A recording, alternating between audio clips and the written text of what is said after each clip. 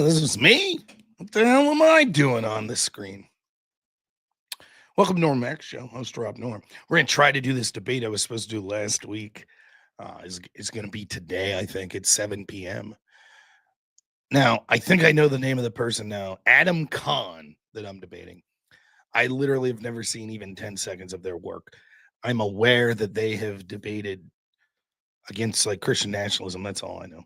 So I'm looking forward to it, though. I had a very good day. We did not go see the Minecraft movie with my son, but we did go to breakfast. Went out to the store for breakfast, and then he likes the store, the Dollar Tree. He calls it the treasure store. So we went to the treasure store and we picked up a bunch of like bugs, like plastic bugs, like a fly, a grasshopper, a cricket. He loves them. So he was pleased to be at the treasure store. Then we went to Aldi's, and he's a big produce guy. He loves picking out produce. So we had fun picking out avocado. I've eaten guacamole, but I have never personally purchased an avocado. Today I did because he liked the shape of it. So we got an avocado and some other produce. It was a lot of fun. So good day. Was just hanging out with my family. Had a little pork loin for dinner with some asparagus. Pretty good. My wife's a hell of a cook. I don't know if you could tell. She's a great cook. So here we are, ready to do the debate. I don't know. I guess it's just like some in-life meme. People get overly excited when they say chicken jockey and trash the theater. We're looking to avoid that when we go to the movies. Yeah, I'm at 1.8K subs. How about that? Crushing it. My son today, for the first time heard Michael Jackson. Now, I'm not here to get in a debate about the allegations against Jackson, which I find dubious, might I say. But regardless of what you think about that, I think Michael Jackson was a talented musician and a hell of an entertainer. I was scrolling through something on X, and the instrumental for the song Beat It was on, like whatever video came up on my phone. And my son, who was watching SpongeBob at the time, was like, "What was that song? Play that again." So I was like, "Here, I'll show you the video." I love the video for that. Like, who are these two gang leaders in the song "Beat It"? In the videos, they're very. It's intriguing to me. I want to know what their story is, how they end up where they're both forming posses and then tying their arm together. And I'm like 30 years too late on these questions, but still. Anyways, my son calls the song "Beat It" because he was watching SpongeBob while the song was playing. He calls it the Chum Bucket song. So apparently, Michael Jackson is the artist that Plankton has playing at the Chum Bucket, which I kind of like. Maybe I would have visited the Chum Bucket as opposed to the Krusty Krab if I knew that Michael Jackson was going to be playing routinely there. So shout out to Plankton for having good taste in music, trying to bring people in. Digging that. Let's get some super chats. Mystique 7. Thanks so much for becoming a member. I really appreciate it. I love the picture there too. Love bulldogs. Fantastic animals. And then Ben for $5. Thanks so much. Who TF told Fatty it'd be a good idea to debate you on politics? I don't know. It didn't go so well for him. Hopefully Adam is more up to speed here. I'm still really hoping to get my ass kicked one of these nights in one of these debates because I'm arrogant and I never prepare. And when I need someone to smack me around so that it motivates me to actually prepare. But so I have the same preparation for this debate this week as I had last week. If you are just following now, I thought this debate was supposed to be last Thursday at 8 p.m. So I'm like sitting here twiddling my thumbs, like, where's everyone at? Like, I'm waiting for an invite. And finally, Jake Rattlesnake, who's the moderator and the host, he's like, yeah, man, that's next Thursday. So I was like, oh, okay. But this was the prep work I had, and this is it. So unfortunately, I don't have any sources, but these are just some ideas I have of potential things to say. Is Trump's administration been a success? I kind of gave the game away yesterday at the end of that long stream. The issue I'm most concerned with our country is sort of corruption in these institutions. And can you say it's been a success in fighting that corruption? I don't think I could start to call it a success until I see people like those that were corrupt in the FBI and using lawfare to go after Trump, like a James Comey, a Chris Wray, a Weissman, those people going to prison. So I don't know. I'm not saying it's been bad, but I'll be able to argue that it was. I'll be able to get his argue that it's been a success. Yeah, that's it. I'll just do like all the other streamers and just rely on the chat for my arguments. So hopefully my chat's good today and they're throwing out good arguments. That'll be nice. Now, unfortunately, I should have mentioned this yesterday. I had a lot of people watching and I forgot to mention this. I really do try to not read super chats and things like that if I'm doing a debate or if I'm doing an interview, because I feel like it's arrogant. You're doing a show with other people, so you're not trying to interrupt them to read super chats. I mean, if they did it and then you do it and then the host does it, I feel like a debate's a debate, and I'm trying to not focus on the chat. Almost, I'm not going to lie. Sometimes you see stuff pop up, but I'm not trying to focus on the chat. I'm just trying to focus, and I try to give my attention to the person I'm debating and listen to them. And then occasionally you're looking something up as well. But particularly if I'm on someone else's show and they're hosting or moderating, if they want to read their super chats, that's fine. It's their show, but that's not my place. So I do apologize to anyone last night that gave a super chat and then had to wait until the end of a 9-hour stream to hear me read it. And I apologize in advance for today, because if people have super chats during the debate, I'm probably not going to get to it. Jake Rattlesnake, who I really like, is hosting this debate this evening. I will see if I could find his YouTube here. And then I don't know. Sometimes I think Jake is one of the folks that if you here's the let's see. Has Trump's second term been a success? Okay, there we go. Sometimes I think he reads super chats. So if you want to throw him a super chat during this debate to have it read during the end of the debate, there's your link. You can go over there. I'd appreciate if you stick with me, but whatever. If you go with Jake, that's cool too. Yeah, Jake last night was cool too. Jake Farn, very cool. So, yeah, I mean, there's all sorts of, there's like debate etiquette that with these online debates all the time that I roll my eyes. Like, I hate when you're on a panel. This is one of the biggest pet peeves I have. And I've seen people on the left and right do it, but obviously the people on the left do it worse.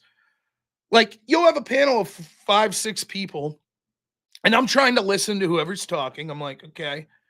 And then you'll look, and one of the people on the panel has just muted themselves, but they're talking to their audience. So you know damn well they're not listening to what the current person talking is saying. And I find that to be very bad form. I even go so far as to, a lot of people when they're doing debates and stuff, they make their image bigger, right? And so I try my best to structurally have us all equal sized images on, like, I want my audience to hear what the other people are saying. I don't want them to look like little screens while my face is real big and like me to be talking to my audience and muting them. Like, I don't want that. And so, those things happen all the time. Let's see, my wife messaged me.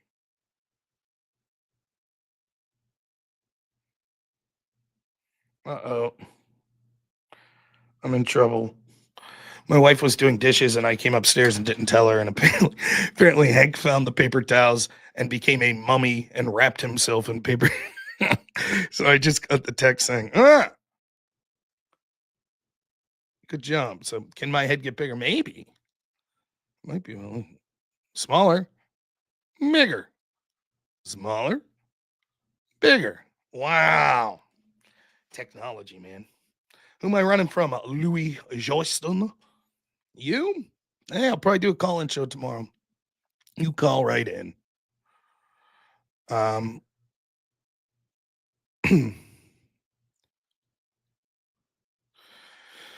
Tomorrow, one of the things I wanted to talk about, like, there's a lot going on. There's so much. I'm just catching up on some news stories today a little bit. Sort of some more Russiagate stuff to cover some of these files. Not a lot that's been released that was new that we didn't already know about. No, that's the problem, Louis. I'm not running to the cardio sessions. If I was running from them, it would still be cardio. I'm not even doing that. It's more like I'm crawling away from them. You know, why do I keep running from them? I don't know. I can't help myself. Running's not one of my strong suits, believe it or not. But one thing I thought was interesting I wanted to talk about was this like sort of RFK, saying about kids with autism and like struggling, and then you had all these people that are like, "Well, I have a kid with autism and he doesn't struggle. How dare you?" Like, I'm sorry, but I find this sort of argumentation ridiculous, and it reminds me of sort of an absurd situation I had in my work situation years ago, where I work with a lot of people, adults with autism, and I had this like doctor that we were dealing with who had Asperger's, and he was of the belief. I'm not making this up. This is I won't say the guy's name, but this is absolutely true. He thoroughly believed that autism was a blessing because it was closeness to God. And so to hear the voice of God would literally obliterate your human body. And so autism was that before your birth, you were closer to God than the average human. And the problem with that sort of mentality is then some of the challenges that come with autism, you're like, well, that's not a challenge at all. And it's like, well yeah, they're nonverbal and they can't feed themselves and they don't have motor skills. The one particular person that he's helping me work with, those are challenges. That doesn't mean that they're not a valued human being, but to ignore that, like, oh, that's not a challenge at all. Like that seems to be going too far the other way. I'm all for respecting people. Certainly in my line of work, it's why I've stuck with this line of work for so long. I certainly respect people with developmental disorders and physical disorders. But the idea that it's like, oh no, that's not a challenge that we have to adapt to and overcome. That's a blessing. It's just, yeah, cool guys say neurodivergent. Yeah, you're right. All right, let's see if Jake's ready.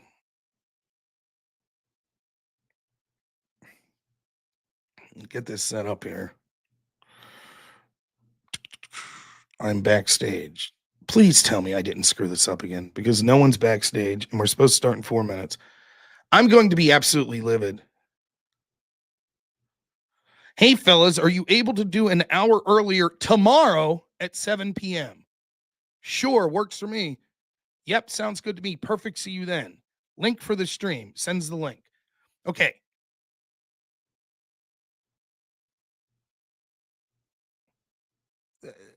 He said, are you okay tomorrow? That was yesterday at 10:40. So today was yesterday's tomorrow. Oh, my goodness. I really hope. His YouTube channel says it's supposed to start in 3 minutes. So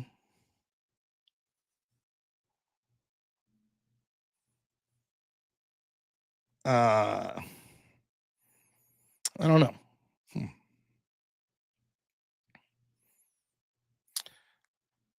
Luckily, my time's not valuable, so I don't have to worry about that. I could click stream this to my audience. I'll have to mess with that someday. I gotta do a stream that's not like an official debate with someone that could help me out with some of the tech with StreamYards. Like, I'm not quite sure. There's features where I could just click this button and bring their StreamYard into mine.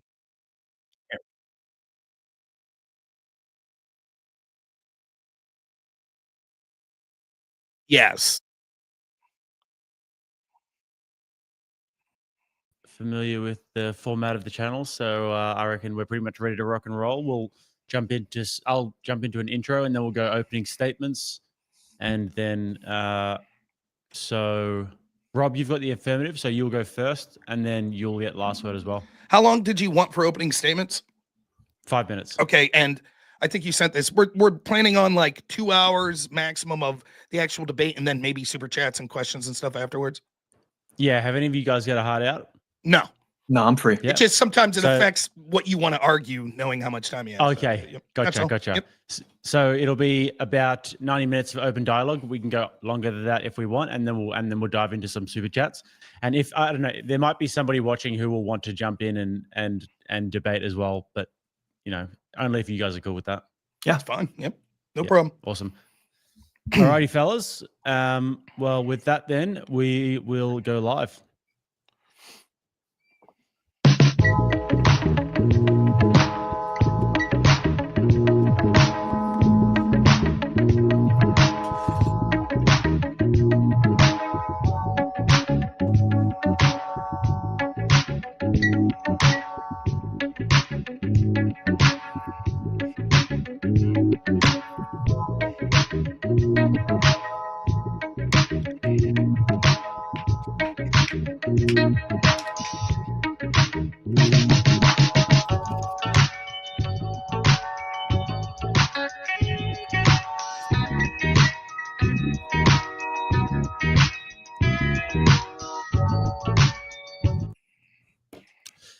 Welcome, everybody, to another Rattlesnake TV debate night. We have got with us today Rob Noor and Adam Khan, and we're going to be debating the topic, has Trump's his second term, been a success so far?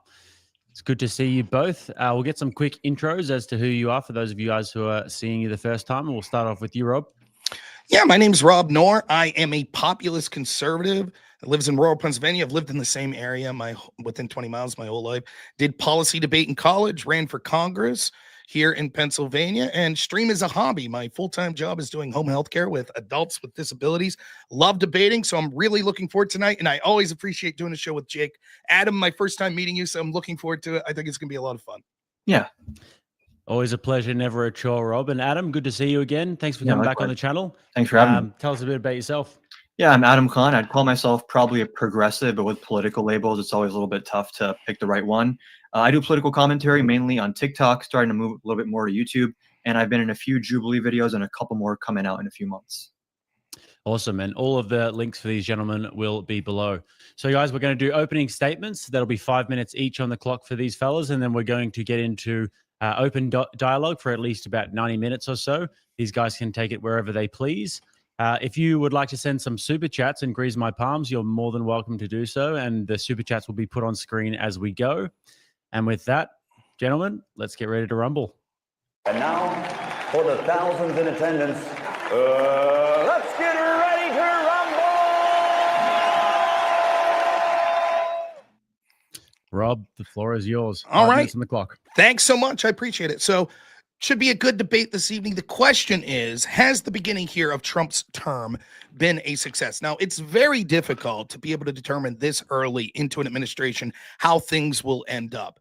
And the term success is going to be relative anyways. I would propose that one of the ways we determine whether or not it's a success is comparing it to other similar administrations in this country, maybe in the past 30, 40 years. Maybe we can go back further if we like. But it's difficult because I think that most of our governments in the United States have failed us spectacularly, not just at the national level, but at the state level. And even in my case, and I assume in most cases at the local level as well. So when I'm talking about it being a success, largely I'm going to be talking about it being marginally better than what we saw with previous administrations, whether it be the last Republican administration of W. Bush or the administrations of Obama, Joe Biden, etc.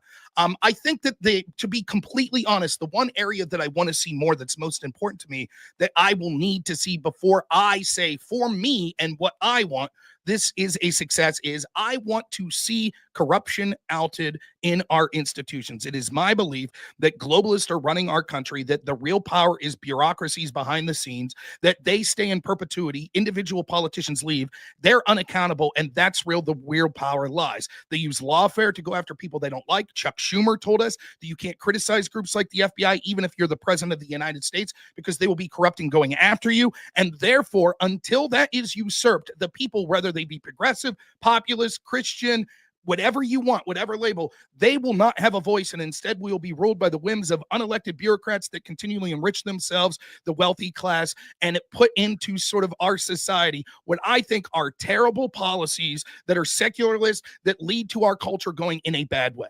Having said that, the successes that I'll isolate are basically threefold that I think that are primary, but we'll be able to go further than that and talk about other issues if Adam likes. I certainly want to give him an opportunity to talk about topics that he wants to. The first area of success I think that you could isolate, which is an easy victory, and one of the most important topics, is the border. We were lied to by these bureaucrats, both in the Democratic parties and for years in the Republican parties, that said that we just had to exist with our porous border, bringing in people that massively change our culture and are massive drains on our society, in addition to rapidly making the country more dangerous.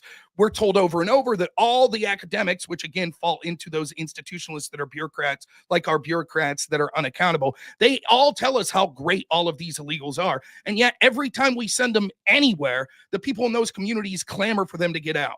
When it was just conservative districts that were predominantly Hispanic, we laughed at them and said, shut up, suck it up. You have a town of 1,000 people. You just got 3,000 people that don't speak the language. So what? You're Hispanic. You'll like it. They said, no, we don't like it. We came here legally. We did the right thing. We don't want these people. Then when we started sending them to Martha's Vineyard and sent them to places like Chicago, all of a sudden people that are traditionally Democrats and not white nationalists started to say that they didn't like those people either.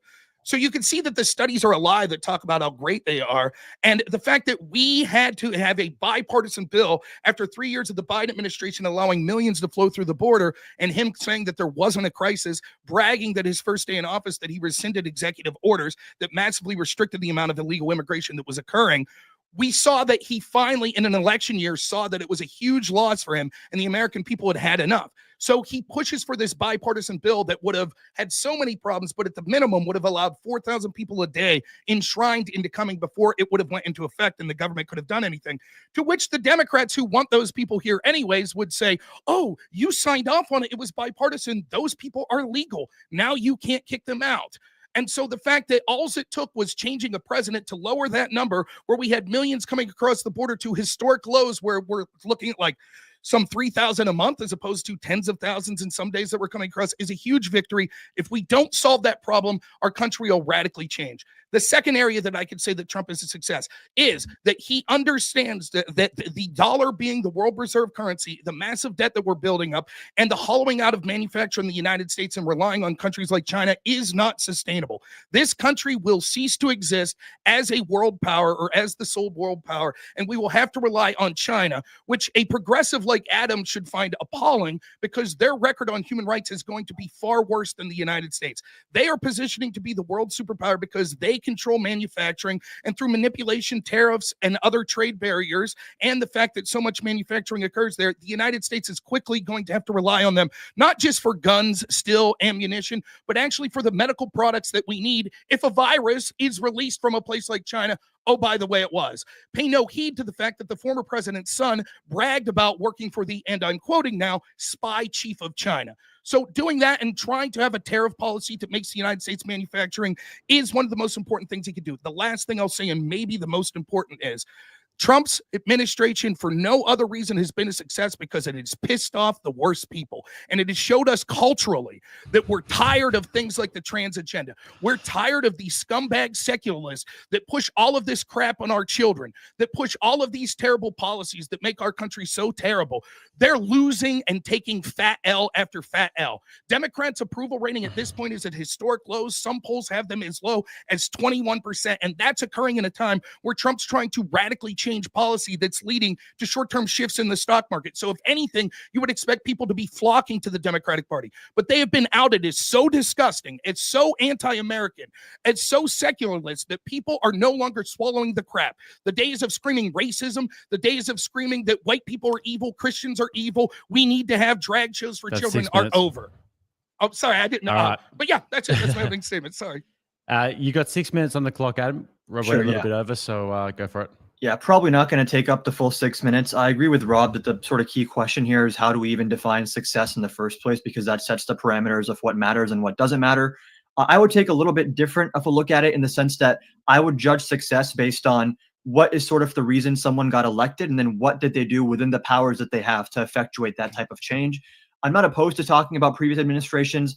I'd rather avoid this becoming like a whataboutism type of debate where we're like, well, this guy did this and this guy did that. I call myself a progressive and not necessarily a Democrat because I do have criticisms of Democrats. So I'm not going to just blindly defend anything that any Democrat has ever done. I think that there are valid critiques of the Biden administration as it pertains to immigration. I think he course corrected maybe a little bit too late, and that's a valid justification. I do think that when it comes broadly to immigration, the actual question here is how is this being done? And I think we're seeing a serious erosion of due process in this country. I'm sure we're going to get to the case of Kilmar Abrego Garcia and what sort of risks that poses to our constitutional rights. I would say also some of the promises of mass deportation are not being borne out in the numbers. Like they're maybe marginally higher some days, marginally lower some days. I will admit that the border encounters are down dramatically. That is true. And I think that probably is in a large part because of Trump. But when it comes to actual detentions and deportations, I'm not seeing a real rhyme and reason here when we're invoking things like the Alien Enemies Act to deport people without due process. Many of them don't even have a criminal record. So what exactly are the priorities of this administration as it pertains to immigration? I'd also talk about, he mentioned tariffs. I think that's a very big part of what Trump ran on. He talks about it constantly. He said it's his favorite word in the dictionary. These tariffs have been nothing short of disastrous. There's not even a coherent message on why we have them. Half of MAGA seems to think they're a means to an end. They're a negotiating tactic. The other half seems to think, no, this is the end goal. Tariffs are great for raising revenue and onshoring jobs. I take issue with that as well. As someone who has a degree in economics, I can promise you tariffs are one of the worst ways to reindustrialize. They're one of the worst ways to have economic leverage in many cases. They can antagonize other countries. They can push other countries into the arms of China. They can scare away investors. A lot of companies right now are terrified to do any kind of capital expenditure because they don't know if tomorrow we're going to have a 40% tariff, a 0% tariff, or a pause. That paralyzes business investment, job creation. And in many cases, they're thinking, why am I going to bring a factory to the US when maybe 5 years down the line, we have a new president who gets rid of the tariffs? And then I just spent all this money onshoring jobs that are going to end up costing more and cutting in my profit margins. And the last thing I would say is that his tax plan, I think, is also incoherent. And the sort of like main topics I would want to touch on here are, I think the economic policy is incoherent. And I think Trump was elected because of the economy. That was the primary reason. Immigration is also in the top two there. And then I would also say that he represents a serious threat to our constitutional order, to our checks and balances. And that to me is the biggest issue here, because we can disagree on like what is the optimal tax rate and what is the best way to do deportations and what's the best immigration policy. And those are very important discussions to have, but they have to exist within the context of a president who believes in rule of law and is not blatantly defying court orders and ignoring the power of the purse in Congress and going through and firing inspectors general illegally. I mean, there's a lot we can get into here, but just broadly speaking, I'd say authoritarianism and the economy are the two biggest issues with this administration. All right, fellas. Well, we'll make sure we get into all those topics. And with that, let's kick it into open dialogue. Adam, I'll give you the chance. You could pick the first area that you want to go in. I know we've talked about like immigration, the border, economy, authoritarianism. Well, since this is a hot topic in the news, let's talk about Kilmar Abrego Garcia and the invocation of the Alien Enemies Act. I think that, number one, invoking the Alien Enemies Act to deport those people made no sense when it says a foreign nation or a government either declares war or invades. Transgender, I don't think can be classified as a foreign nation or government. I think there were two intelligence agencies that had said there was insufficient evidence to classify them as such. The FBI did disagree with that, so there's maybe some valid disagreement in that classification. The fact that they were given no due process, the fact that they defied James Boasberg's orders, if they can't turn the planes around, there's not enough fuel, park the plane, refuel, come back. He wasn't saying you can't do this. He was saying put a 14-day pause on this, make sure these people have due process. Now he's considering holding them in contempt of court. And the Supreme Court also had said that Trump has to facilitate the return of Garcia and also provide updates as to what steps he's taken. Trump has made clear he does not want to do that. Bukele has said he can't do that, which makes absolutely no sense. And I'm curious to see if Rob thinks that this is all justified or not. I don't think that any of this would speak broadly to an overarching success. At best, if I concede everything you're saying here, we would end up to a position that the Trump administration has done one slight percentage of violating something like due process that presidents in the past, particularly Democrats, have done, that were cheered on by almost all of these same people screaming bloody murder, including lawyers and judges. For example, would you admit that Garcia, let's just go through some facts of Garcia real quick. He was not an American citizen. You'll admit that, right? Mm-hmm. And he had a withholding from removal order in 2019. He had a withholding from removal only to the country of El Salvador. The deportation order still stood, though, correct? Sure, but wouldn't the deportation typically be to their home country? So where else would you deport him to? Well, there's the Effectively rub. speaking- Don't worry, we'll get to that. There's the rub. What's Sure. going to happen is we'll see that people, I don't know you specifically, but Democrats and people that are making arguments similar to what you're making here, the real game is just like it wasn't a mistake, whoopsie, we let 15 million people in. The real game is we're going to make it impossible to deport any of these people. So, for example, That's not my position. just to spell at the end of the game, people will argue, these same lawyers, ACO, etc., that are arguing, well, we can't send Garcia back because he's fearful of a gang. The next argument they'll make is, well, we can't send him back because he's fearful of the government of El Salvador because they run torture prisons. Would you agree with that they run torture prisons? From what I've seen, yeah, places like CCOT have like serious human rights Okay, abuses. so then every illegal immigrant that comes from El Salvador will say, we're afraid to go back, to which Democrats would say it would be monstrous to send them back. And then they'll say, but you can't send them to another country because that would be inhumane it's as not well. on Democrats to make these decisions. This is judges to adjudicate. And it's important to know that actually the standard to get a withholding from removal is actually a higher standard than getting an asylum case approved. For asylum, I think it's that you have a credible fear that you're going to be persecuted for an immutable characteristic if you're deported. For a withholding of removal order, there has to be more likely than not that you will face some kind of risk. And that's adjudication made by a judge. I have no problem getting into the details in this, and I will, but I just want to set the stage that I find this irrelevant because hiding behind lawfare and sort of what's legal would be no different than something as a progressive you would probably be outraged about, which is if you see some very wealthy person, like let's say a wealthy person comes in and buys a city block of poor housing and wants to kick everyone out, and he knows how to use the legal system and has the money to do it. And so he could jump through those hoops where even if he's morally wrong, he's going to be able to win those cases. I don't care that a bunch of globalists and a bunch of bureaucrats that for years have destroyed this country and want illegal immigration are now crying, no. For all of these reasons, we could never kick out any of these people, including people that I just want to be clear. Do you think that Kilmar Abreu Garcia deserved due process before being sent to El Salvador? I think that my standard would be this. Was he an illegal? Yes. Was he from the country of El Salvador? Yes. There's your due process. Sure. Fifth Amendment says that all people get due process. Define due process. Having your day in court in colloquial terms, that's what it typically means. Especially if you're getting deported, there's a typical process for deportations when it comes to like hearings to get these people deported. Would you admit that? So then, real quick, would you admit that the majority of people that are, well, not say you, but the majority of people that are criticizing this are Democrats that would have voted for people like Joe Biden, Barack Obama, etc.? Sure. Okay. Now, you've already admitted that he was an illegal. Would you admit that the legal protections of an illegal are a lower standard than an American citizen? So, for example, yeah, probably that makes intuitive sense to me. Sure. But by the way, I'm not saying this to be rude or anything. Are you from America? Yeah, I was born in Michigan. So like me and yours, free speech rights are going to be different. We could burn an American flag and say death to America. Arguably an illegal, we would say deport that person saying that. We don't have to get into that point now, but you see what I'm saying? The standard for the protection. I would take issue on the free speech thing, but I will agree with you. There's probably some difference in how you legally treat someone who's a citizen versus someone who's undocumented. Sure. Last thing I'll say is, would it have been worse if Trump would have just ordered Garcia executed without a trial?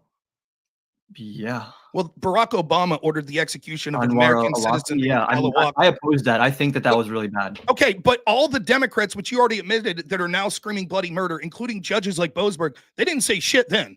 Most progressives are very critical of foreign policy from both parties as it pertains especially to drone strikes. So let me finish just in case the audience doesn't know. Barack Obama ordered the execution of an American citizen claiming that he was from a terrorist group and then carried out that execution.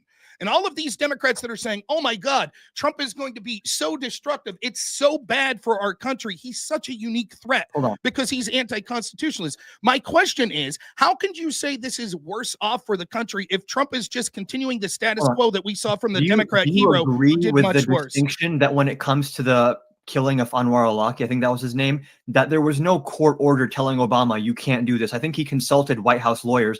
I will still agree with you that I think that was wrong, and there should have been more legal pressure on him in terms of violating due process, because I don't think foreign policy is a blanket protection to violate anyone's rights as long as they're not on U.S. soil, which is the argument that Trump is now making. But again, the issue with what Trump did isn't just that he, violated due process, is that he did it in defiance of James Boasberg's order. That's not true. The due process, the level of this is worse in every way. The level's worse because it was an American citizen with Alawaki. It's worse because it ordered his death, which means that there's no possible repercussions. And it's worse because all of the people that are screaming about civil rights and due process right now didn't do anything. When it talks to now, when you're saying, oh, but Trump had this order that he violated. No, I'm sorry. A judge not even putting it in writing, but having an emergency hearing and then verbally saying, turn the plane around. It's arguable. In his contempt document, he says that some of the flights took off after the written order as well, not just Garcia's? the oral order. No, the flights to El Salvador in general. I don't know that if some took off, and nonetheless, here's the point James that Boasberg released there's like a PDF online explaining. Here's the point that I'm trying to make, right? Like, the idea that he tells these people while the planes are in flight or while they're getting ready to take off, he has this emergency hearing, which, by the way, the Supreme Court ruled that he had no jurisdiction to do, which the Trump administration that has knew. No bearing on contempt. It does have. Well, you could say that, but what it does have a bearing on is that the Trump administration knew that ultimately this guy didn't have a say in it. And what it was an activist judge who, by the way, somehow, luckily, even though it's supposed to be random draw, this same judge keeps getting all of these cases. Luckily, he's an activist judge that said that Trump did not have to release his tax returns. I mean, if you give me that Hillary had to release her emails, we could do this. We could every 20 seconds. I can interrupt you too as well. If that's how you want to do it, that's more dynamic back and forth. Okay, that's fine. Then we'll do that. Yeah, maybe he said something about taxes. I don't care. It's the same judge that keeps getting all these cases. That keeps making these activist rulings. The idea that you're going to somehow say it's worse that this guy, while planes were in the air, said turn them around and Trump didn't. That's somehow worse and more of a violation of due process and constitutional principles than Barack Obama, which Democrats cheered for, ordering the execution of American citizens is ludicrous. Well, I think rule of law plays a big role here. Well, just because you say, wait, just because you say rule of law there, right? Well, you acknowledge that Obama violated rule of law and Democrats were all for it. When I say rule of law, did Obama defy a court telling him that he couldn't do this or that he broke the law? It doesn't matter. Afterwards? Why is defying the court? So you're telling me that if Trump would have just executed Garcia without a court saying, you'd say, oh, that's not that bad. That's okay. It's not like a court told him not to do that. Well, if he consulted White House lawyers, like when Obama did this to Al-Awlaki, there was some allegation that he was involved in terrorist activity. I still don't think that's sufficient to do a drone strike on an American citizen. So I'm not defending that position. I'm drawing a distinction between two cases where constitutional principles were violated, but in one case, the violation is a lot more explicit in defiance of rule of law because a judge actually got involved. Whereas in the other case, Obama thought what he was doing was legal. Do I agree with that? No. You have no proof in terms of our legal process. I'm pretty sure the ACLU or one of Al-Awlaki's cousins tried to bring a case. There was no standing there. So like, okay, so I'll just interrupt since that's what we're doing. We prefer back and forth, so I'll interrupt. Yeah, this is an absurd argument. So the argument that just because we didn't have activist judges that were jumping in and saying, no, you can't do that when it came to Obama, so we have to assume he had good motivations and thought that he could legally do it is absurd. I guarantee you, if this would have went the other way and Trump would have ordered the execution of Garcia, you wouldn't be on here saying, well, hey, at least he just didn't deport him and then a judge say to turn the plane around mid-flight, because that would have been really horrible. You would agree there's a distinction between a drone strike on foreign soil and like executing a U.S. citizen, or not U.S. citizen, but like someone who's in the U.S. on U.S. soil, right? There's like some distinction there. There's some distinction, and yet the distinction between deporting someone to their country of origin that had a deportation order and not turning the plane around because an activist judge that didn't have standing, that's degrees worse of a constitutional violation than ordering the execution of an American citizen. I keep seeing this trend where anytime a judge goes against Trump, they magically are now labeled an activist judge. Like, to be clear, James Boasberg was first appointed by George Bush. No fan of George Bush, then promoted by Barack Obama. This was the same judge who ordered Hillary Clinton to release her emails and defended Trump from having to release his tax returns when Trump was sued to release his tax returns. So he's made rulings that are in favor of more of like the right-wing sphere. So calling him like activist just because he issued a ruling that you don't like feels a little bit dishonest. He's activist. You could disagree with my opinion on it, but my opinion on whether or not he's activist does nothing to unsubstantiate the argument that I made. It's meant to take away credibility from his ruling, though. It's meant to take away credibility in my eyes, right? But you could say, no, I think he's the best judge in the world. Clearly, the Supreme Court disagrees. Judge, but I think he's fine. But everywhere in between, he's an activist person who's using his station as political, as we see many of these judges do, or he's a really great judge, or anywhere in between that. Sure. Point is, he didn't have standing. And by any objective measure, what Obama did to Alawaki was far worse. And so if we're going to say that one of the reasons that Trump is bad and that we have to say that his administration is bad because he's a threat to a constitutional order, what he did is a less violation of the Constitution than what Barack Obama did. And almost every single person that's screaming about Trump's constitutional violations were completely fine with what Obama did. I want to test this logic. So let's say we have two situations, one in which a president violates the Constitution, but they believe they're acting legally and there's no legal process condemning them for that or trying to punish them for that. Another case where a president defies the judicial branch and does a similar violation of constitutional principles. Is there no difference there to you? And again, we have checks and balances for a reason. And again, like you're saying that the Supreme Court ruled that James Boasberg didn't have jurisdiction here. That is true, but that's not how these things work. When a judge issues an order, whether or not the order is later found to be improper, there's still rule of law. You still have to obey that order, and Trump did not do that.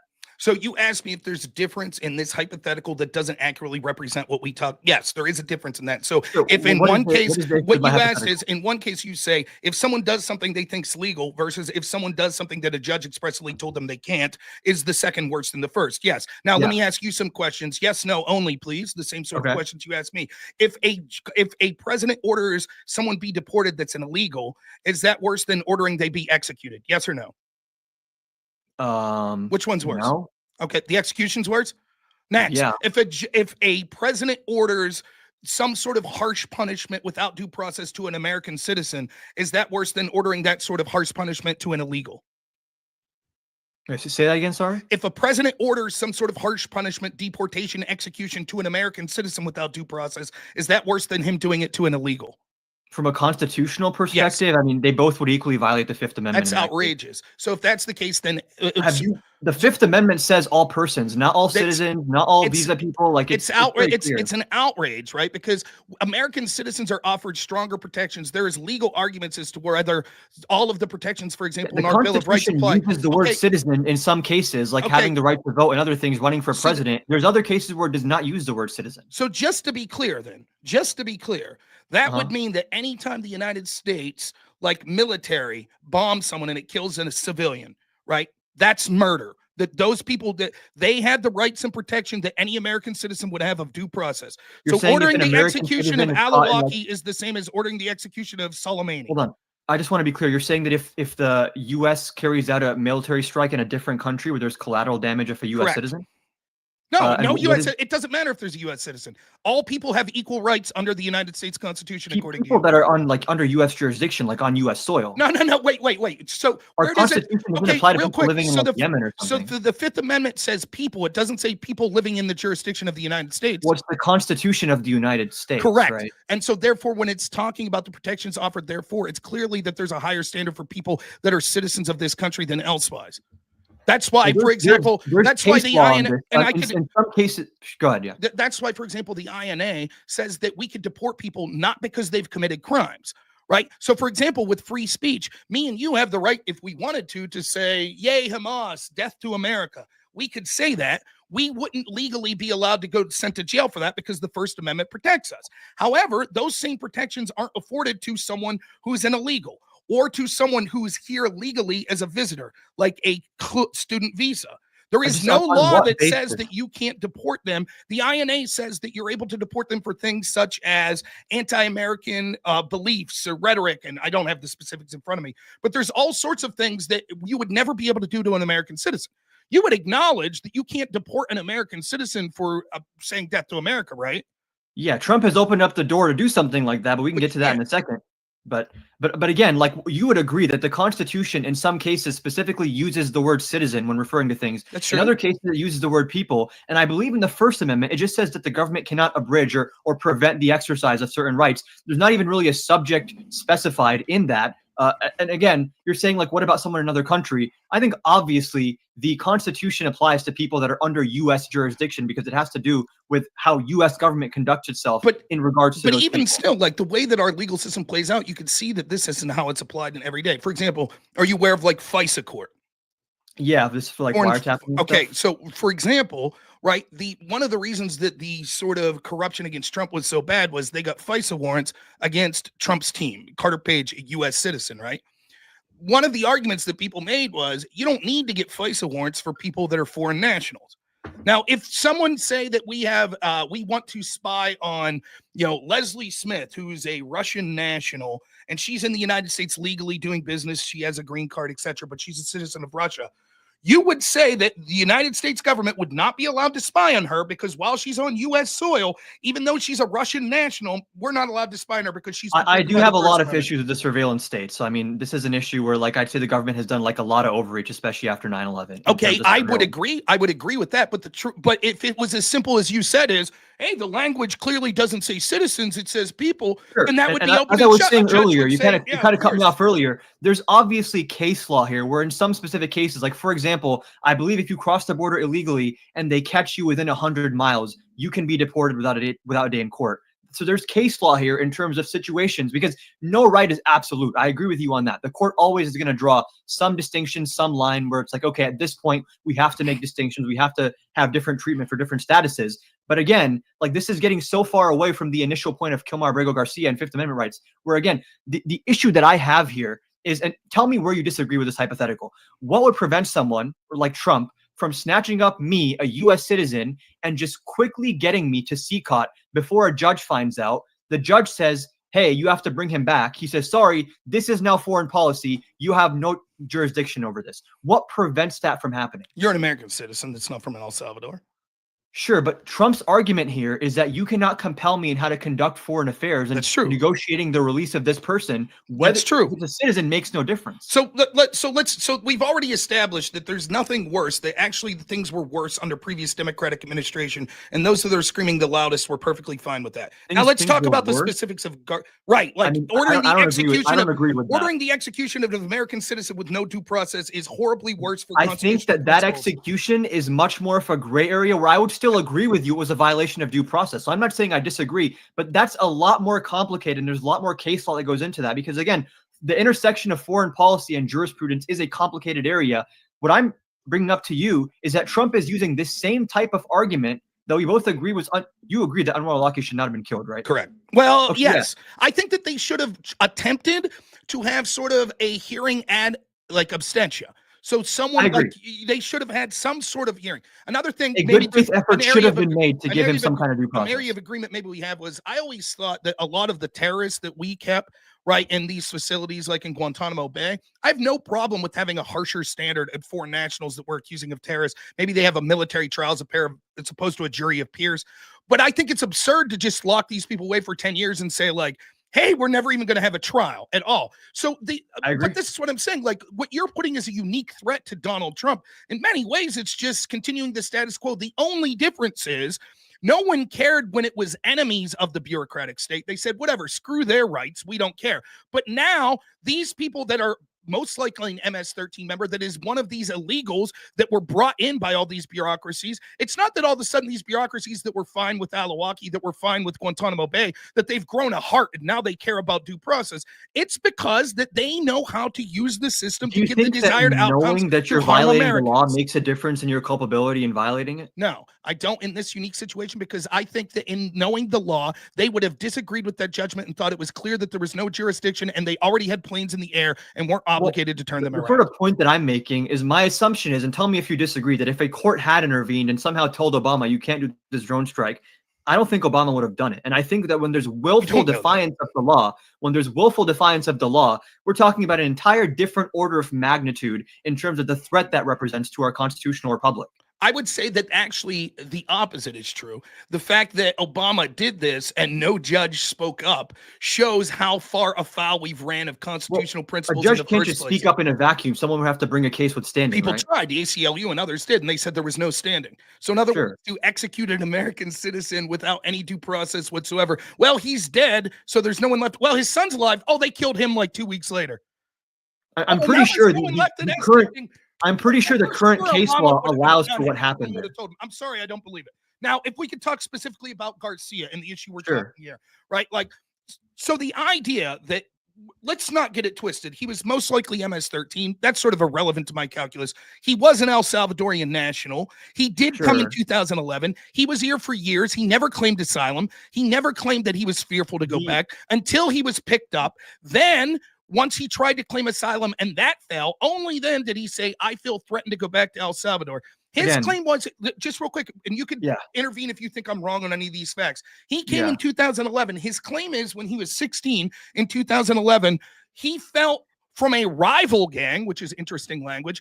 A rival gang was threatening there, something to do with like a small business that his family his mom made owns. like pupusas or something. It's like a dish over there. So what are the chances now in 2025, some 14 years later, that this gang, which have been largely wiped out, by the way, thanks to Bukele, because once more, everyone wants to call him an authoritarian, but no one gave a shit about El Salvador when they were a murder capital, right? But now you care, now that the people are safe. Now people care and want to intervene. How dare you make your country safe? What are the chances that that same small gang is operating, that he has to remain fearful of them? Okay, so I just want to go through, because there's some things there that are just not factually accurate. When you say he was most likely an MS-13, the judge that granted him the withholding from removal called into question this allegation from, I think, one informant, because the informant said he was a member of a gang in New York where he has never lived on record. So unless MS-13 does like Zoom calls for drive-by shootings, they have remote work now. That doesn't make much sense to me. If I may jump in, that's because, and you, this is new information. I'm willing. Look, I think we could both agree this is a story that's ongoing, so facts change. Right? I'm reading, and you can tell me if you disagree. I saw Will Chamberlain was posting this today, that the reason that the judge said that was the lawyer made that claim, which went uncontested, that the particular gang of MS-13 that he was in operated only in New York. But actually, evidence says that's not true, and that was one of the 5 biggest MS-13 gangs in the D.C. area where he lived.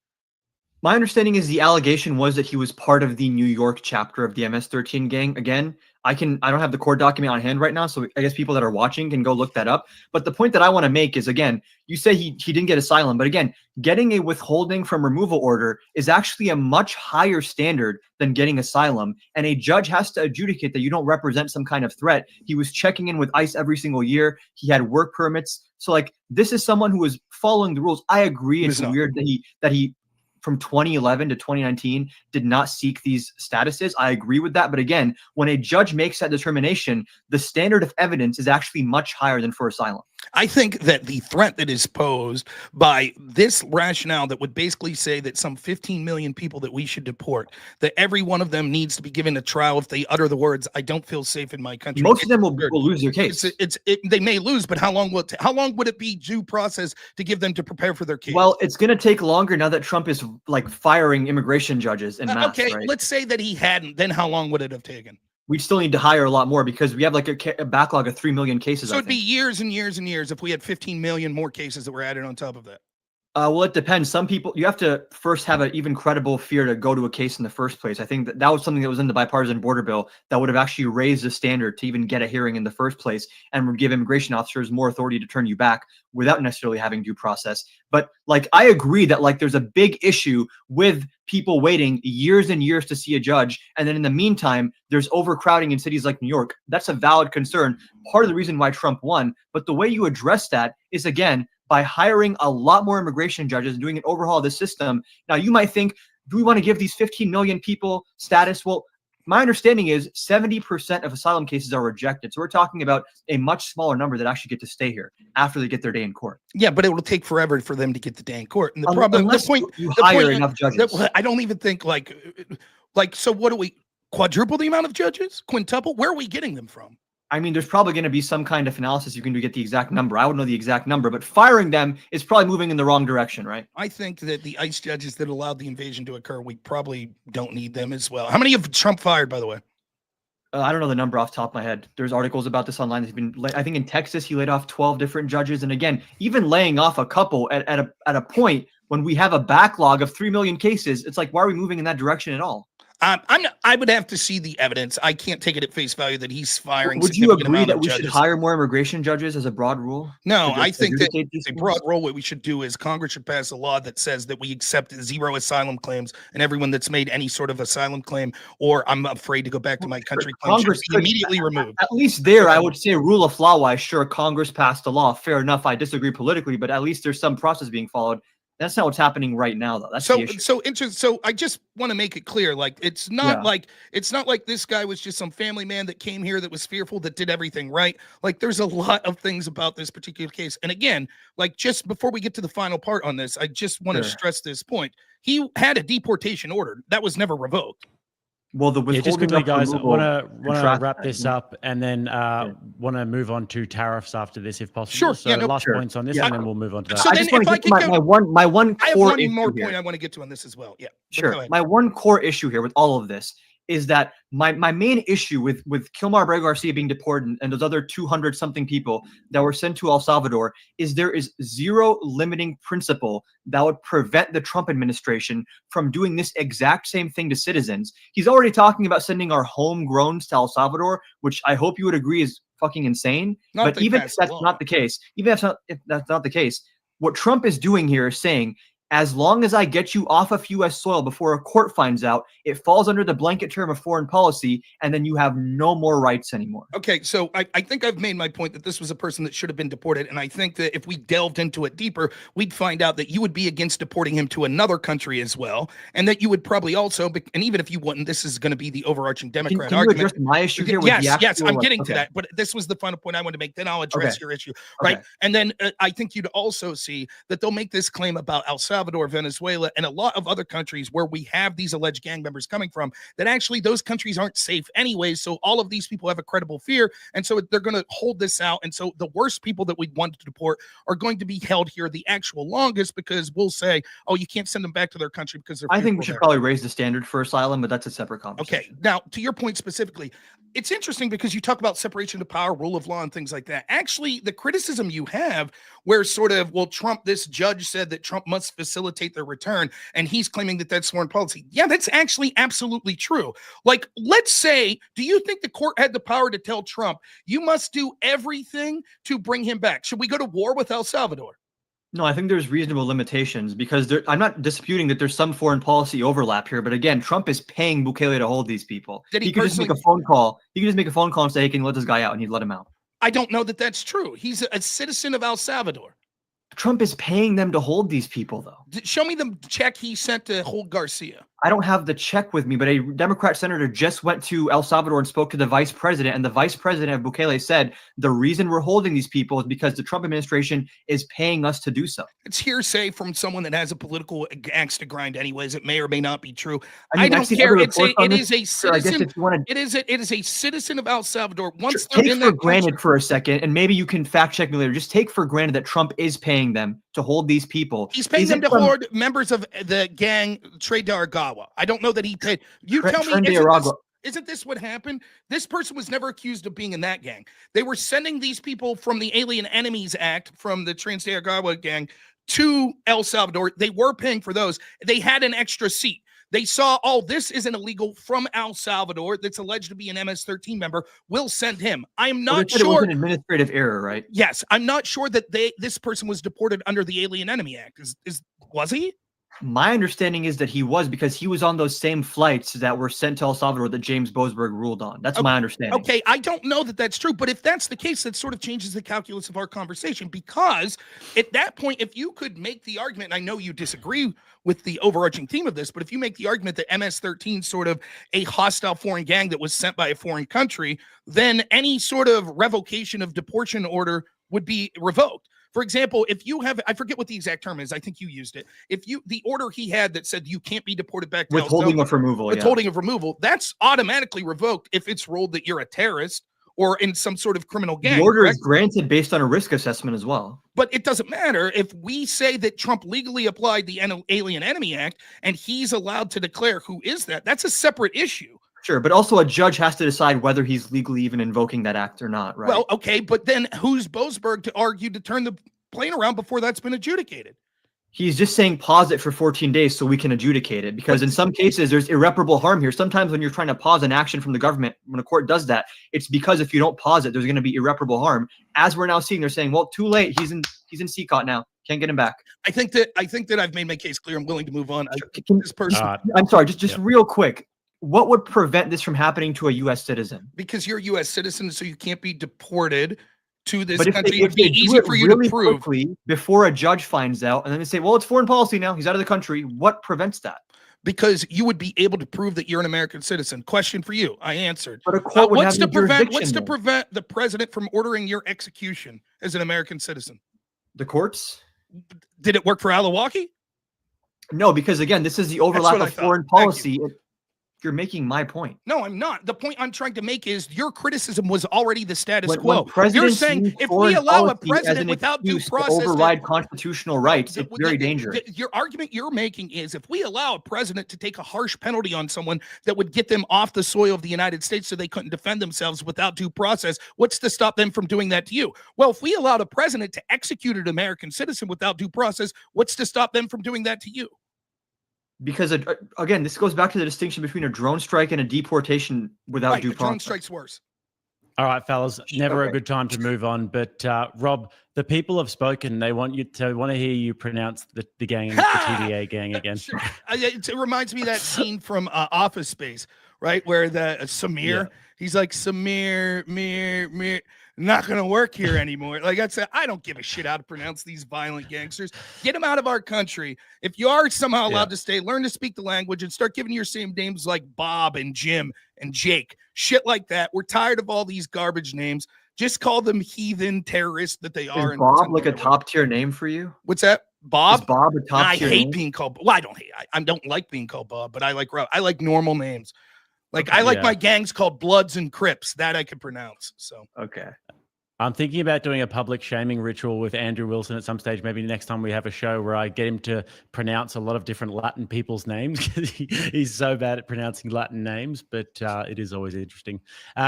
So we do want to move on to tariffs, fellas. At some point, maybe as well, I don't know how you guys feel about this, but I wouldn't mind covering also the whole like anti-Semitism bills and laws that are being sort of pushed through as well, see what you guys think about that. But yeah, so if we could move on to tariffs now, maybe Rob, you could open it up with this one. yeah, so I'll be honest, I think some of the way the tariffs are being suggested go too far, right? But there could be a rhyme or reason to that. The first thing to say about this tariff argument is no matter what me or Adam say here or how articulate we become, neither of us know the outcome. One of the things that happens when you're talking early into an administration is oftentimes people want to make broad proclamations or guesses on what will happen when it comes to economics, and then it's very difficult to know if that's going to come to fruition. For example, there were people saying that Biden's infrastructure bill in 2021 or 2022 was going to be amazing. It was going to do all this good, rural broadband, blah, blah, blah. All of this sounded good. Well, we know how that went.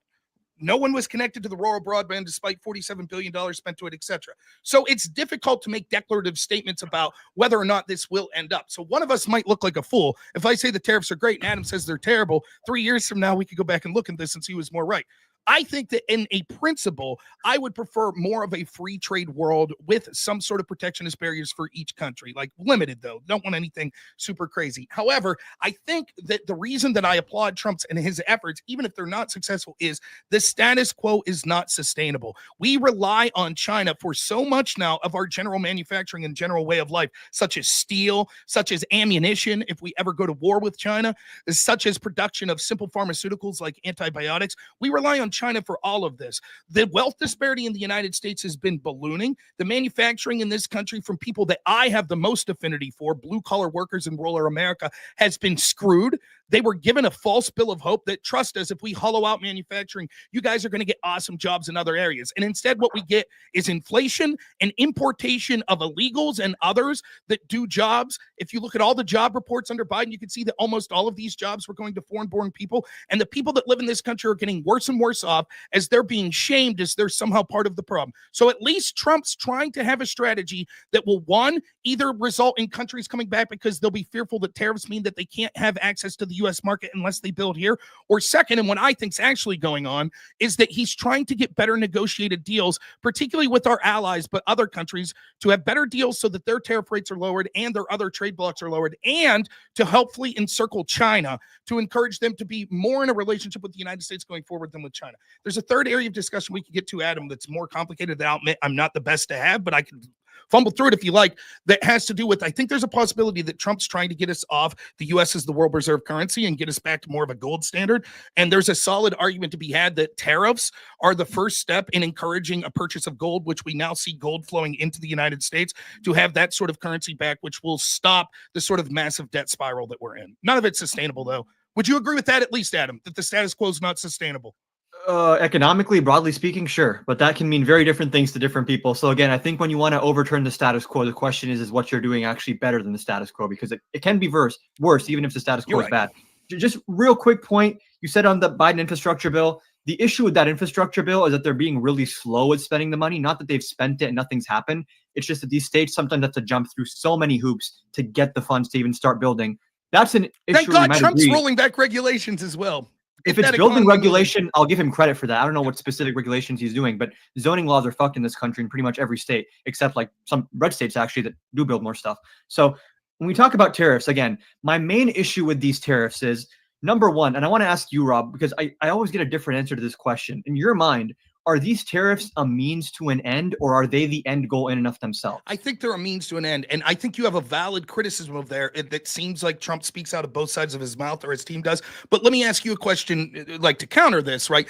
If let's take for a second, operate under the assumption this is just a means to an end and it's trying to get negotiating. Would you admit that it would be a weaker negotiating strategy to be like, we're not really serious about them?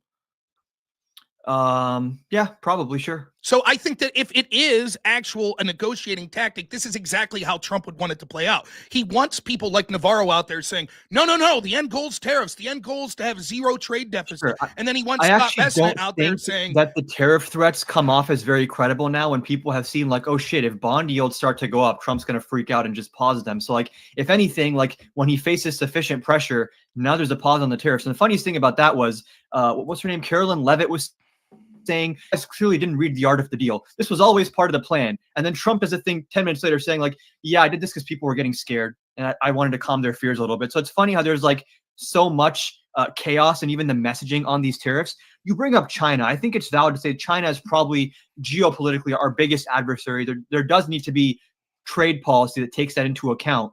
The issue that Trump has had here, though, is, again, China also relies on us for things like airplane parts. Like, they also rely on us to buy from them. So, like, this idea that they have all the leverage over us isn't true. There's a give and take there. And if you want to use things like industrial policy to fight China, you're better off using subsidies than tariffs. This is what China does. People talk about China dumping their products. One of the ways that China does that is they subsidize the fuck out of their manufacturing, and then they sell it in global markets for below break even, and they just outcompete everyone else's industry. And what tariffs are meant to do against China is say, okay, we have a more expensive US alternative and a cheaper import. Let's make the cheaper import just as expensive as the more costly US alternative. My response is, why not just make the US alternative cheaper than the import? You lower prices, revitalize manufacturing, and then also American products become more competitive on the world stage as well. When you talk about using tariffs as a negotiating tool, my issue here is negotiating to do what? Because some of these tariffs were applied on Australia and the United Kingdom. We have a trade surplus with these countries. So if the goal is like, we're doing these tariffs, so you guys buy more from us, then why did he impose them on countries that are ostensibly doing what he wants them to be doing? And again, like the formula he used to calculate the reciprocal tariffs was like, I've studied economics. It's not a real formula. He divided like our trade deficit by the volume of imports or something, which is like, that's not how you calculate tariffs or anything else. And then he cut that in half and said, we're being kind. A lot of these countries, the supposed rate they're charging us on that little infographic from the White House is completely fabricated. And then again, it's like, if you want to use tariffs against China, there's a place for that. I think we already have. Biden raised tariffs on their electric vehicles. That's why they don't sell any electric cars in the US. And Trump now has pretty much just cut off our entire China supply chain by raising it again to like 245%, which means effectively you can't even import anything from China at this point. You're better off going to Vietnam or India or something else. So three areas to get to. One, you've conceded that the status quo is not sustainable. I will concede that doesn't mean that any change is good.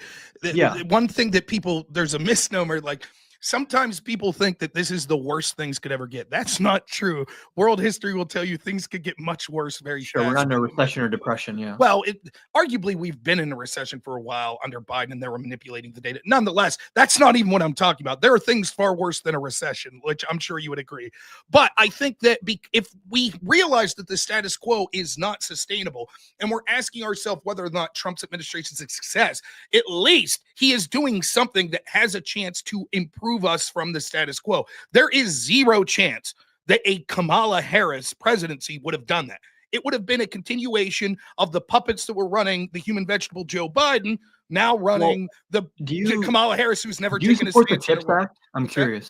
Do you support the CHIPS Act or no? I'm curious. I don't think it did as much as people said. In theory, I'm not a big fan. Yeah, I mean, in theory, like, do you support investing in domestic manufacturing to incentivize production of which is in effect a subsidy? Yeah, that's what I mean. Yeah, I think in general, I don't have a problem if you're starting from an uneven playing field, right? Which I think we'll all agree the world is. All countries have subsidies, they have tariffs, they have other trade barriers, etc. So if you're doing that to try to sort of level a playing field, I would have to look specifically on sort of chips regulations from countries around the world. But the problem in general with what you're talking about with subsidies, right, is that it's basically in effect the similar problems I would have with tariffs in general, that I prefer a more free market strategy, except we're not starting from a clean slate. So you're trying to use these things as negotiating tactics. The difference with subsidies is it massively increases government spending, right? Which we're already in there's a return on that investment. Well, but we're already seeing a spiraling debt. Tariffs, on the other hand, if they end up going into an effect and it's not just a bargaining tactic and we have to do them because people call our bluff, that's not increasing government debt. That's actually bringing in revenue. Well, Right. that actually depends, because some of these tariffs can cause economic contraction. Some companies can't even absorb these types of costs. And then it's a question of like, okay, do you compensate for the lost corporate tax revenue with the revenue from tariffs, which are notoriously not the best way to bring in revenue? Just like numbers wise, the best way to bring in revenue is like income taxes and payroll taxes. So what we can see is that oftentimes, much like all the pie in the sky, if we just spend more, it'll be better. These subsidies oftentimes are used in ways that are inefficient and end up don't bring you back the return on investment. What about how China does them? But what about, like, arguably without these China is able to dump their products into our markets because they subsidize their manufacturing and sell below break even. Okay, that may be true, right? But then that would be Why a don't reason we play to that same game instead of pointing at them and crying about it? Why don't we just tariff them so that they can't do it? Why Because would we that makes everyone work. We can fight China and lower consumer prices and create jobs and create manufacturing. That's with subsidies instead of tariffs. That's not what happened. One, we oftentimes see these subsidies don't have the desired effect. See Solyndra and all these other green places that we gave all these subsidies to. How they're structured, sure. So the idea, if we just do subsidies, will work. Second, the CHIPS Act specifically, many of those factories were already going to be built here before the CHIPS Act. They already had plans to build them. Third, we already see places like NVIDIA saying because of these tariffs, they're going to build new plants in Dallas. So that has nothing to do with the CHIPS Act. So we can already see the tariffs bringing chips manufacturing to the United States. Fourth, a subsidy, unlike a tariff, is in effect an unfair trade practice, if you want to look at it that way, against the entire world, not just against China. Because if we subsidize, for example, automobiles in the United States, and then we sell them to China, now we could compete, or we could compete with the Chinese vehicles being sold here. But we could also sell them to Canada and Mexico and South Africa. How about all? UK, right? But the problem is, so then what that would result in is those countries then saying, these are unfair trade practices by the United States, therefore we're going to increase our tariffs. Whereas if you just have a tariff against China, that isn't seen as an aggressive tactic against UK, against Canada, etc. It's seen as an aggressive tactic by China, and then they buy less of our produce, and then Trump has to bail out the farmers like he did in his first term, because we also sell stuff to other countries. And the idea of reciprocality, I actually like. My idea would be, let's do reciprocal subsidies. Whatever sectors China is subsidizing to outcompete us in global markets, let's subsidize the exact same percentage our domestic. Why just China? Would you do it to Europe? Because I think with China, there's a lot more of an adversarial relationship where we probably do need to wean off of having them in our supply chains. With allied countries, I'm a lot less worried about that. Okay, so then what about allied countries that have tariffs on products like our automobile industry? I mean, their people are worse off because of those tariffs. They have to pay higher prices. Well, arguably, the people of China are worse off because of the subsidies in the sending to the United States. There are certainly people at the top. Anytime you have for their cars over there, both tariffs and subsidies, people that end up benefiting from this are people at the top of the food chain. The average workers, I would love to have strong union-paying jobs. Nonetheless, well, who seems to be the party that the labor now appreciates more? I mean, you can look at the NLRB changes under Biden, and you can say he was anti-labor, but that's not borne out by the actual changes he made. Republicans are the ones that support right-to-work laws that crush unions in many states. Right-to-work is something that should exist. You shouldn't be forced to join a union if you don't like. Nonetheless, the unions, you can cite all the data you want, just like people cited the border data, the jobs data, it gets rescinded all the time. The truth is they're voting with their feet, and these unions that have been decades long, Democrats are starting to realize that actually the policies of the Democrat, the free trade, etc., hollowed out the manufacturing in the United States. Up on a real problem, but that doesn't mean Trump is the solution. That's kind of my whole. I think Trump was elected for a very real reason, which is that people want structural change to the establishment and the status quo in this country. But I think Trump kind of co-opted that and used that for his own nefarious sort of narcissistic purposes. The nefarious part of it, that's going to be a matter of opinion. I don't think it's Sure. nefarious on Trump's point. But again, we already talked about NVIDIA building chips in Dallas. There's been several other companies that said that they're going to start manufacturing in the United States, and we So haven't rate even. insufficient. Let me finish. We haven't even got to the negotiating table yet. The one area I think that's worth talking about that you talked about, and there's two things. I think your strongest point is a point of predictability, right? Because the upside of unpredictability is the rest of the world might be like, holy shit, this dude's willing to tank his own stock market. He's willing to tank his own investments in his country and the donors that invested in him because he's that pissed off about this terrorist thing. We're going to take him seriously. So when you make the point like, oh, the fact that he yielded to the bond market, no, I think that it still looks better than if he would have never done anything, because they would have just said, yeah, we're going to call his bluff, because we know if he does that, it may cost them the midterms because the stock market would decline. And the fact that Trump was willing to go through with it and see this stock market decline and say, F you. And on top of that, it doesn't look like his popularity diminished all that much. I think then our allies in the West are like, holy shit, like they might be able to do this and hold out for more than 2 years. Now, I agree that the bond market thing, it maybe doesn't look the best from a negotiating tactic of Trump, but it's certainly better than the status quo was. But what I'll say when it comes to sort of like the idea of like this unpredictability, there is an argument that you're right. Businesses want predictability to invest, right? And so the upside of unpredictability means that we could get better negotiated deals. The downside is, if you're Toyota, do you want to move to the United States knowing that Pete Buttigieg could become president in 2028 and just say, you know what, I'm going to completely change the tariff structure, and now it's not as profitable in the United States because you're paying labor more than you would have in China. These are good arguments. But what I would say is the reason that I prefer Trump's strategy is because regardless of good ideas you may have, I don't think your ideas were particularly that great. But if we would, you haven't had a lot of time to flush them out, in fairness, those weren't going to be implemented in the status quo. There was zero chance that you're admitting the status quo was not sustainable, and that there is no chance Kamala Harris would have done any of this, or any other Democrat or Republican that we'd seen in the past, whether it be Do you not think that Kamala Harris would have like tried to subsidize domestic manufacturing? I mean, she had plans to subsidize production new homes, like 3 million new homes. Like, I think she would have continued the policies of Joe Biden. How did Joe Biden do with those issues in the United States? Those bills were extremely like held down by regulation that was not right. Why would it have been different under Kamala Harris? Because was she going to revoke regulations? I think she had smarter people around her. I think Biden was like a little bit too old school in that sense. Who was different around Kamala Harris than Joe Biden? People like Mark Cuban. Like, she had more of the business community around her, which I think gave her more of an insight into like the Biden administration was notorious for sort of like fully cutting off the business community, which I think is a good thing broadly speaking. The government should be working in the favor of the average person, but you need to have some understanding of logistics and capex and you know, factories being built. And you need to understand that, like, if you want to bring chips back to the US, some companies might do that, but without a public sector push to really incentivize factories, union paying jobs in states all over the country, especially in middle America, that does require public sector investment. And am I saying Kamala Harris is going to be perfect? Absolutely not. I have a lot of disagreements with her. But when it comes to which administration is more likely to subsidize manufacturing and production of things in the US, it's for sure Democrats. No, I just think that, like, for any subsidization that they would add, they would have been in favor of regulations and other things that these same companies would have been appalled by. So, for example, states that you see that have done things like eliminate the state income tax, they're thriving with businesses. States like Tennessee, even in places like Pennsylvania, we had Republicans that were running, and we would have seen industry flocking to Pennsylvania if we took back some of that red tape and some of those taxation that they were putting. So the idea, what I'm saying is, I fundamentally disagree with you that Kamala Harris would have been markedly different and had markedly different people, because I don't think that Joe Biden was running his administration. And I think the very people running his administration were the ones that installed Kamala Harris in one of the most anti-democratic things we've ever seen as the de facto candidate that received 0 primary votes. So her policies would have been ran by the same people that were running Joe Biden's. By the way, the same people that were running Barack Obama's. Time to hold the primary by the time Biden dropped out? No, they intentionally, and which is another reason to vote for Donald Trump, which is why it's a success, because we have outed the people. Did you think, I just have a, like, you personally, not to make it too personal, but did you think Biden was cognitive decline? Were you making videos? Yeah, I was saying Biden should drop out in like 2023. I'd now run okay, again. fair enough. Well, we know. And I actually will go a step further. I think there'd be an argument to invoke, I'm forgetting which amendment it is, that the president is not capable of doing his duties. Fair enough. But you will acknowledge that almost the entire Democratic Party, the mainstream media, all of the fundraisers, etc., the sort of corporate interests that go,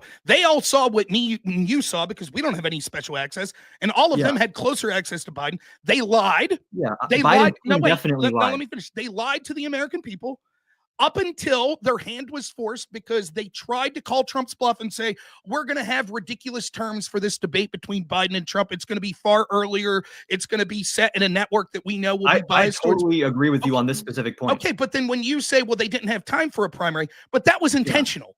They set it up to Biden where decide when he drops out, right? But what I'm saying is it's anti-democratic in that these people, you have it like, let's say that Biden was cognitive and then he's in a car wreck, right? Yeah. Then we would say, of course, they didn't have time for a primary. You'll acknowledge that's not what happened.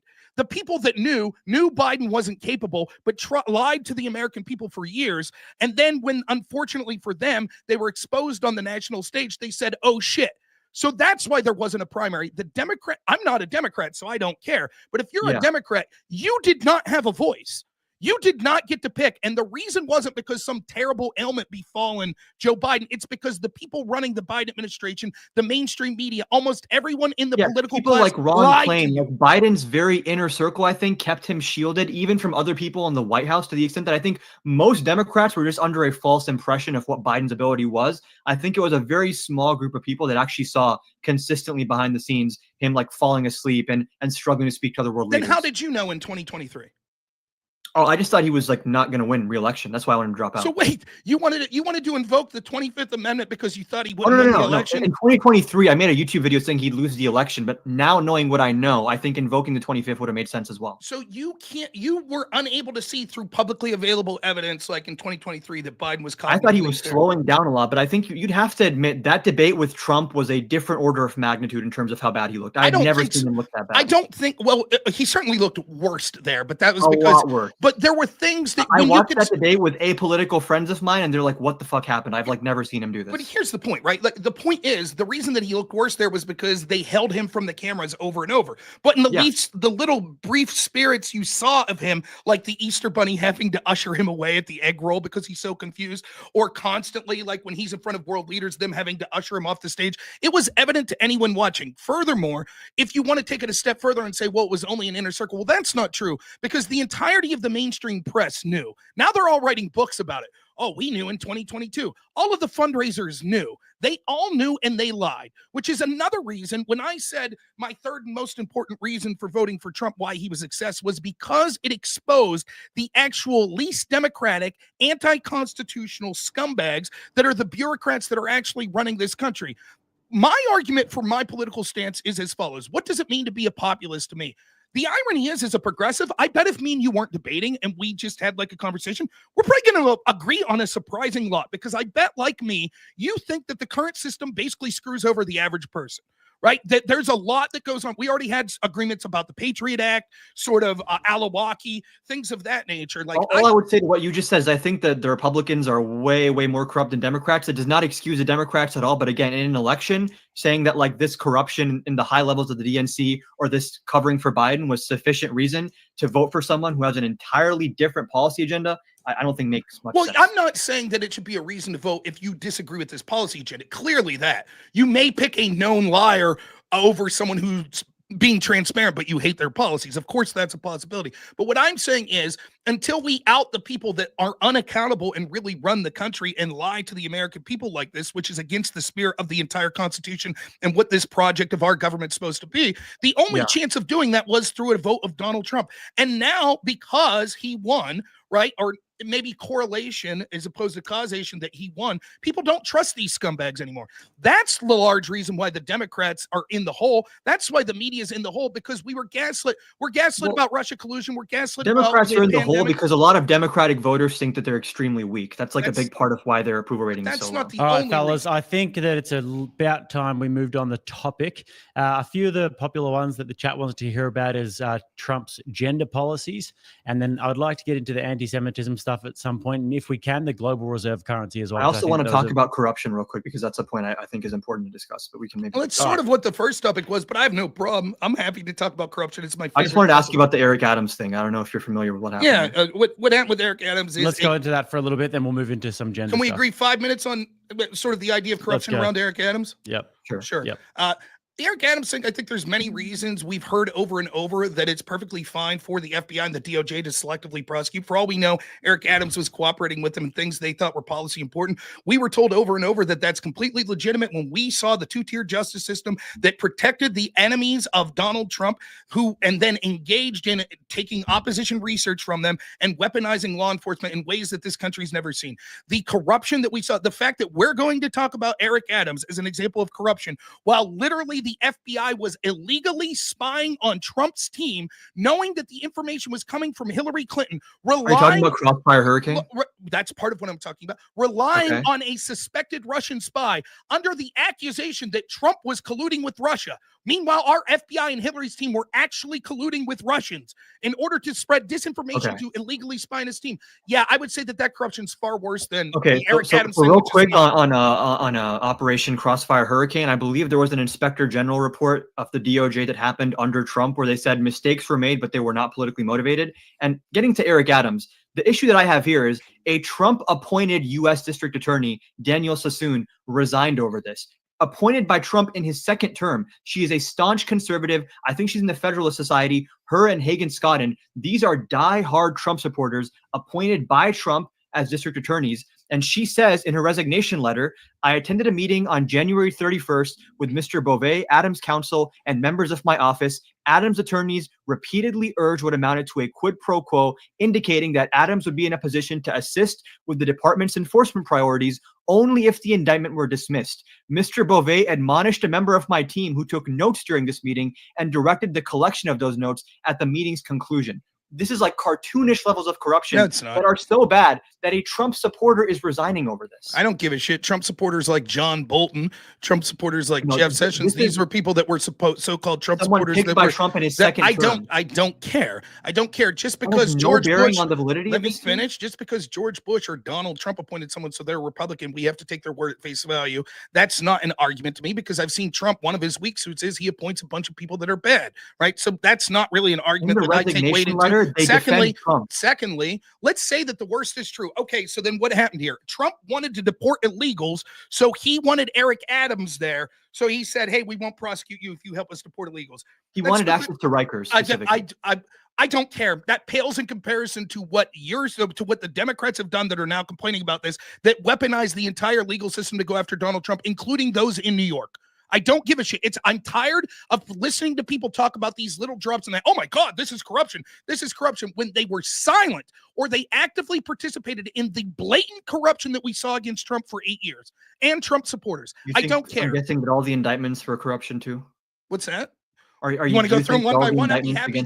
Can we get to this debate to go through like 12 hours? We can go through all of these indictments one by one. No problem. I'd be happy to talk about each and every one of them. Is that what you want to do? What's your issue with the classified documents case? Because that to me is the strongest one. I think that almost every person in Washington has mishandled classified documents. Sure, that's not what so the allegations of obstruction of justice. They gave him a year to return everything. That's not true. What they did was almost immediately we saw NARA, a person who was in charge of NARA that was tweeting things like #resist. He decided on day one, oh, I wonder what's in those boxes. What happened was they decided that they were going to investigate Trump with a fine-tooth comb from the get-go, and then they had all sorts of things when Trump was reasonably allowing them in. They were like, well, you're not cooperating in this way or that way. FBI agents, you want to talk about resigning, wrote letters in private that they thought it was absurd that there was a raid on Mar-a-Lago because there was cooperation occurring. Meanwhile, we had Hillary Clinton's team, on the other hand, that not only mishandled classified documents, but then had a lawful subpoena, which they deleted, actually destroyed the evidence in an unrecoverable way. How many of them were charged with a crime? To my understanding, none. Oh. Now, which is worse? I'm not here to defend Hillary Clinton, just to be clear. We can do the whole whataboutism thing in circles for 12 hours, like you said. It's not whataboutism. When you ask me specifically your description of the case is inaccurate. That's what I'll give you a chance. National Archives, I've read the indictment, gave Trump multiple months to return documents. He returned some. They returned some, and they said, this isn't everything. What else do you have? He stalled. They took a while before they even referred it to the DOJ, because at first it was just, hey, can you return these documents?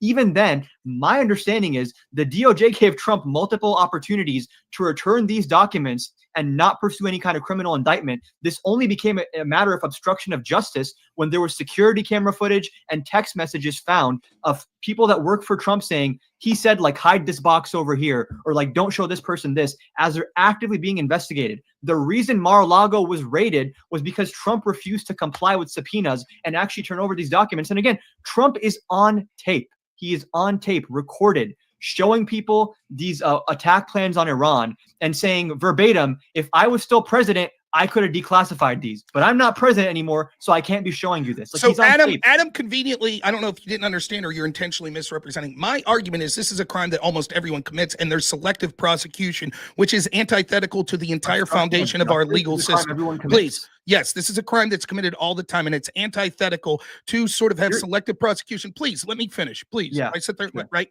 Okay, so that's my argument. Now, he's going to say not everyone does it. Okay, then let's talk about his contemporaries that we can see. One, we know what Hillary Clinton did was worse. The FBI decided to give everyone immunity and go as easy as possible. She literally not only mishandled classified documents, which they knew for years, and allowed her to go, and you didn't have places like NARA or other record keeper places that were consistently demanding this information back, but when there was a lawful subpoena issued by Congress, they destroyed that evidence. Clear case of obstruction of justice. Everyone given immunity, no one charged. Selective prosecution, then that they decide to go after Trump. He then talks about things like this. He says about the cooperation. That's not true. There's stories that talk about how there were levels of cooperation. There were disagreements on specific files. But once this actually happened, the raid on Mar-a-Lago, not only did several FBI agents protest this and say they thought it was beyond the pale, but we can see the way they did this. You would think if you're raiding a president's home that you would have all of your I's dotted and your T's crossed. They were taking everything, like souvenir ball bats, napkins. They're taking everything because the point was, as with every one of these stories, to go as hard as Trump. There's your person. Now find the crime. That's what they were doing. Last thing I'll say real quick. You talk about him on tape.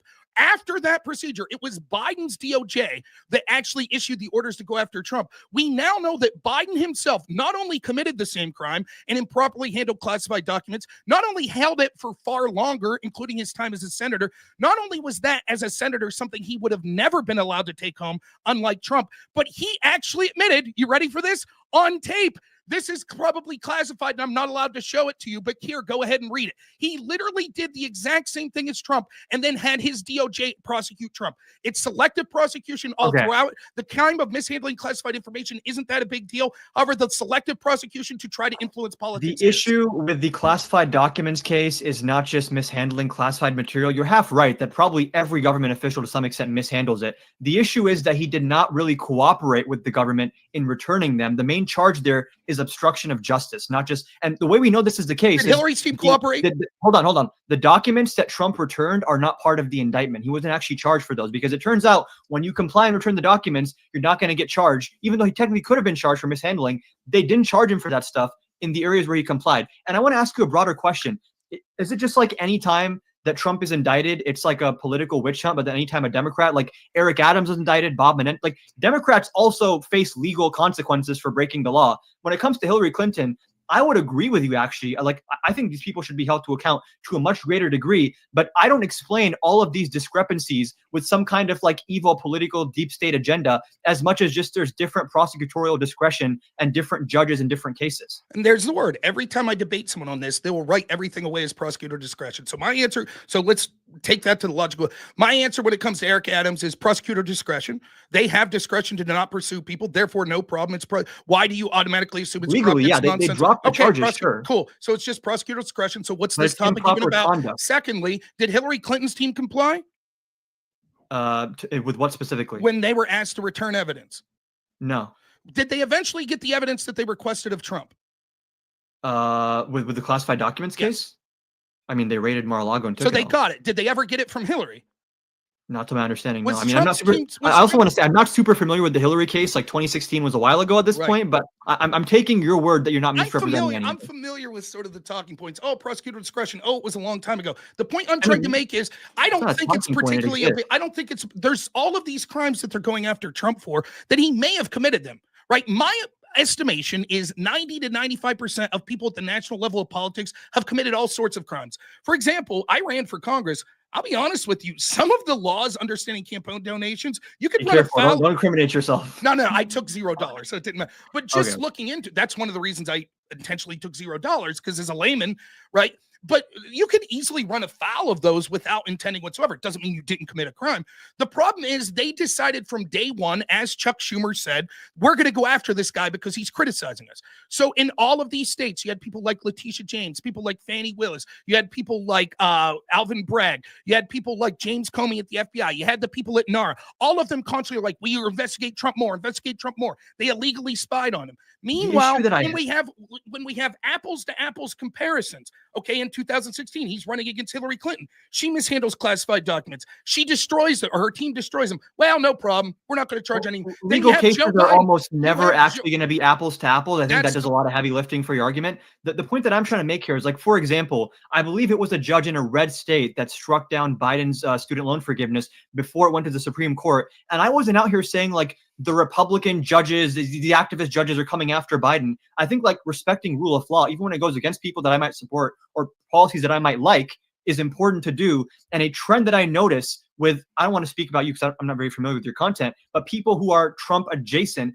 is that it just always conveniently that every judge who goes against Trump just happens to be an activist judge. It's not like you're saying, I think the classified documents case and the Georgia case were strong, but I think the other case was weak. You're just saying, like, by virtue of Trump being indicted, that it speaks to some sort of, like, issue. And then it's like, okay, if it's in a blue state, that also, I guess, takes away all credibility, even though Democratic policies have been challenged in red states before, and that still stood. My issue here is not to say, like, every prosecution is always perfect, but it's this, like, reductive explanation of the evil deep state It's not reductive when I can talk. My fundamental We'll respond to this, Rob, and then we'll move on. My fundamental argument with politics is that there are bureaucrats and people behind the scenes that are really running things, and what they do is they aggressively go after people that they don't think would allow them to keep their hegemony on power, right? So, for example, when you say, "Oh, it's prosecutor discretion," it was a long time ago. We can see the people that were running the FBI and NARA that were making these decisions were doing things like this. Peter Strzok talking about needing an insurance policy to prevent Donald Trump from winning. We could see that Kevin Kleinsmith was tweeting out #resist when he was later charged with the crime when he intentionally manufactured evidence to say the opposite of the truth to continue to get FARA warrants against Donald Trump. We could see that James Comey was talking about how he hated Trump from the get-go and was keeping notes on him and how he's holding Hillary mugs and actively cheering for Hillary. He even said that the reason that he was forced to reopen the Hillary investigation at the end was because a whistleblower spoke up because they weren't covering Anthony Weiner's laptop that had the, please let me finish. And so his reason for reopening it, contrary to the popular Democratic narrative, wasn't to harm Hillary, but it was to help Hillary because he assumed that she was going to win and he didn't want this to be an albatross around her neck. Over and over again, we can see, I'm not talking about the judges, but the people at these agencies that are the real problem. The real problem is not Joe Biden. It's not Hillary Clinton. I don't give a shit.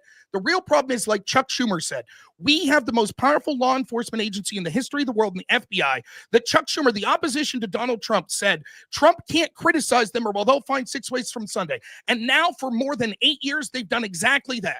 That's my argument. And we can see the selective prosecution, and that's more of a threat than how big of a deal do you think mishandling classified documents is on a scale of 1 to 10? Just mishandling them, not the obstruction of justice part? Yes. Scale of 1 to 10, maybe like somewhere between a 4 to a 6. Okay, so they're raiding a former president over something you would say is a obstruction of justice. How bad do you think it would be if we have an FBI that's intentionally going after their opponents and then protecting the people they see as allies? How bad would that be on a scale of 1 to 10? In the premise that you laid out, it obviously would be bad, but I obviously would reject that premise as being true, right? Because, like, again, when you talk about, what did I say that was inaccurate? When you talk about things like Operation Crossfire Hurricane, there was an inspector general investigation into this under Trump, and they said, yes, mistakes were made in terms of the process that were followed.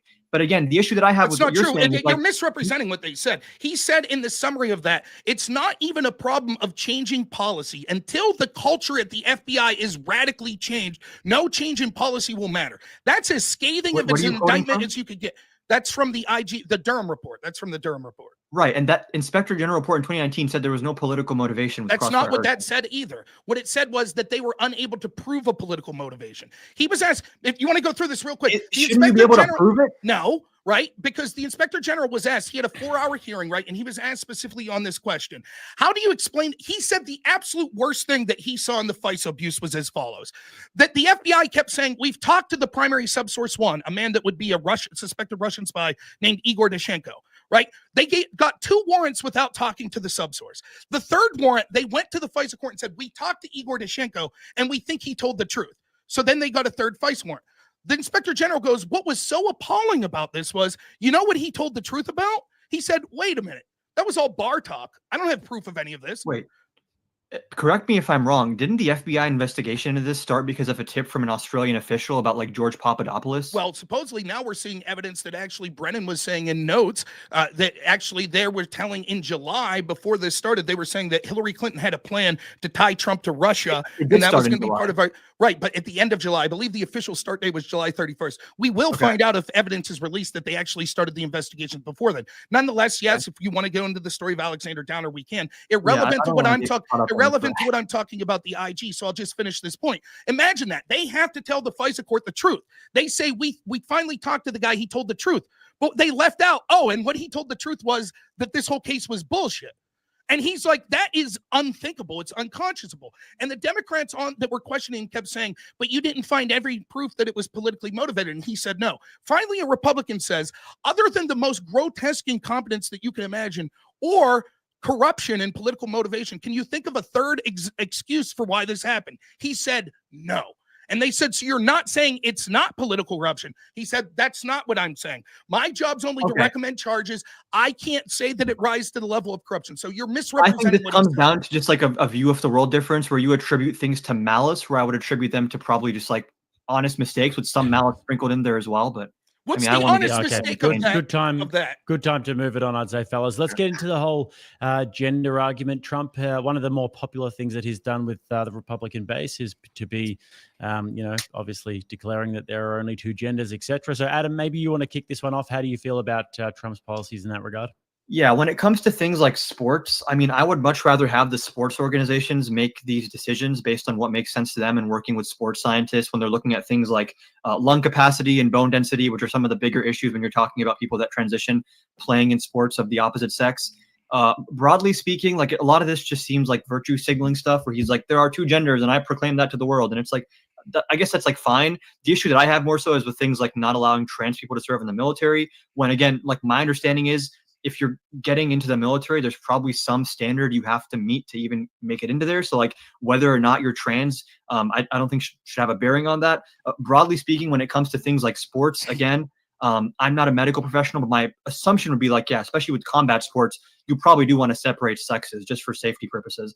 But I don't think that this is like a good faith effort from Trump to like parse through the scientific literature and figure out like what are the bone density differences and lung capacity differences. It's more so just like virtue signaling for people that are very anti-trans, culturally speaking. The reason that there's a portion of, quote, virtue signaling is because so much of what we've been gaslit into for the past 15 years on this issue itself was virtue signaling. It's actually an insidious cultural maneuver that's being made, and we're indoctrinating everyone, including children, into this cult of a sort of this neo-humanist, oh, you can change your biological sex. It's absurd, right? And it's the people, again, have voted with their feet. It's an 80-20 issue for a reason. We're tired of them. Sports are an 80-20. We're tired of not just the sports issue. We're also tired of them chemically altering children.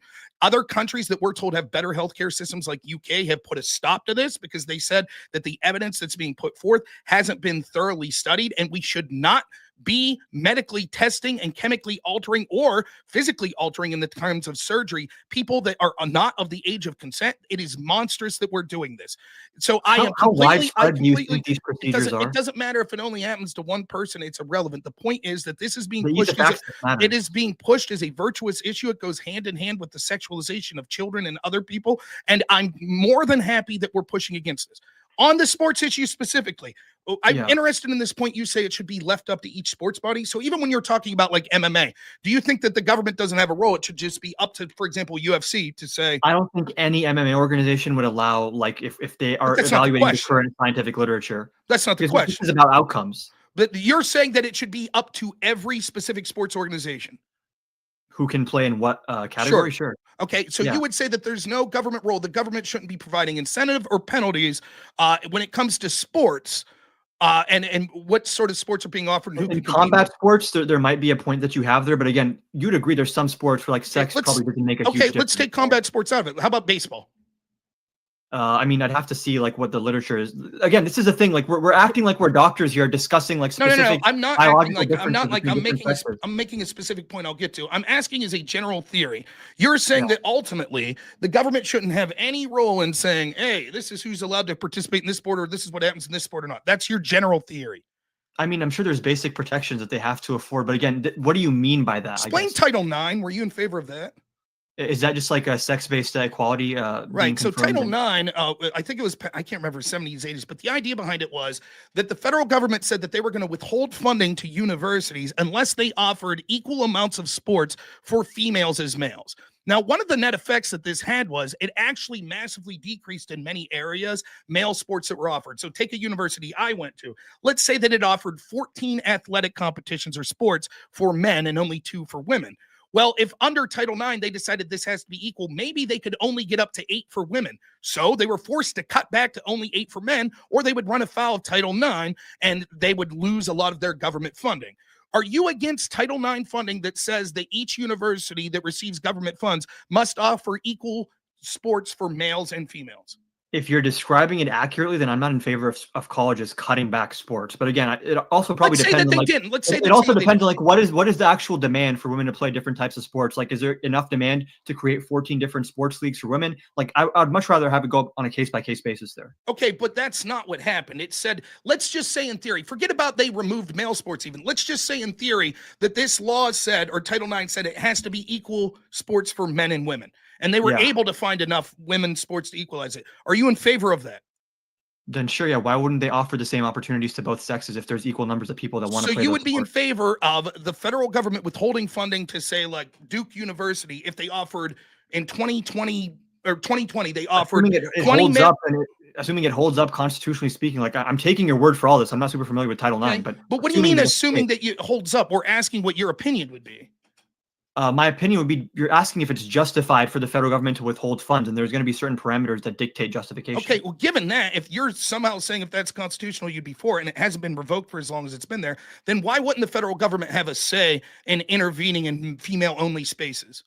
I already said when there's like basic safety precautions, that's fine. But it has nothing to do with that. Ping pong. What do you mean by intervening is the question. Like, such a broad term. Like, if the idea behind Title IX was female deserve female-only sports, and it wasn't just for combat sports. It was sports in general. And you're like, yeah, I think that's okay for the government to say. If you're asking me broadly, I don't think that people should be able to play in sports of the opposite sex. That's my broad umbrella. But you're saying that that should be up to each individual athletic body, not the federal government. The reason that I caveat that is, number one, the medical literature is evolving. And I'm sure there are some sports like fucking chess, which is not even under discussion. But like, you can imagine sports where it probably doesn't make a difference. Well, that's not true. It depends on what you mean makes a difference. Like, even when it comes to chess, it might intuitively be to you that males have no bone density and lung capacity, which can be conditioned before puberty. But again, there's a red herring going on here. We're not just talking in sports or competitions where females could get hurt because of bone density. That's the 80-20 issue you mentioned, though. That is the 80-20. Okay. Nonetheless, that's not what we're talking about. That's not what Title IX was about. It was about opportunities. And you deflect from, well, my personal proclivity would be we don't have biological men in female sports. But you're also making the argument that the government doesn't have a say in that. But we have a history in this country of the exact opposite, that the government has, since Title IX, been threatening to withhold funding, saying that we need female-only spaces, and not just female-only spaces in athletics where it's somewhere they could get hurt. Yeah. And so so this isn't a radical departure. This falls in line with what we've seen. Okay, and what exactly is your question on this? Well, the point is, when your point was, I don't think the government should be involved, they already are. They've been for decades. Sure. Hold on. Again, I said the government's going to be involved in some capacity with anything having to do with sports. There's athletic commissions in different states for professional sports and college sports. Like, you're just using very vague language. I don't know what exactly you mean by some of these terms. I don't know. Can you explain? Like, I agree. I agree fundamentally. The government obviously plays some role in sanctioning and regulating all sports and the actions of many colleges. What specific regulations are we talking about here? Okay, I'll say this. I agreed with you in that, like, if you're willing to cutting back on male sports, I think that's a bad thing. If you're willing to accept that the government could regulate that each university they send money to should have equal sports for men and women, then are you also willing to accept that they could regulate saying biological men can't be in the women's sports? Well, I think they should be able to regulate that contingent on the actual demand for equal sports between the two sexes. Like if no women want to play basketball, for example, at a certain college, you shouldn't mandate that college to offer women's basketball. So then you were against Title IX because that's what Title IX did. It didn't say specific sport to sport. It said you had to have equal. So for example, maybe you didn't have enough women interested in basketball, but you had a diving team. Yeah, that seems like painting with a broad brush where you could use more specific. That's what the government did. So you're against that, and you're also against the government. So fine. You're against what has been precedent in our country for a long time. I'm taking all of your descriptions for this just for granted that there's no right-wing framing on any of this. I'm just taking this for your word. That's fine. The other thing is it's interesting because it juxtaposes to the conversation about Trump withholding funding from places like Colombia. When it comes to Title IX, there was an infamous memo that was sent out during the Obama administration that said they were applying Title IX to say that if universities didn't take accusations of like sexual assault, impropriety, etc. seriously, that they could withhold federal funding to these universities. Now, the net result of that was things like the UVA rape hoax, right? And Mattress Girl, where you had all of this swath. What is Mattress Girl? Mattress Girl was this girl that became famous that was doing like a performance art project where she walked around with a mattress on her back. And her claim was that she was at some frat party and there was like some gang assault against her. It turned out it was all bullshit. She just made this up. And there was this rash of lack of due process on university that overwhelmingly harmed men, but sometimes harmed women, where there was a rush to any time that there was any bad hookup, not rising to the level of sexual assault. You were incentivized to run to your school as quick as possible and make the first accusation, because these schools were so fearful under Barack Obama and these Title IX restrictions that they were going to lose their funding that they just said, hey man, you're off campus. That again seems to me like a policy that probably is not tailored to fight the issue it's meant to be fighting. I mean, I'm sure you would agree there's probably a massive issue with things like sexual assault on college campuses, right?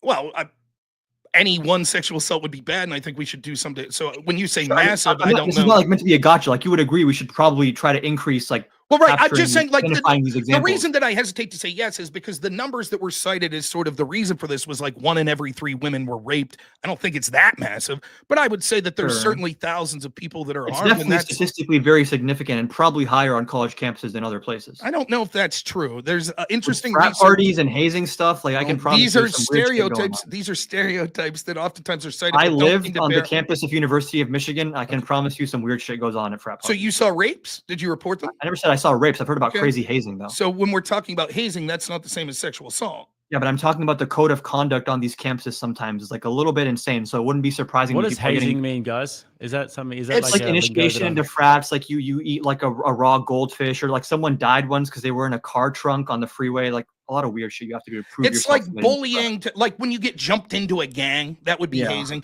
What you see on frat, like frat hazing, if you watch movies with like old school and stuff, you remember when they throw the bag over that dude's head and throw him in the back of the van? That's hazing.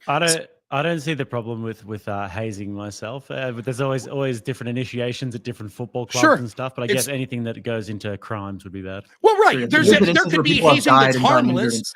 But like if part of the hazing is like, you know, we're going to break your arm, that would probably be a problem. But yeah, but the point I'm trying to make is I don't think it's as clear as you're saying. Nonetheless, even if it is a problem, you know, that, and we could say, yes, sexual assault on campus is a problem, no problem.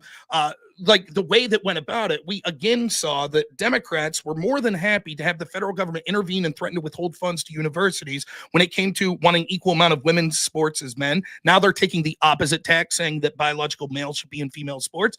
And when it came to these Title IX, this absurd like rush to no due process, how to reject, we could see that they were withholding funds. So now they're crying a foul when the Trump administration is using things like the Civil Rights Act to try to withhold funds from places like Harvard.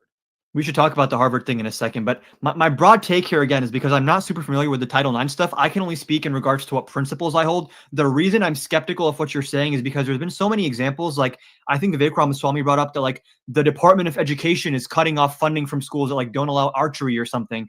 And then it turns out when you read into it, it was just like a wording issue in the law under Congress, and they amended that. So like when it comes to educational funding, forgive me for saying that I maybe don't take everything you say at face value. Completely fair. I would not expect you to. I can only share my principles on this, which are that number one, I think as a broad rule, you should have sex-based distinctions in competitive sports at a college level and professional level. Elementary school stuff, like I don't give a fuck if dodgeball is like mixed gender or whatever. I think most people agree on that. When it comes to the concept as being an 80-20 issue, it is 80-20 in sports. When it comes to virtually everything else, like trans people being in the military, or just generally speaking, what is the cultural attitude towards trans people who are a very, very small portion of the population?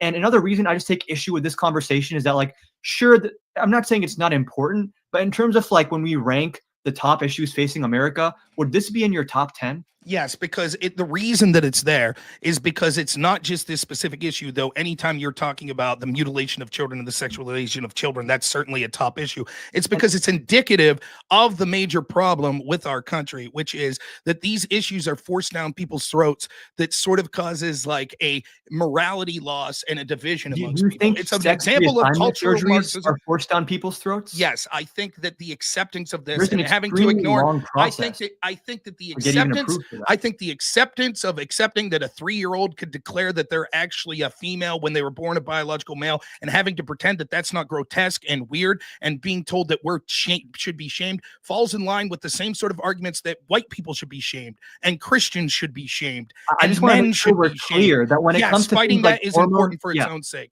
when it comes to things like hormone therapy and sex reassignment surgery, this is like a last resort after going through so many different types of therapy and other interventions. Untrue. It's not like people are just, I mean, there's medical We have guidelines. whistleblowers. We have whistleblowers that have spoke up that said Sure, that if hormone someone's blockers were violating given- medical guidelines, then obviously like prosecute them for that, and you should be And I exercising.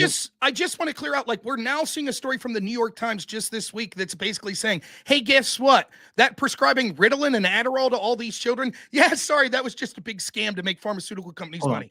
This This is now a trans totally issue isn't. different But the topic point, than the sex tangential, reassignment surgery. but the reason I'm saying this is because it's huge business, the sex reassignment surgery, and saying like, well, there are laws and you have to go through certain procedures. There are loopholes to get around that, and whistleblowers have talked quite frequently, including Sure, people that have I'm all in favor of detransitioned about how having terrible medical it is. ethics and medical guidelines. I have a friend in medical school, and I can tell you one of the reasons I don't like talking about this is because people like to pretend like this is all very black and white and clear cut. My gut feeling on this is that I'm probably against these types of procedures for minors. But again, like when we talk about these procedures, they are so insanely rare and there's so many hurdles you have to go through before you get them that I'm imagining like in the cases where someone is getting these procedures, it's a last resort after years of therapy and trying everything else. If people are rushing to this, obviously I have an issue with that because it's like irreversible. But the rare thing's an interesting argument because we're told as a society we have to bend over backwards for a very rare condition, which is trans. What do you mean by bend over backwards? Like every space that we have has to be infiltrated now by people that are pretending, and we have to accept their Maybe if you're bullshit. in Let me give you an example. Like for example, I've been banned on Twitch for misgendering someone.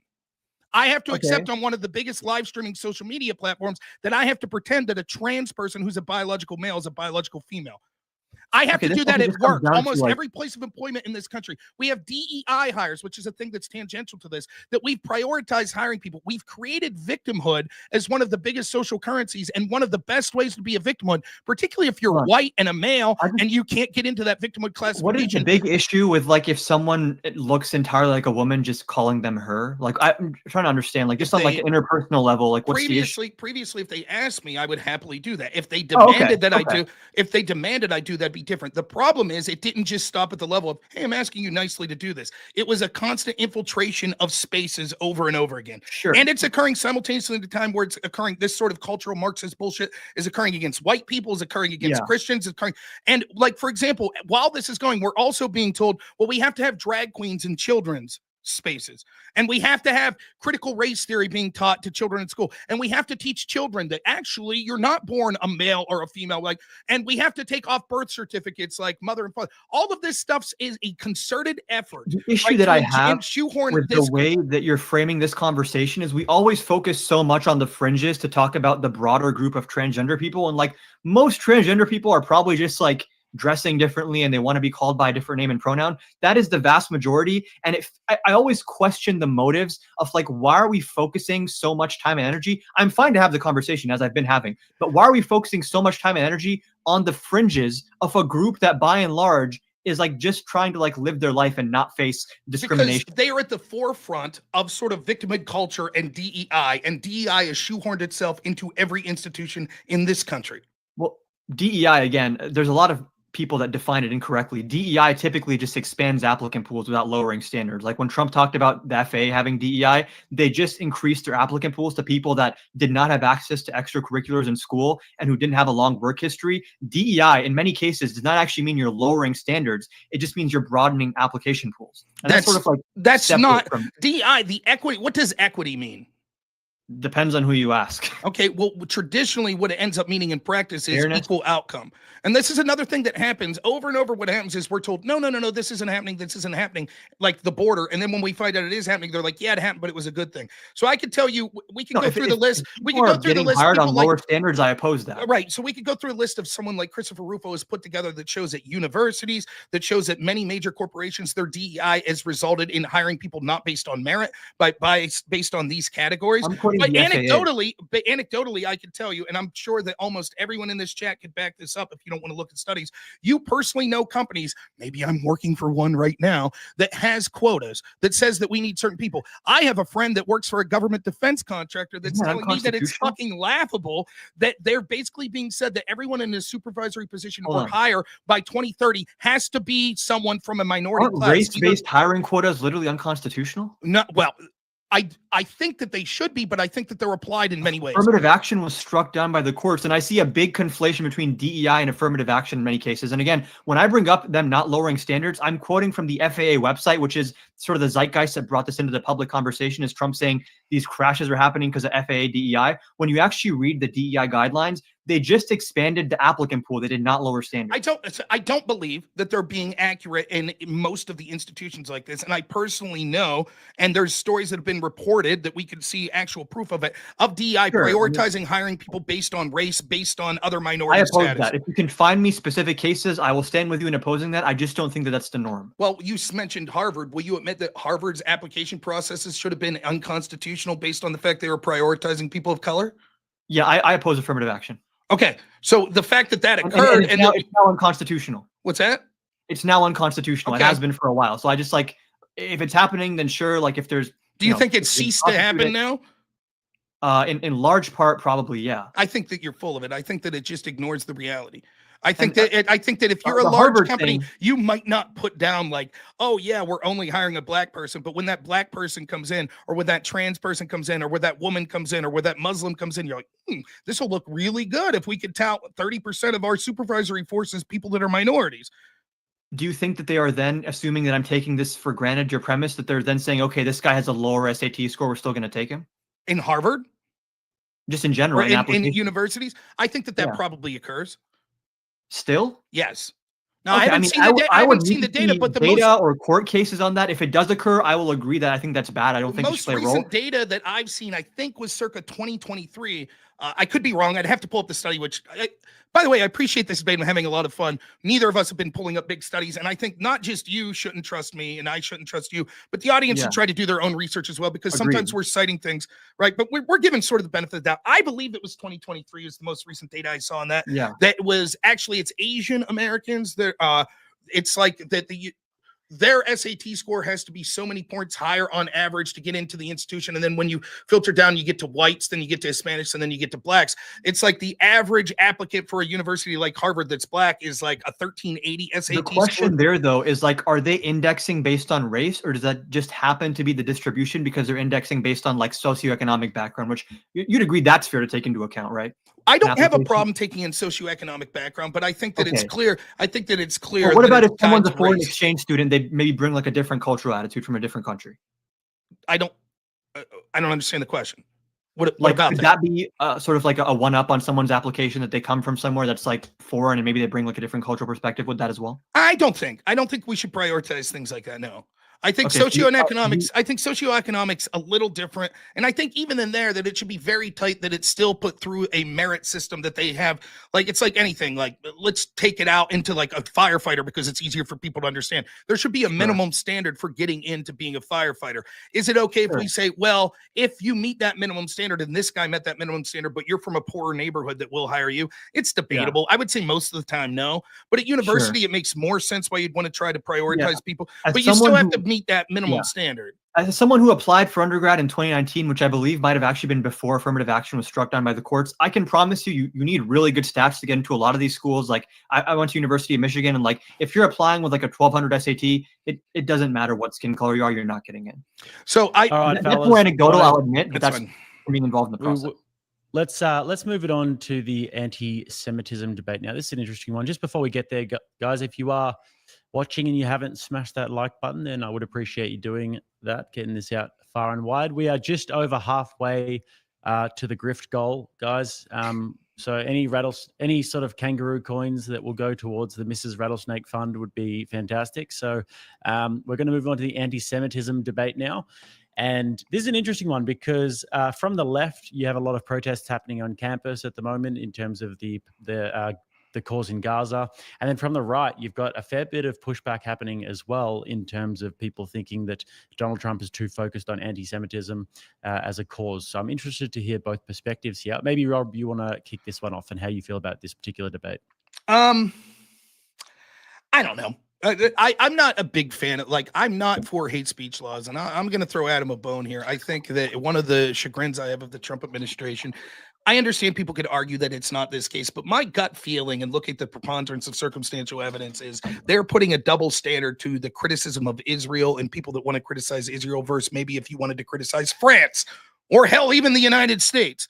And I think that's shameful. I think there have also been legislations, not by the Trump administration specifically, that I'm aware of, though I'm open to hearing that, but certainly I'm aware of some state legislations that seem to enshrine language that sounds very much like DEI woke shit that we would complain about, that all of a sudden has Israel on the other end of that. And I think that that sort of thing's despicable. One of the things I like about Trump is sort of his foreign policy that was more anti-interventionist. And so I would like to see him to do more to stop funding both Palestine and Israel and stop kowtowing to Israel, saying that we can't criticize them. This actually does lead to more anti-Semitism. When you say, here's a particular country that we're going to be harsher on your criticism of, it leads to people saying like, well, that's authoritarianism that makes me more likely to want to criticize them. Having said that, I'm aware that many of the people that have been targeted did more than just say, I don't like Israel. And I do think the United States has a right when people are guests in this country to kick them out for a standard that we would not do with the average citizen. So, for example, I think that I should be allowed to say, I hate America, death to America. I don't think that a person on a student visa should. I think we should kick them out. No, same thing. They're not a citizen. We are not visa and green card in the same regard there. I think that there is different levels of the standard, but my standard would be both of those are below citizen, and we are not obligated as a country to take people that are verbally saying they hate us and want to die. Okay. So a few things here, like with visas, that's like kind of probably the least protected class where it's like they can probably be deported for whatever reason, unfortunately. But like even there with Ramesa Ozturk, who was the woman who was like abducted by the people without any law enforcement clothes on. There was like a video that went viral. There was a State Department memo that leaked that basically said that they had been targeted to investigate her for anti-Semitism and terrorist sympathies. They found nothing of the sort. And the law that Marco Rubio invoked, I might have the actual text of it if I can pull it up, but there is a very good reason to believe that it is unconstitutional. I think Trump's own sister actually ruled that it's unconstitutional because it basically says that the Secretary of State can remove any alien if he deems they would have some kind of adverse consequence for our foreign policy. That is insanely vague language that absolutely allows the First Amendment to be attacked. In the case of Mahmoud Khalil, which I think is the clearest case, he was a legal permanent resident. He had a green card. He's not here on a visa. He has a wife that's pregnant. Like, this is such a, to me, black and white case where he is being detained and possibly deported. It's going to be appealed now for expressing an opinion. That's a political opinion. You're saying like, okay, citizens and green card holders and visa holders have different standards of what they get access to in terms of constitutional protections. And is that just going to be left up to the discretion of the president to then augment that to his own political beliefs? I think that that's actually the biggest criticism. So now that we've laid the standard, I think the problem I would have with a lot of the Trump administration is they haven't outlined a clear bright line. Let's say me and you would both accept, yeah, we don't have to take people on green cards or student visas that are doing a certain action that we think would be protected for a citizen. I would say green card people still have First Amendment rights. Well, I disagree with that, but nonetheless, let's just talk about the visa people just for the sake of this. If we agreed that there was some level of that, then the next question we would have would be, well, what's that level? Right? Like what, for example, if you're listening to this and you're on my side of the political ledger, let's say that Kamala Harris wins in 2028 and she says, okay, anyone that's here on a student visa and says we should stop funding Ukraine is clearly pro-Russian. So we're going to deport them. I would say no. There's a difference. Now, if they're saying, I hope Putin wins and takes over the United States, That's a different level. I think that arguably, but where is the threshold? And I think once you start regulating speech like that, it's like, who's drawing these lines? You can say we should stop funding Ukraine, but you can't say I support Russia. It's like, where is the actual line between those two statements and how they're specifically worded? So there'll be a problem, and you're going to need to some person talking about what that line is, and we may disagree on what that line is. But the alternative is worse. The alternative is worse. Allowing Democrats to massively import tens of millions of people, setting up a system that they can't be deported, and allowing them to verbally be like, we hate you, we want to kill you, and we say, well, we can't kick you out for that because who would draw the line? How did we get from Mahmoud Khalil protesting Israel to like Democrats are shipping in legions of people that are saying we want to kill you? Like, no, you misunderstand. You argued against the premise of allowing any regulation of kicking people out based on their speech, and we do know that they are bringing in millions of people. That's not speculation. Speech is like a call to violence. It's already like there's going to be legal problems there. But expressing political beliefs, I think, is like one of the most important types of speech we have to protect. I disagree. If someone's expressing a political belief that would be protected speech from the United States, is it protected speech to say death to America for a U.S. citizen? Yeah. Okay. Do we have the right to kick someone out screaming death to America if they're here on a student visa? On a student visa, maybe a green card, I don't think so. I think we should on both. And so when you say you have a problem with someone drawing that line, you've already agreed that you accept someone drawing that line. The alternative is on a legal basis. Visas are way more discretional in terms of how they're real quick. So you've already accepted someone drawing that line. My argument is the alternative is worse. The alternative of saying that we would be forced if we bring someone into this country, including on a green card, that then openly advocates for the people of this country's destruction, that we have to accept them. Well, that's fundamentally not what Mahmoud Khalil said, first of all. And even if it is what he said, even if that is what he said, I think he'd still be protected because, again, when you're talking about like there has to be a line we can draw, the law that Marco Rubio invoked gives full discretion to one person to determine what counts as being like adverse to the foreign policy interests of the U.S.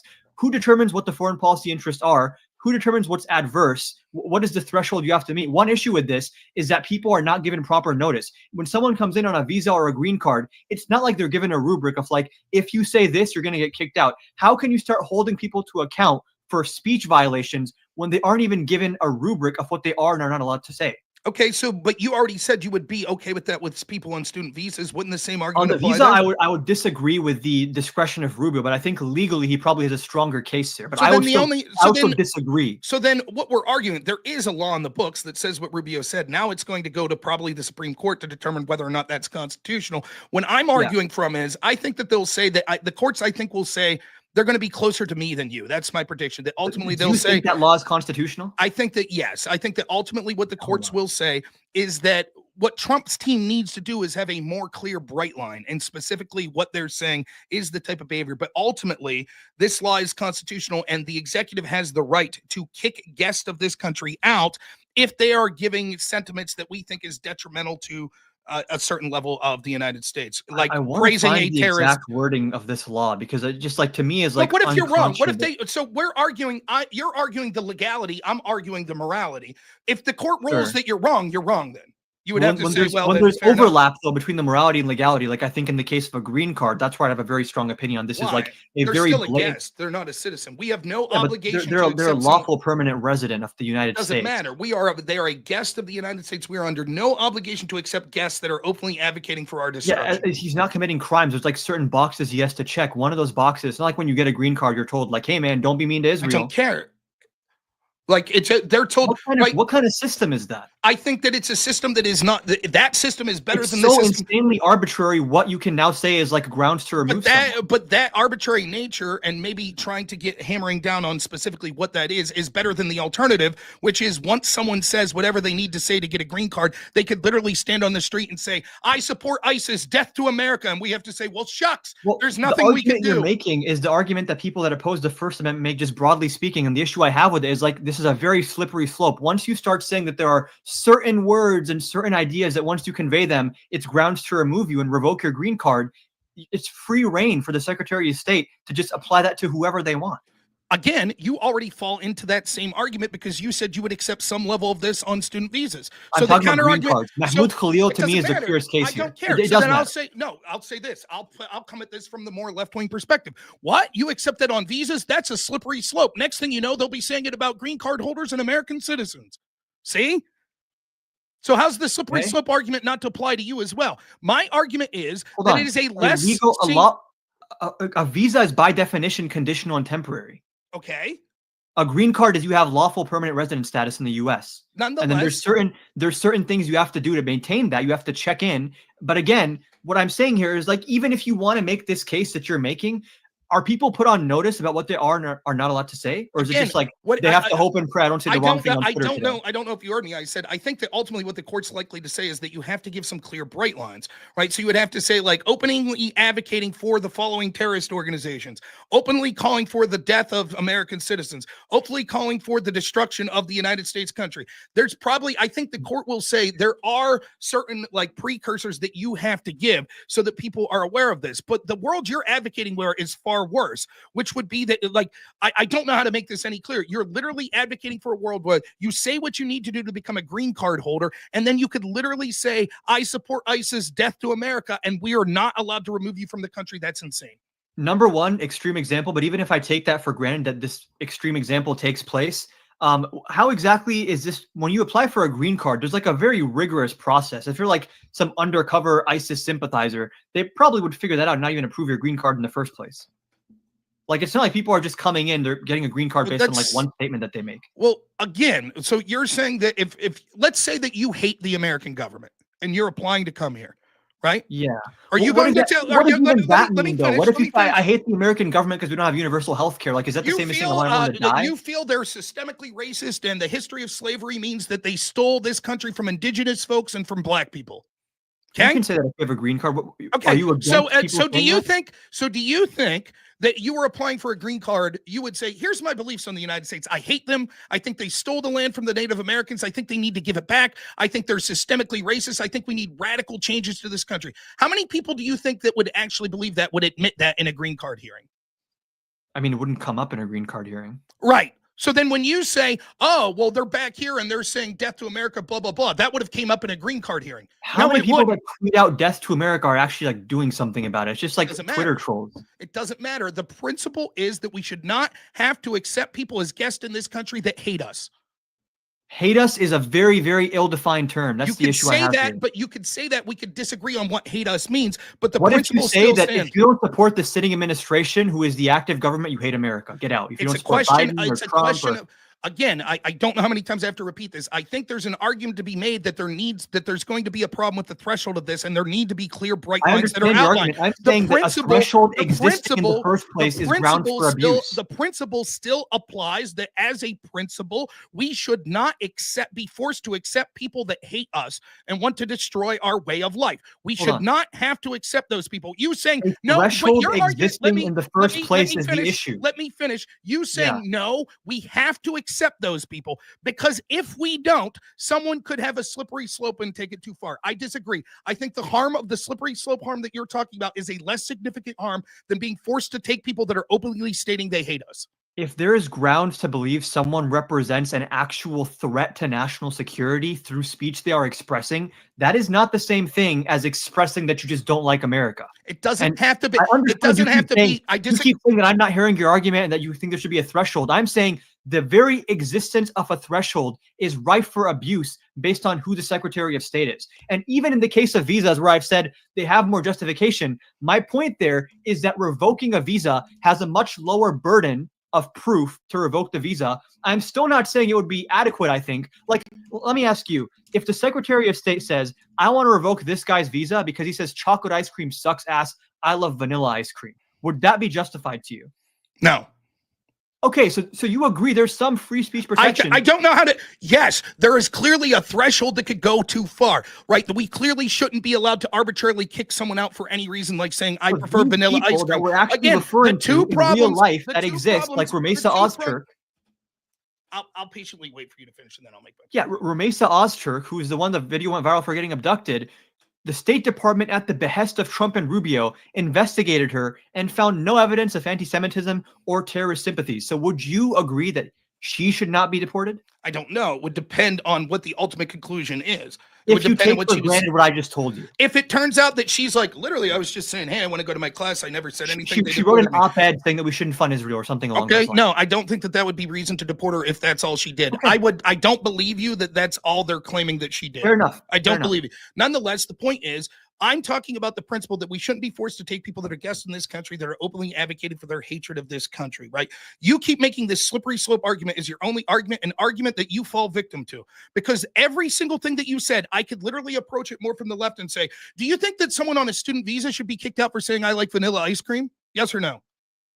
No. Okay, well then you have a slippery slope because once you're saying that we could kick them out for saying death to America, then they might, then it would be even for citizens. Now again, I tried to be kind there and be quiet and let you talk. Sure. Okay, right? my bad. Go ahead. So, go ahead. So again, then you fall for that same slippery slope argument because you're just like, well, then what would stop the Trump administration from saying, well, you criticize Israel, so we're kicking you out for no reason whatsoever, and so therefore we have to not allow the threshold to exist whatsoever, and we can't kick people out for any speech whatsoever. Your answer to this is yes, but the standard of being a visa is a lower standard. There's more reasons that we can kick you out, and there should be stronger protections for a green card. Nonetheless, the same slippery slope argument would apply for the visa holder as it would the green card. You're merely making the argument that there's a stratosphere of green card holders should have more protections. I'm literally making the same argument, except I'm saying the green card holder is more akin to the student visa as opposed to the American citizen.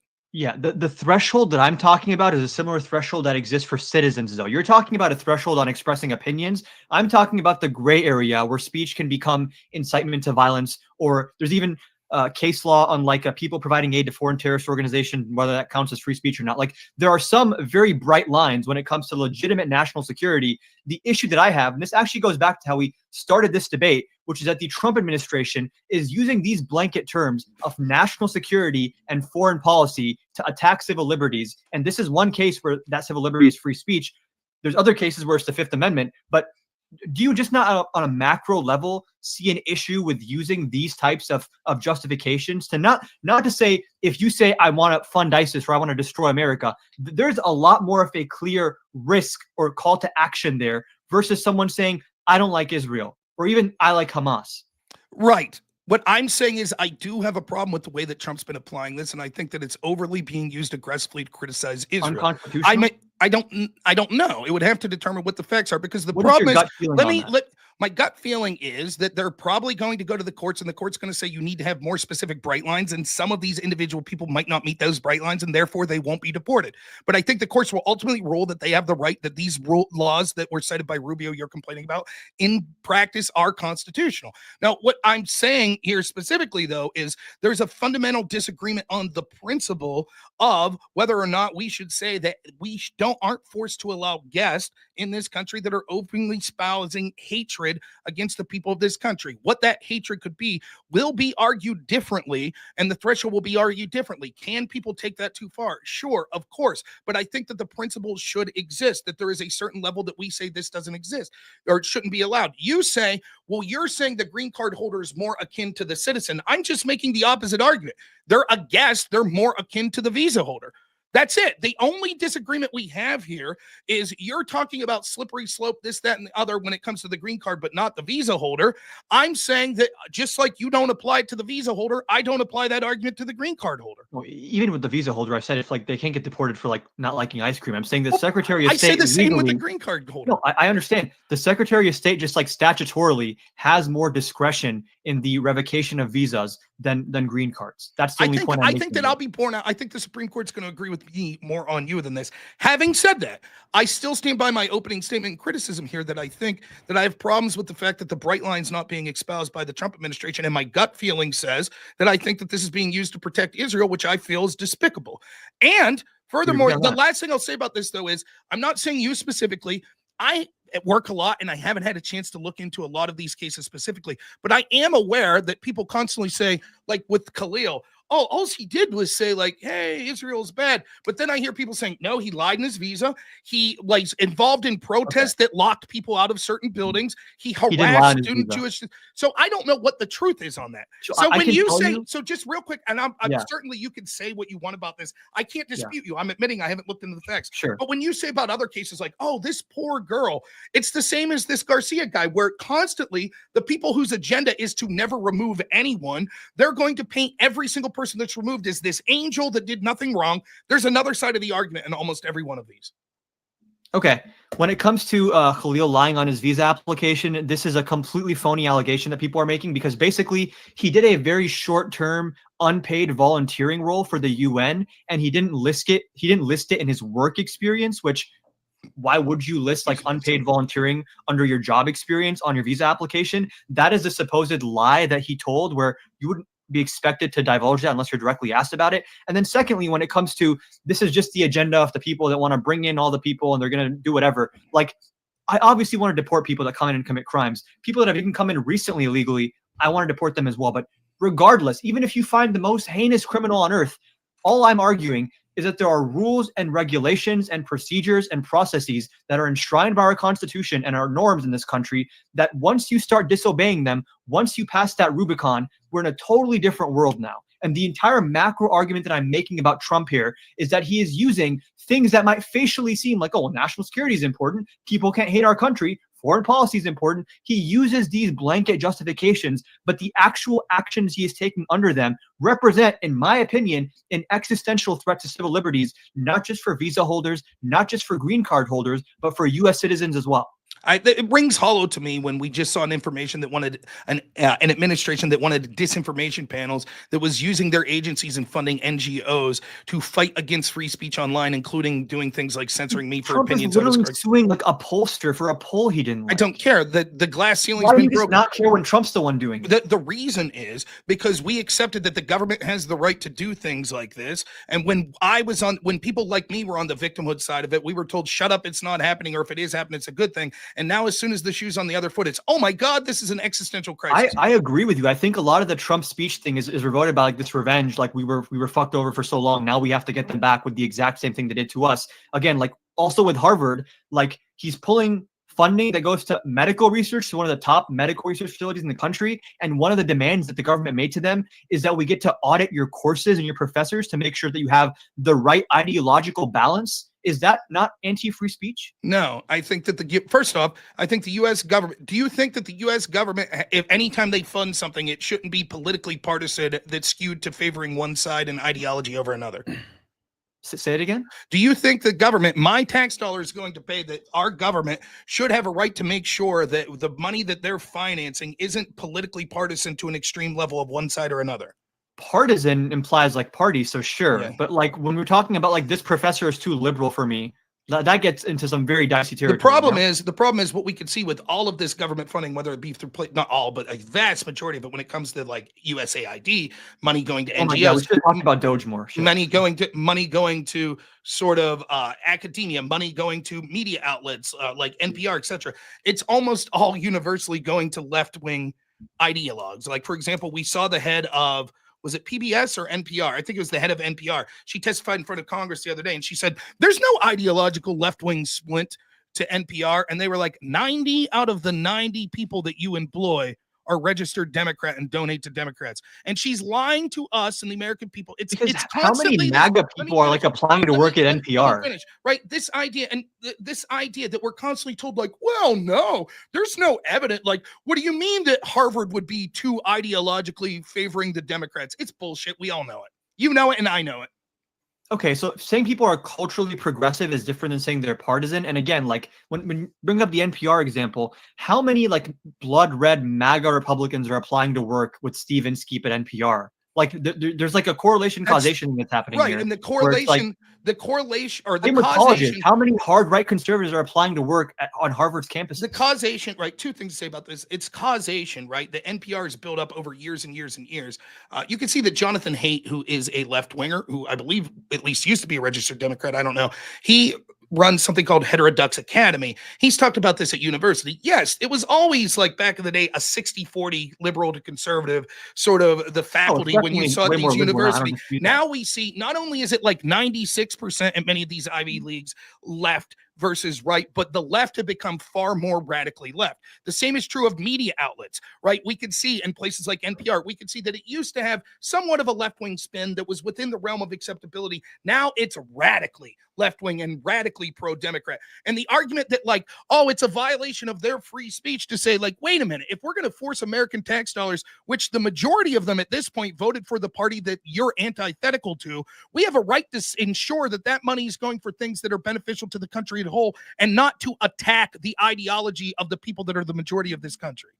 Okay, so a few things there. Again, I'll actually go a step further, specifically on college campuses. I do think that there is a cultural, progressivist, postmodernist bubble that exists on college campuses that is probably too overbearing, and there should be more ideological diversity. The way you get that, though, is not by using like holding hostage funds for like cancer research and shit again. And you mentioned USAID and how there's like maybe some wasteful spending here. I also just want to be clear that like USAID is like the #1 global funder of tuberculosis containment efforts. It means nothing. It literally means nothing. Okay, well, 11,000 people have died of tuberculosis since. Do you mind me asking, like, what's an issue that's really important to you? Like, are you a member of a church? Are you a member of like a union, something like that? I mean, I do political.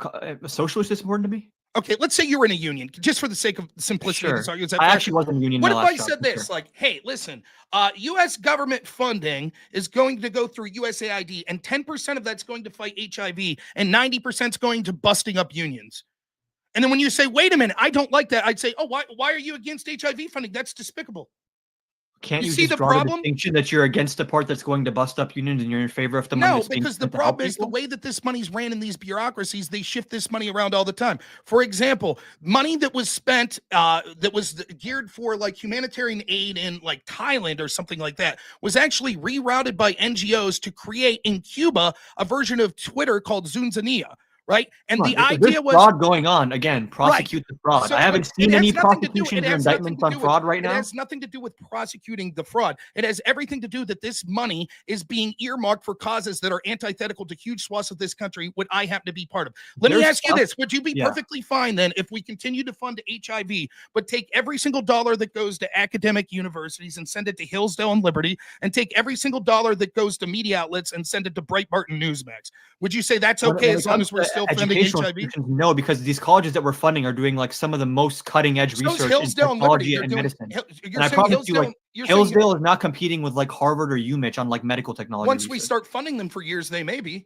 No, it's also the talent pool that goes there and the network that exists there. Maybe the talent pool will go there more if it becomes more prestigious because there's more money there. Okay, well, we can maybe about that. I'm not against Hillsdale or anything, but when we're talking about using federal funding to try to force, and again, like what is the required ideological split? When Trump says Harvard, you need to be more ideologically diverse. Is it 50-50? Is it 60-40? Like this again just comes down to like there's an interesting threshold. The discretion of one man gets to determine who these colleges hire, what they're teaching. He's auditing their course curriculums. Like this is it's an interesting threshold argument. I'll give you my answer. $0 to any university in this country. There's my solution.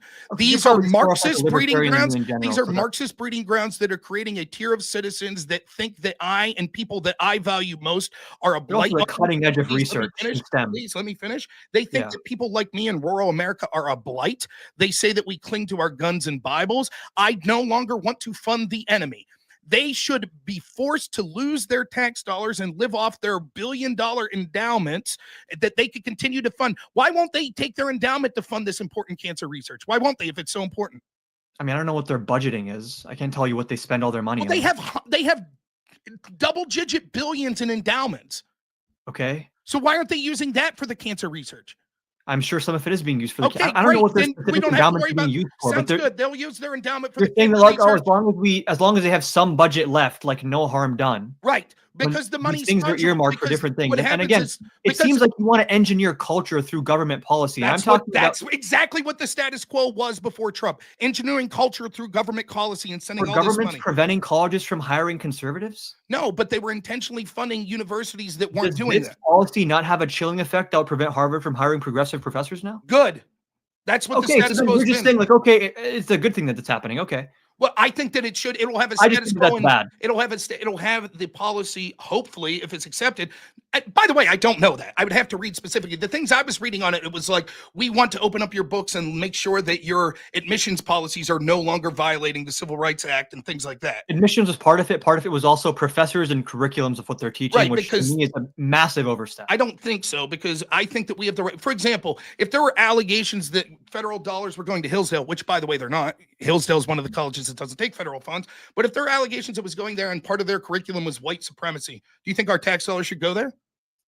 I mean, what are the tax dollars funding? The white supremacy curriculum or like medical research? Doesn't matter. The money's going to be fungible. So if we said, if Hillsdale said, listen, trust us, because we're getting hundreds of millions of dollars from the federal government, we're spending that on everything but the white supremacy stuff. But now our money, we're able to finance into the white supremacy. You'd say that's fine. If they're funding like cutting edge cancer research, Sure. then sure, yeah, those people think don't have you're full anything of to do with shit. the curriculums. I don't think you would think that. I think you The would say medical we should not be. departments are not even like in the same organization as like the school's curriculum, the people that set the curriculum administrators. So I don't think that that's. I think that even if you somehow would make that argument, I don't know you enough. I think that there would be an uproar if there was federal tax dollars that was going. If they were going to the curriculum that's teaching white supremacy. Again, I'm unimpressed by this argument because I understand that the money's fungible, and so we should not be rewarding. We should not be rewarding universities that are preaching hatred and training Marxists that are antithetical to my way of life. I should not be forced to fund that because, trust us, dude, that money's only going to cancer research. That's the same argument. And by the way, how would we know that's true if the government's not allowed to look into it? They can look into it, sure. Okay, so you have no problem with Trump saying, like, we want to look into everything that's happening in this cancer research. Yeah, I have no problem with government audits, but Trump seems to have a problem with it because he fired all these inspectors general when he came into office who were actually identifying like $93 billion in waste. Next question. Are you 100% positive that the money Harvard's getting is only going to cancer research? I couldn't say it with like 100% certainty, no. I would say that there's probably a near 100% certainty. I actually believe $7 billion of the $9 billion goes to cancer research. Okay, so then $2 billion is going to other stuff. What's that going to? I wouldn't know off the top of my head. It could be other important stuff as well. Like Harvard is an educational institution. Why can't, again, if this stuff's so important, they could use their wealthy endowments. They could increase tuition. It's some of the wealthiest, most privileged Americans that get to go there. They could pay a little more to go there. If you're saying you don't want to directly fund like sources of like political speech, that's a different argument than I don't want to fund these educational institutions. I do not want to fund institutions that are antithetical and want to destroy my way of life. And you don't have care the right what to say, I have the repercussions right that to say has. that. And I hope that what Trump does, I hope that he listens to me because I've been preaching this. All of this argument that Doge can't cut this, Doge can't do that, they're not allowed to do this. What Trump needs to do is take every dollar of funding that goes to any NGO or whatever and redirect it to Christian, culturally right-wing agendas. So, for example, if there's $100 million earmarked to fight HIV, he should send every dollar of that to Orthodox Christians that preach abstinence. That's what he should do. Wouldn't you want to evaluate the efficacy of, legally speaking, you might have a point there that sure, like probably he has a discretion to choose a conservative, maybe not Christian, but culturally conservative. Sure, the executive has some discretion with certain funds. What do you mean not Christian? The Catholic charities get all sorts of money for NGOs to bring in illegals. Okay, sure. The point that I'm trying to make here is that when it comes to like sending the funding somewhere else, that's one thing. Doge is trying to just cut some of these funds, which directly goes against the power of the purse, no? No. What goes against the spirit of the power of the purse is as follows, right? And if the power of the purse doesn't say, Empowerment and Control Act, if the law says something like that, or if the first off, Congress has largely abdicated their responsibility, including the power of the purse. What they instead do is pass these 1,000 pages, continuing resolutions or omnibus bills at the end of the year at the deadline, and none of them read it. Most of the money that's sent is sort of discretionary, right? So it'll say something like this, $500 million for cancer research, right? It doesn't say $500 million to this department in Harvard, right? So the problem is what happens is the funding isn't what's the big problem. The problem is the bureaucracy that gets to choose exactly how that funding is spent. That's the problem. And so, for example, you can do audits. That's fine. So, for example, we see that USAID funds things like the National Endowment of Democracy or Voice of America, right? You agree with that? They do that, right? Some of the things that the National Endowment of Democracy is doing is pressuring Poland to lock up their former president that was a populist. In part, the reason that they're suggesting doing that is, are you ready for this? This is from their own writings. Their reason was because those populists suggested during the pandemic mail-in voting, which would be rife with corruption.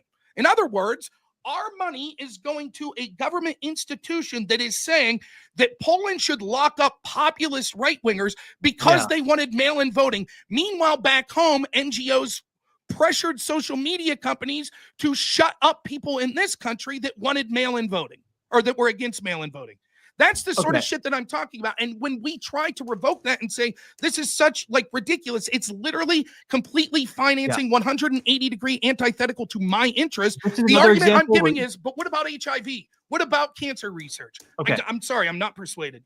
This is another example where you can list specific expenditures of the U.S. government that I would agree with you are dumb. Like I think one was like DEI in Serbia. That's obviously dumb. I'm not saying there's no waste here. But again, I don't believe the Trump administration is even addressing waste in good faith, because the first thing Trump did when he came into office is illegally firing the inspectors general. And the inspectors general in 2023 alone identified $93 billion in waste, which is more than Musk has identified so far. And again, it's what was illegal about the firing? That he was supposed to give 30 days?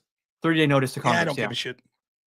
Okay, so then a lot of what you're saying is like, this might be against rule of law or illegal, but like, who really gives a fuck? Okay, fair enough. At least you're honest about that. I mean, on the grand scheme of things, he's totally allowed to fire him. He just had to give him 30 days. Sure, with cause, I'm pretty sure as well.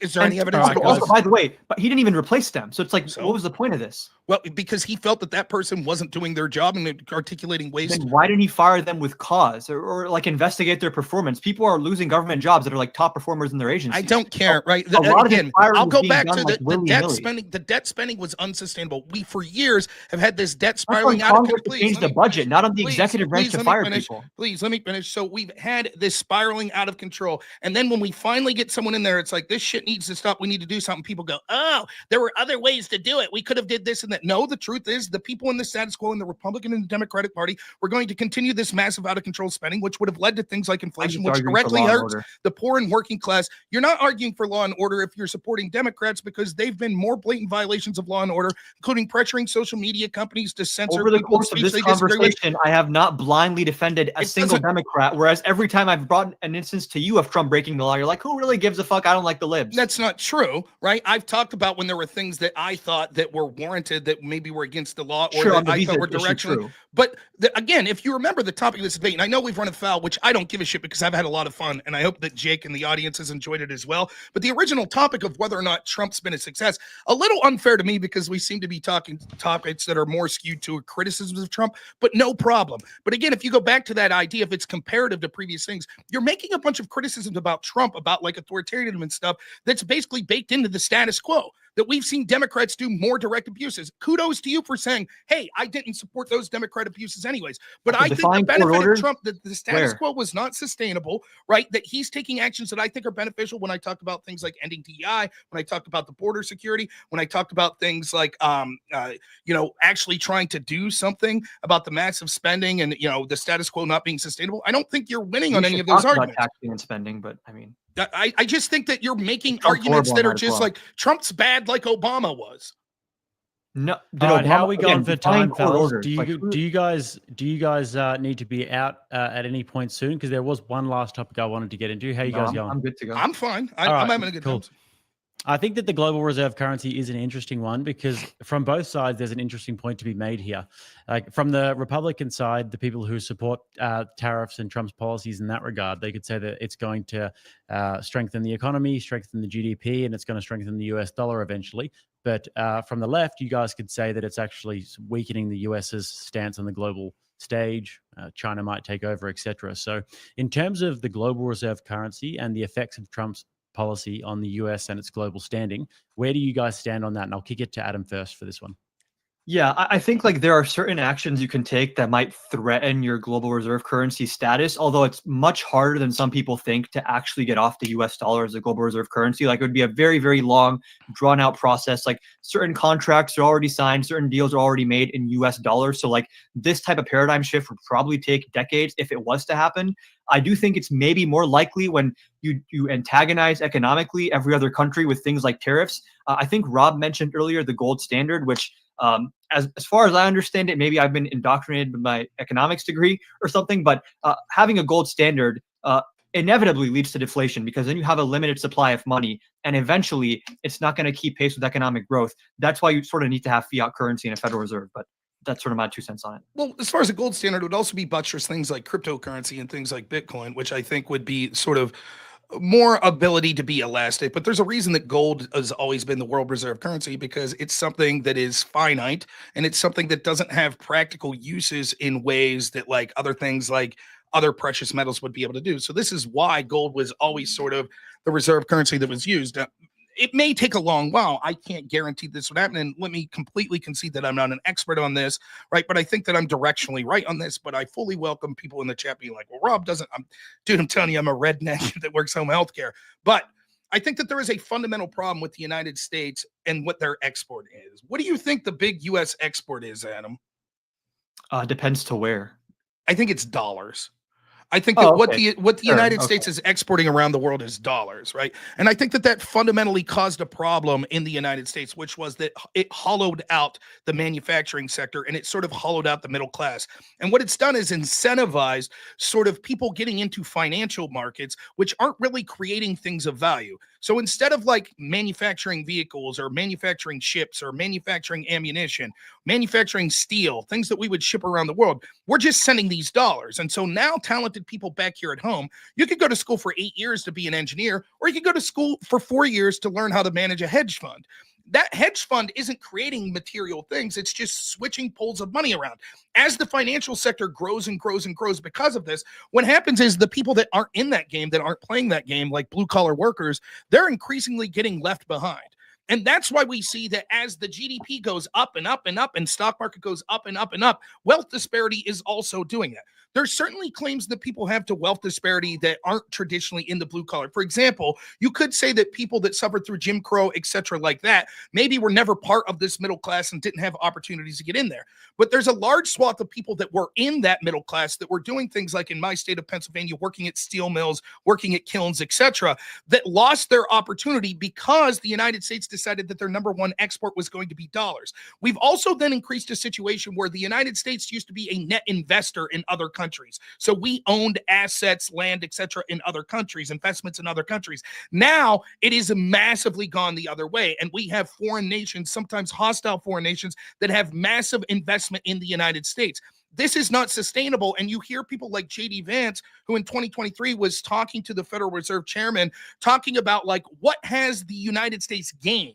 What have the people of the United States gained by the U.S. being the world reserve currency?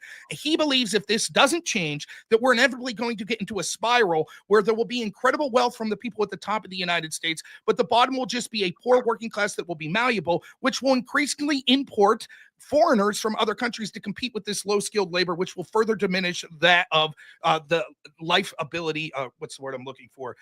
The sort of quality of life for the citizens of this country. Okay, so I agree with you that the working class has largely been hollowed out, but I mean, most of the evidence shows that that's because of two reasons. Number one is declining union membership, and number two is automation. Even a lot of these jobs come back to the US, they're going to be automated jobs. Maybe people can work, helping the arm do the job or whatever. Like, it might create some sort of like a secondary jobs, even if it is automated. But like, this idea that globalization is the primary cause of manufacturing being hollowed out is not really borne out by the data that I've seen. Maybe there's other data you've seen. When we talk about global ownership of like our bonds and stuff, I mean, there's two ways to look at it. One way to look at it is like, if you want your bond to be profitable, then the US being successful is now in your interest if you are invested in the US.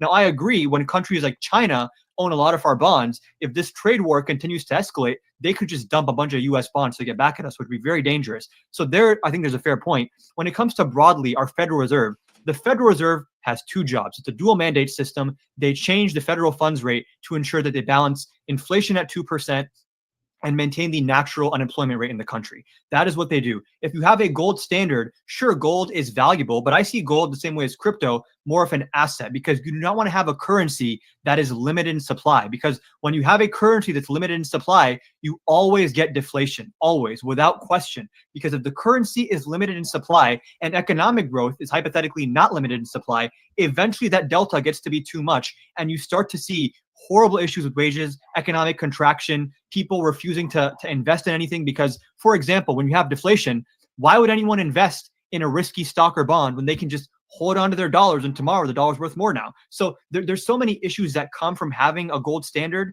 There's issues when it comes to having other countries owning our bonds that I'd agree with.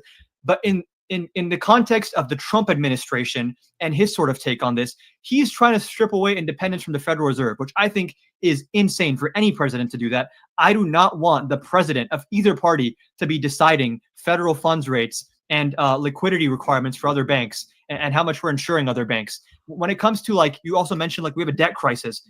That is true. Part of the way you address that is to raise taxes and bring in more revenues. And then if you spend government money in productive ways like infrastructure, it actually boosts our GDP. So in some cases, taxing more and spending more in specific cases actually improves our debt to GDP ratio. What Trump is doing right now is he's cutting some of the most efficient parts of our government. The inspectors general, the ROI on that is for every $1 you spend, you get 26 back. The IRS, every $1 you spend, you get $7 back. And Trump is targeting these agencies. The IRS has already predicted that because of Trump's cuts to the IRS, purely because they can't audit enough people, we're going to lose $500 billion in revenue, not by cutting taxes or raising taxes, just based on IRS tax enforcement. So I think overall, monetary policy and fiscal policy, the Trump administration is completely incoherent. And also just antagonizing other countries with these tariffs does not put us in a great situation going forward in terms of other countries wanting to work with us instead of China. Okay, so real quick, I'll say this, right? I think that the idea, like, there are certain problems that would happen with a fiat currency versus a stable currency that's backed by something. So, of course, there's going to be this constant inflation versus deflation. I could talk about the horrors of inflation, much of which is disproportionately harming the poor and working class that we saw during the Biden administration, where depending on the metrics you use, sometimes year over year was about 12%. But I don't have to tell anyone listening this because you buy groceries, and if you live in the United States, you know what's going on. So the idea that it's like, well, we can't change from that and we just have to continue this path of the status quo, and the things that he's suggesting that could possibly get us out of that are just things that have been done in the status quo. Basically, it's just a criticism of tax cuts. No, trust us. If we keep spending, that money being spent will go to good ways. He says, well, for example, if we cut from the IRS itself says that'll be really bad. I'm not surprised. My prediction is 99.999% of any institution that you threaten to cut funding from would release an internal report that said, if you cut our funding, it'll be harmful for you. So I'm not surprised by that. We also see that the IRS not only is ideologically once more targeting groups like conservative groups, but they're more likely to target actually like people that aren't able to fight back. So it allows loopholes because the people that are the wealthiest that maybe the IRS would be going after actually are able to fight and have the loopholes and know the things that are going on with that. Actually decreasing taxes, like Trump did in his first term, was beneficial because one, it ensures that more industry comes here. Second, even the poor and working class, despite the propaganda that you saw, benefit from that, which meant that they had more money to spend, which was actually a better way of allowing free market principles that are always going to be more efficient in the types of businesses that they're creating. He already said that the problem with the infrastructure and the massive spending under Joe Biden was that there were all these regulations, et cetera, et cetera. Right. In an ideal world where you could say, well, I would remove all of these things that I think are barriers, maybe then you could say that these certain types of spending would be good. We don't live in that ideal world. There is no politician other than Trump that's talking about getting rid of large of these burdensome regulations. And certainly the Democrats aren't doing that. And they're actually in favor of creating more regulations, as we saw under Joe Biden. Trump famously, for every one regulation that they brought in his term, he cut 10 regulations. And so one of the things that we can see with like the court case with the I'm not even going to talk about it. There's a bunch of regulations that were basically being created because we had a law that basically said that these bureaucracies themselves got to interpret the law and enforce the law. And do you know the case I'm talking about? What's that? Yes, the Enron case, right? Yeah. So the Chevron doctrine case that was got reviewed, these things will be positive, and those are coming from a more conservative sort of Trumpian lean on those sorts of things. The last thing I'll say is I just have a question for you, Adam. If there was no change to the status quo and things continued in the direction they were going, do you think that we would have continued to see the United States decline vis-a-vis its power position versus countries like China? Economically or militarily? Well, we'll just do economically. Is China going to keep getting a bigger portion of the pie? By decline, I mean, what China does is to some extent going to be not fully independent, but they're going to make their decisions based on what's good for them. Sure. Are you asking if I think that Democrats would have caused the U.S. to like economically? No. Let me say. Do you think? Let's say there's a percentage of global wealth, right? Do you think that China's been getting more? Oh, I don't believe it's a zero-sum game. Well, that's fair. Right? Like you could say like the whole world's worth 100 trillion, so we could make it 200 trillion. That's fine. I'm not arguing that. But would the percentage of that total wealth that that China has, whether it be through GDP, whether it be through exports, etc., do you think it's going to continue to increase in the status quo? It would depend if we won our sort of economic war with them, but there seems to be bipartisan consensus against China. Now, like Democrats and Republicans are both pretty hawkish on China when it comes to economics. So I'll just say real quick, and then I promise I'll let you talk. I think that it's clearly that China would. That the status quo was that China is rising incredibly fast, particularly since they were invited into the WTO. I think that was likely to continue. And so I think a lot of the calculus, I know this is sort of getting back to the tariff discussion, but it also hinges on this sort of world reserve currency thing. I think a lot of the calculus that you see from people like Bessonnet and JD Vance that are really running this show, in my opinion, is that the United States will never be in a better bargaining position than right now. That if the status quo continued, the United States' bargaining position would shrink and shrink and shrink and shrink and shrink till inevitably, maybe 30, 40 years from now, the amount of bonds that would be owned by places like China and how reliant we would be for simple manufacturing that are important for people's day-to-day life would have been such that they had such an incredible bargaining position over us that they would have been basically controlling all of the political decisions that we made. So now is the key time to try a radical departure. And that's one of the major reasons that I think, despite a declining stock market in the short term, any sort of radical departure would have uncertainty and have short-term losses and things like the stock market. And so I think that I applaud Trump at least for trying something that's different, because the status quo, as you've already admitted, is not sustainable and is not working for the poor and working class in this country. Okay, so a few things here. I wrote down some of the points you made because I want to address all of them. So when it comes to China entering the WTO, I'd want to know what specifically you think changed in our trade relationship as a result of that. That was negative. Again, I'm not going to dispute that might be the case, but what specifically changed when they joined the WTO? Because we were already importing a lot from China before some of these doomsday trade deals that took place. When it comes to just China in general having leverage over us, one issue that I have with some of the MAGA takes on China is like, why are we not learning from them and doing what works? When they subsidize their local industry, when they build a lot of housing, when they provide good social services, why are we not like learning from that rather than pointing at them? When they put on big tariffs. Huh? When they place big tariffs. I'm talking about subsidies. But you just said, why not learn from China? Does China not have learn large from tariffs? what works? I mean, a lot of what China does doesn't work. I'm sure you'd both agree, right? So like when it comes to things like subsidies, everyone complains China's dumping all their products. How about we start dumping our products too and subsidizing it? That's just one aspect of it. When you talk about the IRS, you say, obviously, any agency is going to say that this is going to lose us money. Then don't take the IRS's word for it. Independent analyses have shown that for every $1 you spend on the IRS, you get a return that ranges anywhere from like $5 to $12. Because it turns out, even if you don't raise tax rates, just having more audits taking place, especially on wealthier people who are using loopholes to avoid paying taxes, brings in more revenue. I would say whether or not you want to raise. Say again? That's not what happened. Like, do you think that the IRS pre-Joe Biden hiring a bunch of them, at least the data I was reading back then, was showing the people that were most likely to be audited were like middle-class people? My understanding is the people that Trump is hiring work in the auditing divisions that specifically target like wealthier people. You can fact check me on that maybe. Obviously, I don't want people that are middle and working class to be audited, but a lot of the big bucks are not coming from like the random guy who lives in a suburb or lives in an apartment. Yeah, but a lot of it. Yeah, certainly a disproportional amount's coming from the extremely. Why not just enforce the existing tax code to its full extent? I'm not even talking about raising taxes.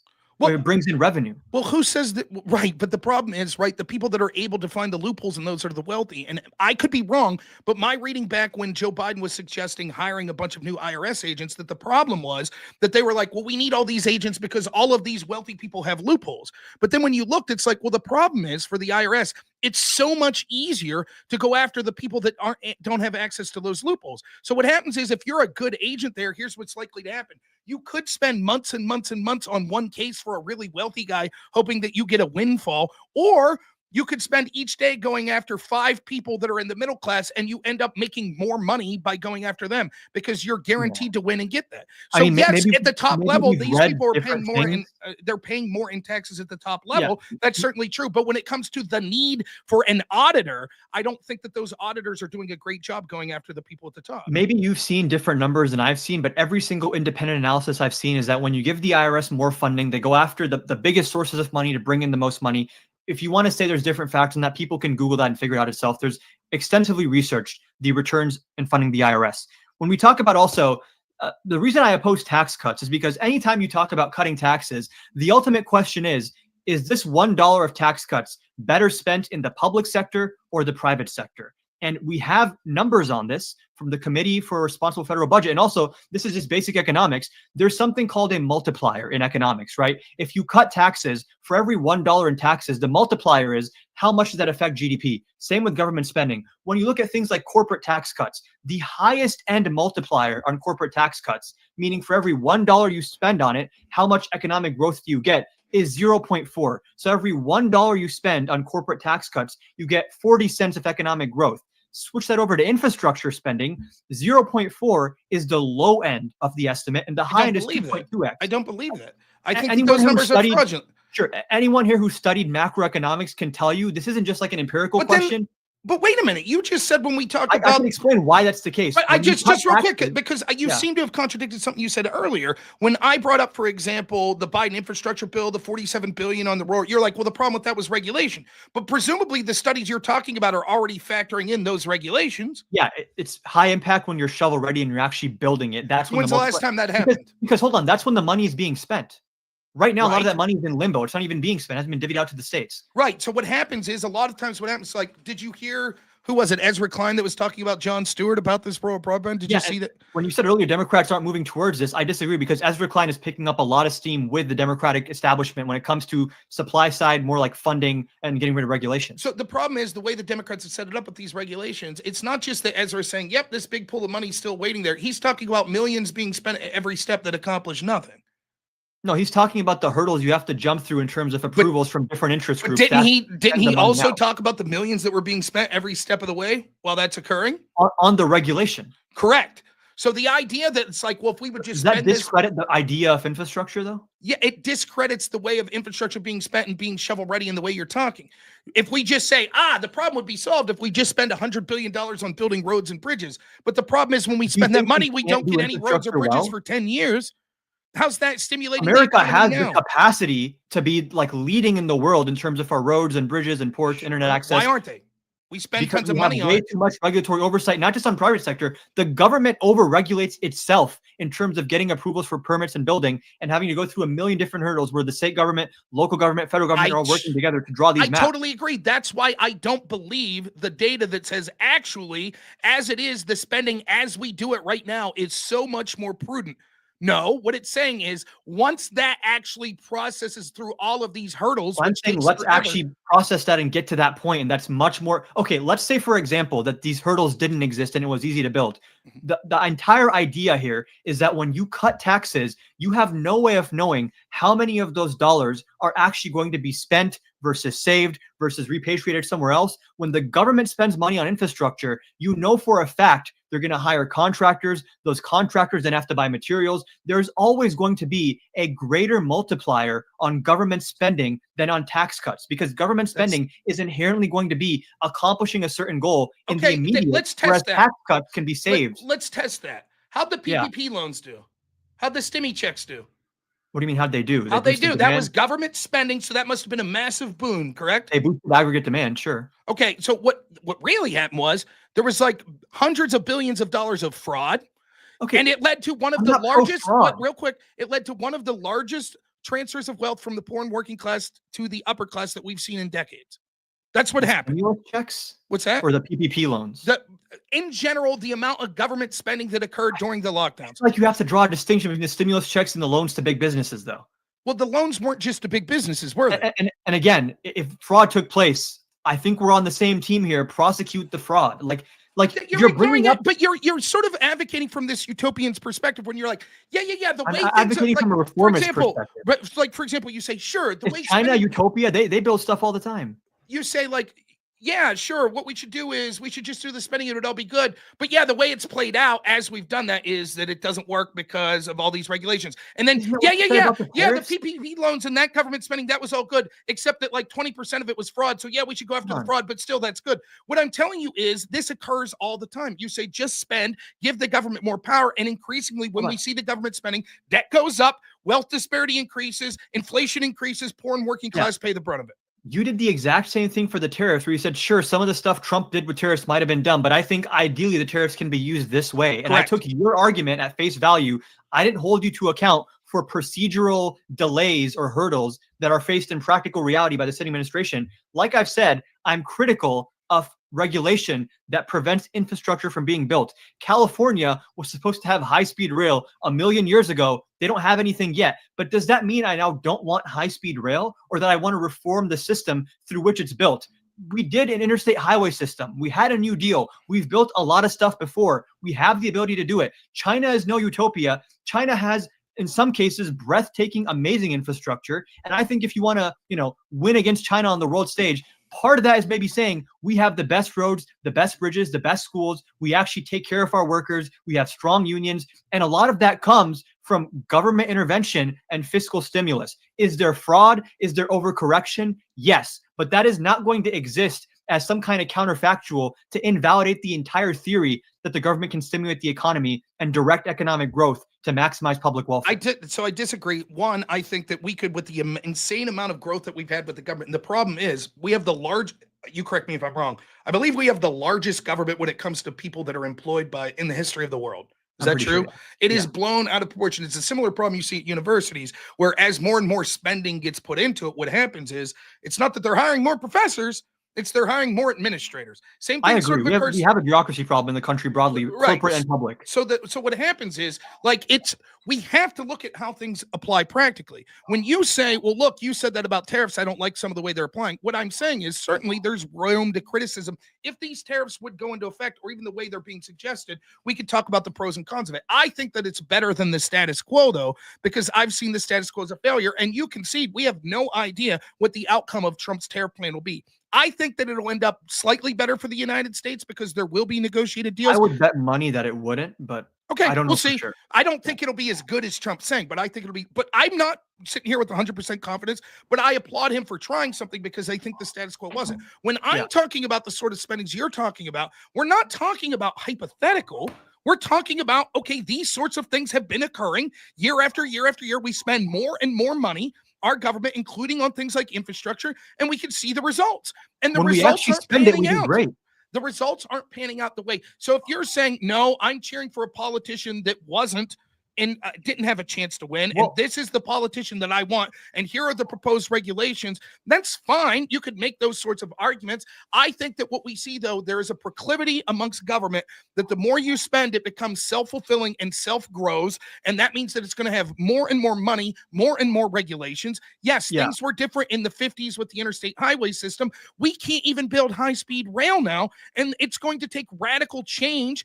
And from a departure of a Democratic Party that wants to spend more, the best chance of infrastructure spending that would be useful would be under a Trump-type presidency that was taking away what I've said. regulation. Josh Shapiro was able to rebuild some bridge or some shit in 2 weeks because he went over all the regulatory hurdles and declared an emergency. So there are case studies. And again, even with the infrastructure bill, one of the freeways that I drive very frequently on my way to boxing practice was repaved 2 years ago. It is now the smoothest freeway anywhere near me. That's anecdotal, sure, but I'm saying But do you understand what I'm saying? I'm not suggesting don't build roads. I'm suggesting when you say the alternative to cutting taxes is building roads, that's what are you the alternative that I would like to see is reforming government, reforming bureaucracy. And again, even when you talk about, I agree, there's bureaucracy in academia, in the corporate world, and in the government. But Trump is not going in with some fine-tooth comb to figure out who's doing important work and who isn't. He is sometimes firing the people that oversee our nuclear stockpiles. He's firing people that are administering treatment for tuberculosis, and 11,000 people have died in the time since it's been paused. I don't.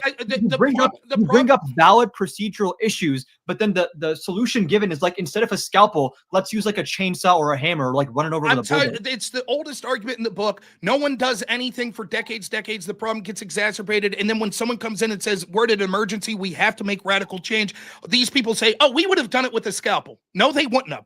Thank God that Trump's at least trying to have radical change. Will that result in some things being terminated that were actually net beneficial? Sure, but the alternative is worse. And we don't have time to sit here and go, let's go through every program with the scalpel. We don't have time. The debt is spiraling out of control. People, the working class in this country, are suffering. The United States is going to continue. The United States is going to continue to lose its bargaining chip. No, instead of raising revenue, I think we should cut spending. Yeah, but that's going to decrease the deficit. But the debt is how do we pay that down? We have to raise revenue for that. Well, if we cut spending, then a bigger proportion of the revenue we had would go to paying down the debt. Okay, but like realistically, with the numbers we're talking about, especially when the Republican budget is going to have like a $4 trillion or $5 trillion deficit added, so I'm sure you would probably say they should at least be cutting more than what they're cutting in the current It's plan. valid criticism of the Republicans, absolutely. They always talk about being fiscally responsible and then spend out the wazoo. Yep. Okay, so my question to you, I guess, is we probably just have like a very fundamental disagreement on like basic economics. Like, do you support, like, you said you care about income inequality? Am I incorrect in hearing that from you? Yes, I think it's something that should be addressed. Do you think we should cut corporate tax rates or like income taxes in the top brackets, like people making over 600K as individuals? I'll be honest. Like, I have to think about it heavily. I am not predisposed. I'm more now in favor of sort of a progressive tax rate than I would have been 5 years ago, where I was more libertarian adjacent, right? Okay. So I'm definitely open to that, right? I think that one of the things you said has some truth that rang to it. Was like, it's not even a matter of creating new taxes. It might be a matter of enforcing laws that are on the books and sort of closing sorts of loopholes that occur. I think that probably we'd be better with a different tax system altogether, maybe eliminating the income tax. But right now, I think that an argument that people need to deal with is like, there are like, what is it, like the carried income tax or something like that? Carried interest loophole, There are people that are paying less than your average Joe Schmo worker when it comes to a percentage, and I find that to be absurd. And a lot of billionaires, they take out loans leveraged against their stocks. They don't have to pay any tax on that, and they're spending it for whatever. But would you agree with this? Back when people tout like, well, we used to have a higher like corporate tax rate back in like what, the 60s and 70s. Oh, we had like 90% top, but no one paid that, right? You acknowledge. And also, it was like we were heavily industrial because it was post World War II, so it's not analogous. So the problem is like to say like, well, look how things were when we had this 90% tax rate. Things were different because we were industrial. 90 is way too high, and no one paid that. I agree, right? So like the idea that you see from these radical lefties, it's like, well, anybody, very small minority though, I will say, but no one should be a billionaire. Like that's bullshit. Like that's just a stupid argument, like, right? My entire economic thesis is I don't care about lowering the ceiling. I just want to raise the floor. I don't care about rich people. I care more about working class people having unions, having stable jobs, access to healthcare, good education, good roads and bridges. I think that outcome is nonpartisan. I think everyone wants that outcome. The question of how do you get there, I think it's more borne out by when you look at things like the New Deal and places like China with industrial policy, subsidies, and taxing the wealthy, not to an insane amount. I think maybe a top marginal tax rate of like 47% on income over like $3 million a year. It's not that crazy. It's still less than half. It's something I'm willing. No, listen, I'm not an economic expert. It's something I'm willing to listen to. What I do know is the current system isn't working. We need a radical change. I think Trump's doing that. I think that our allies have taken advantage of us in many ways, as have our enemies. I think that the negotiating tactic he's using, that you see sort of his art of the deal, which is you make the big ask that seems ridiculous, and then you what is the ask? The big ask is the tariffs that he's putting out there. But like when we say this is a negotiating tactic, like what is the outcome he's trying to achieve? Because he's also tariffed countries we have a surplus with. So it's like, I think I think the outcome, I think that ultimately what he's trying to do is have like a new Bretton Woods agreement. I think that he's sort of posturing like we're willing to tariff the shit out of everyone, and we're going to claim the reason is we want like a zero trade deficit. That's the reason, not just with particular countries, but around the world. So would he be okay with like we have a 5% deficit with Canada, but a 5% surplus with UK? Maybe, right? But I think ultimately the goal that he's trying to issue is go way further with tariffs than he actually want. Force countries to be like, look, he's serious. The United States is in the best bargaining position that it will be right now. And so we're going to have to come to the table and we're going to have some sort of agreements. And those agreements would be, one, like to stop trade barriers that we see for places like that are our adversaries or our enemies. Second, to try to have more specific business arrangements that would encircle China. Right. So try to get people to stop engaging with business with China and more with the United States. And then third, I think to have individual bilateral agreements with countries on specific deals. Like we agree to buy so much of your rare earths if you agree to buy so much of our oil, etc. That's what I think ultimately his goal is. Okay, just on a quick note, I think multilateral trade is typically better than bilateral trade. But some of the main points you brought up, like specifically like trade deficits are not inherently a bad thing. Like we have trade deficits sometimes with very poor countries that just produce stuff that we consume because we're a richer country. I agree with that. We consume more stuff. I have a trade deficit with my local grocery store because I buy from them. They don't buy from me. It can be an issue, again, with places like China when there's national security involved. But as a broad economic matter, trade deficits are not inherently bad. When we talk about, can I say real quick? I don't disagree with that, but I'm saying that's Trump's starting negotiation position. He's saying that, right? So if you're right now, if you're Australia, might you not be thinking like, holy shit, even though there's a surplus, which I'm taking your word for that, but I think that sounds right? That the United States has a surplus with Australia. You're like, what the hell is this 10% tariff about?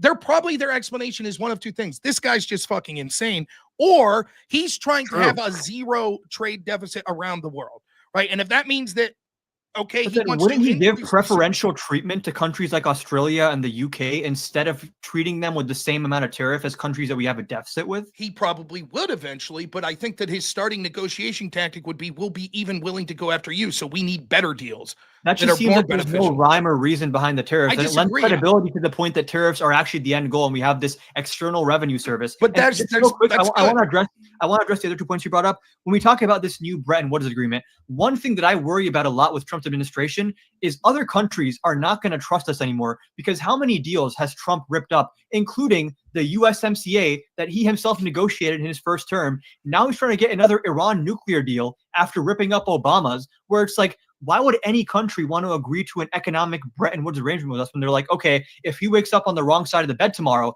this deal is just off. We have to constantly be afraid looking at Truth Social to see what Trump is tweeting out at like 3 a.m. about whether or not he likes us. And like, again, we already talked about this, like with the predictability. There certainly is a valid criticism that with a lack of predictability, both businesses and countries might be less likely to invest. But I think that there's advantages to the lack of that predictability as well. Like, for example, take foreign policy-wise economics out of it. Do you think there was potentially an advantage that would stop Russia from invading Ukraine while Trump was there, because they're like, this guy might be unhinged? I don't think so, no. I certainly think. I think that our enemies feared, like, maybe what the Democrats say about nuke Putin or something. Maybe. Or? And I want a president. I don't want a president that would nuke him, but I want a president that our enemies fear. Like, look, we better toe the line because we don't know what this guy would do. This is like, what is it called? Like the madman theory of global politics. I think Nixon also tried to do this as well. There has to be like, the issue here is like, Trump being this unpredictable, crazy, wild guy who might just kill you one day and hug you the next day doesn't hold up to scrutiny when you see the types of circumstances that cause him to change the tariff rates. I really quickly want to address this. You are correct that the U.S. has massive economic leverage to get away with a lot of twisting people's arms and trying to get them to agree to stuff. The issue is when you abuse your leverage, people rush to start depending on you less. We're going to see the same thing with NATO countries, where sure, a lot of NATO countries now are probably going to spend more on their own defense because this post-World War II order where the U.S. is a security guarantor of West Europe is not really going to be durable under Trump. Be that what it may, when other countries are less reliant on us, we use up all our leverage, and then soon we have no more leverage. These countries like shit, Trump can really kick us around right now. So for now, we'll play ball, but now our long-term economic goal is to separate as best as we can from the U.S. because they're going to twist our arm to do whatever they want to do.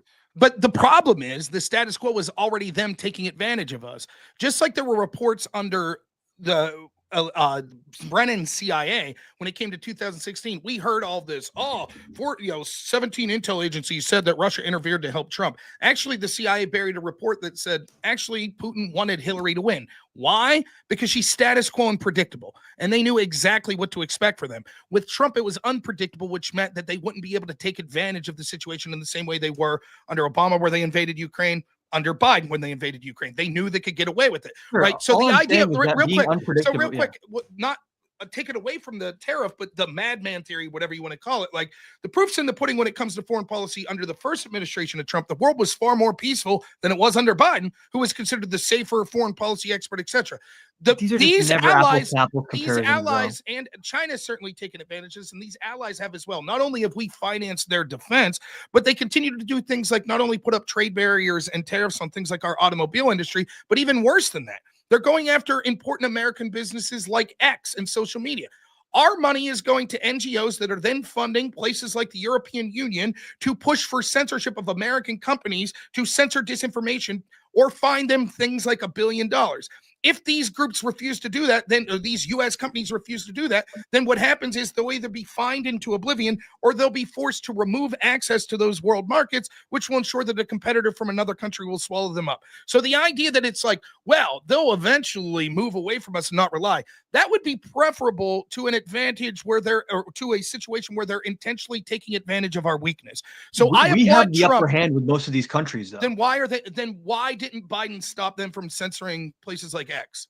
Well, we're talking last about points, trade, guys, right? and then we'll move into closing statements. I know social media companies have had issues expanding to markets like China. That's sort of a separate issue than like trade deficits business and tariffs. it's business, but there's a lot more private sector involvement there than when we're talking about tariff policy and the president's sort of like disposition towards I the think global that community. speaks to a trade barrier like that would be similar and akin to the things that we're criticizing with tariffs. If you have foreign nations that are supposed to be our ally that are basically fining U.S. companies, like one of the big things that was the agreement with sort of the old order of the United States, like post-World War II, was this idea, if it's good for GM, it's good for the United States. So when we did color revolutions in South American countries or in African countries or in Middle Eastern countries, one of the things that happened was U.S. businesses got access to those marketplaces, but the argument was it benefits the people of the United States. It benefits those businesses. Now we see that those businesses aren't hiring U.S. citizens. They're offshoring to other countries with cheaper labor.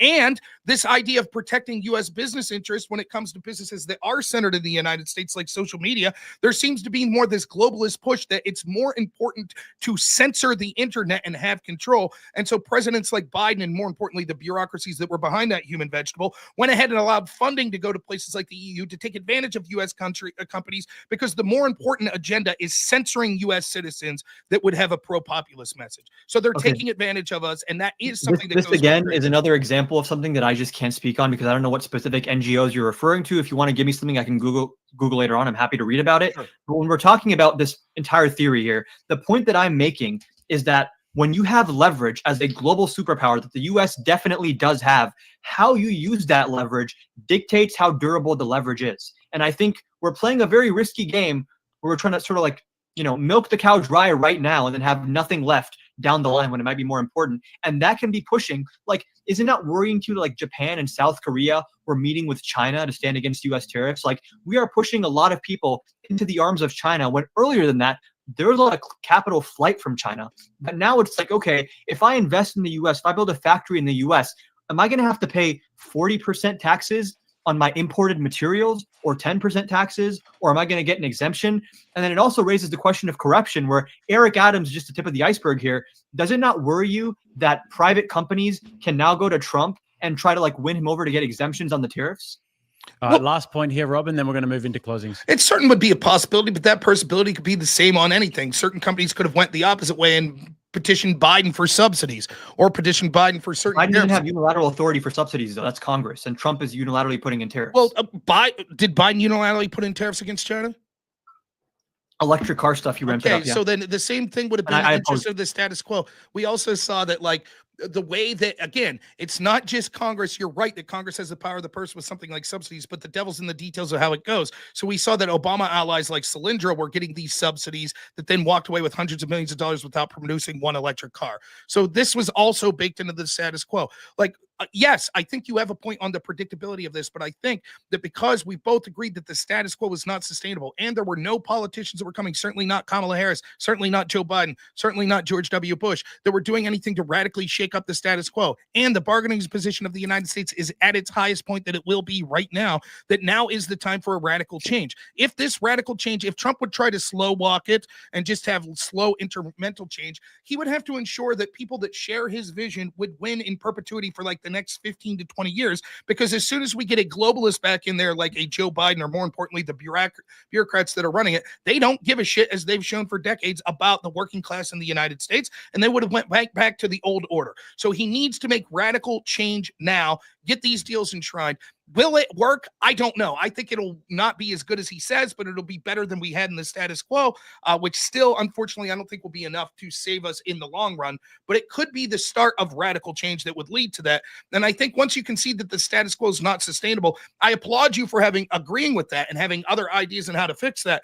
But I don't think that there was any politician that was on the horizon that was doing that. So when we ask, is the Trump administration a success? I say yes, because at least they have highlighted that point when it comes to this, and they're trying some radical change. And who knows, one of us might look foolish 2 years from now when we look back and we say, how did that work? Were there trade negotiations? My guess is we'll both say we were right, because there'll be some form of trade negotiation. You'll say, well, that negotiation actually wasn't much better than the deal we had. And I'll say, bullshit, it was great. And then you and me will both be sitting in CCON. You'll be like, damn, Adam, you were right about that. Yeah, maybe. Well, guys, I'll schedule the debate for 2027, the rematch, Rob and Adam.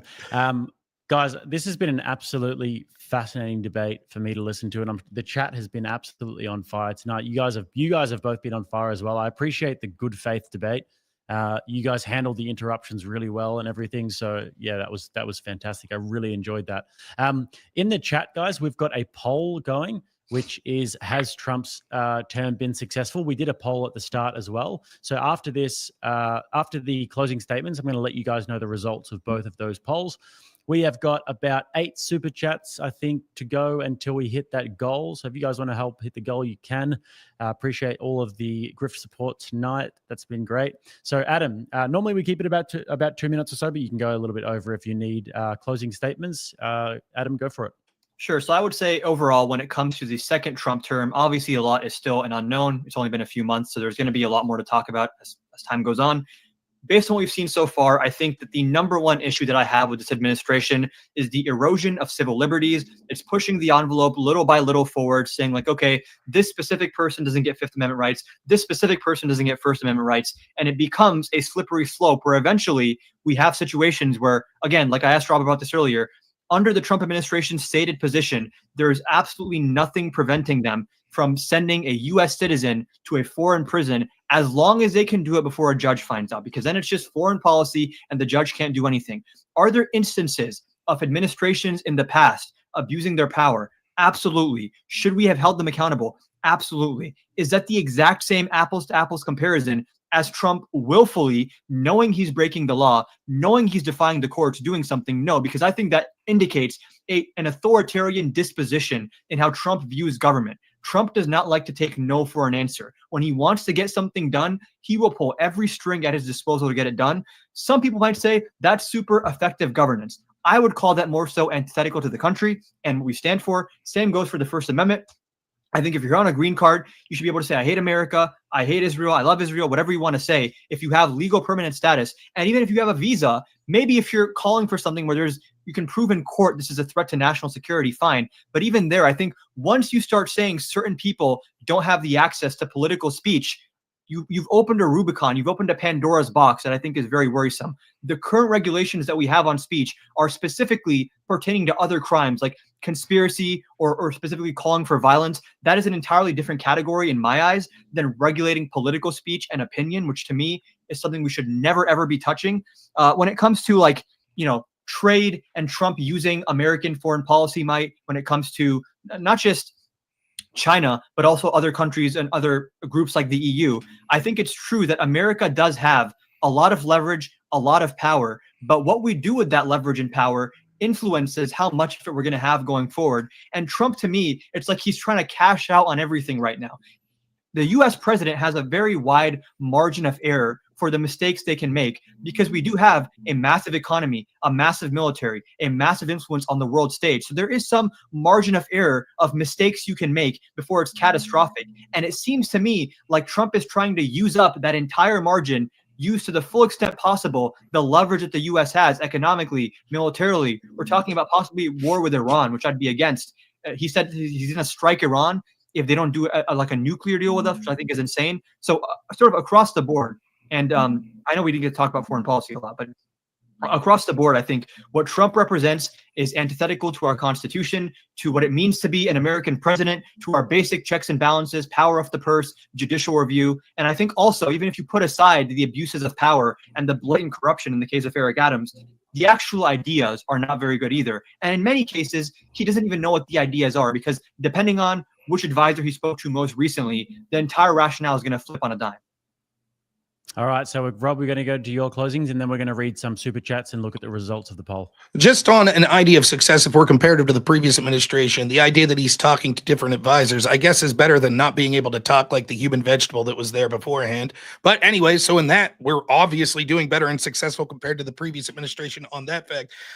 Real quick, to answer this corruption stuff, I think that the problem that he's not really illustrating is we had all of these problems and more when it came to corruption in previous administrations, including the execution of an American citizen, which is worse on all levels than sending a suspected MS-13 person who already had a deportation order, who was sent back to his country of origin, and a judge that a Supreme Court ruled didn't have jurisdiction said, turn that plane around right now, and they didn't turn the plane around. It's a joke. They're making this a bigger deal than what it was, and I'm guessing that Adam I don't know if he was streaming back then, but I'm guessing that he wasn't out there raising all of the concerns of civil rights on channels like this and on panels like this when we saw this going from other, maybe you're too young, I don't know. The three things that I think that Trump was a success that I talked about at the beginning, I think we win all of those. I think the border went uncontested.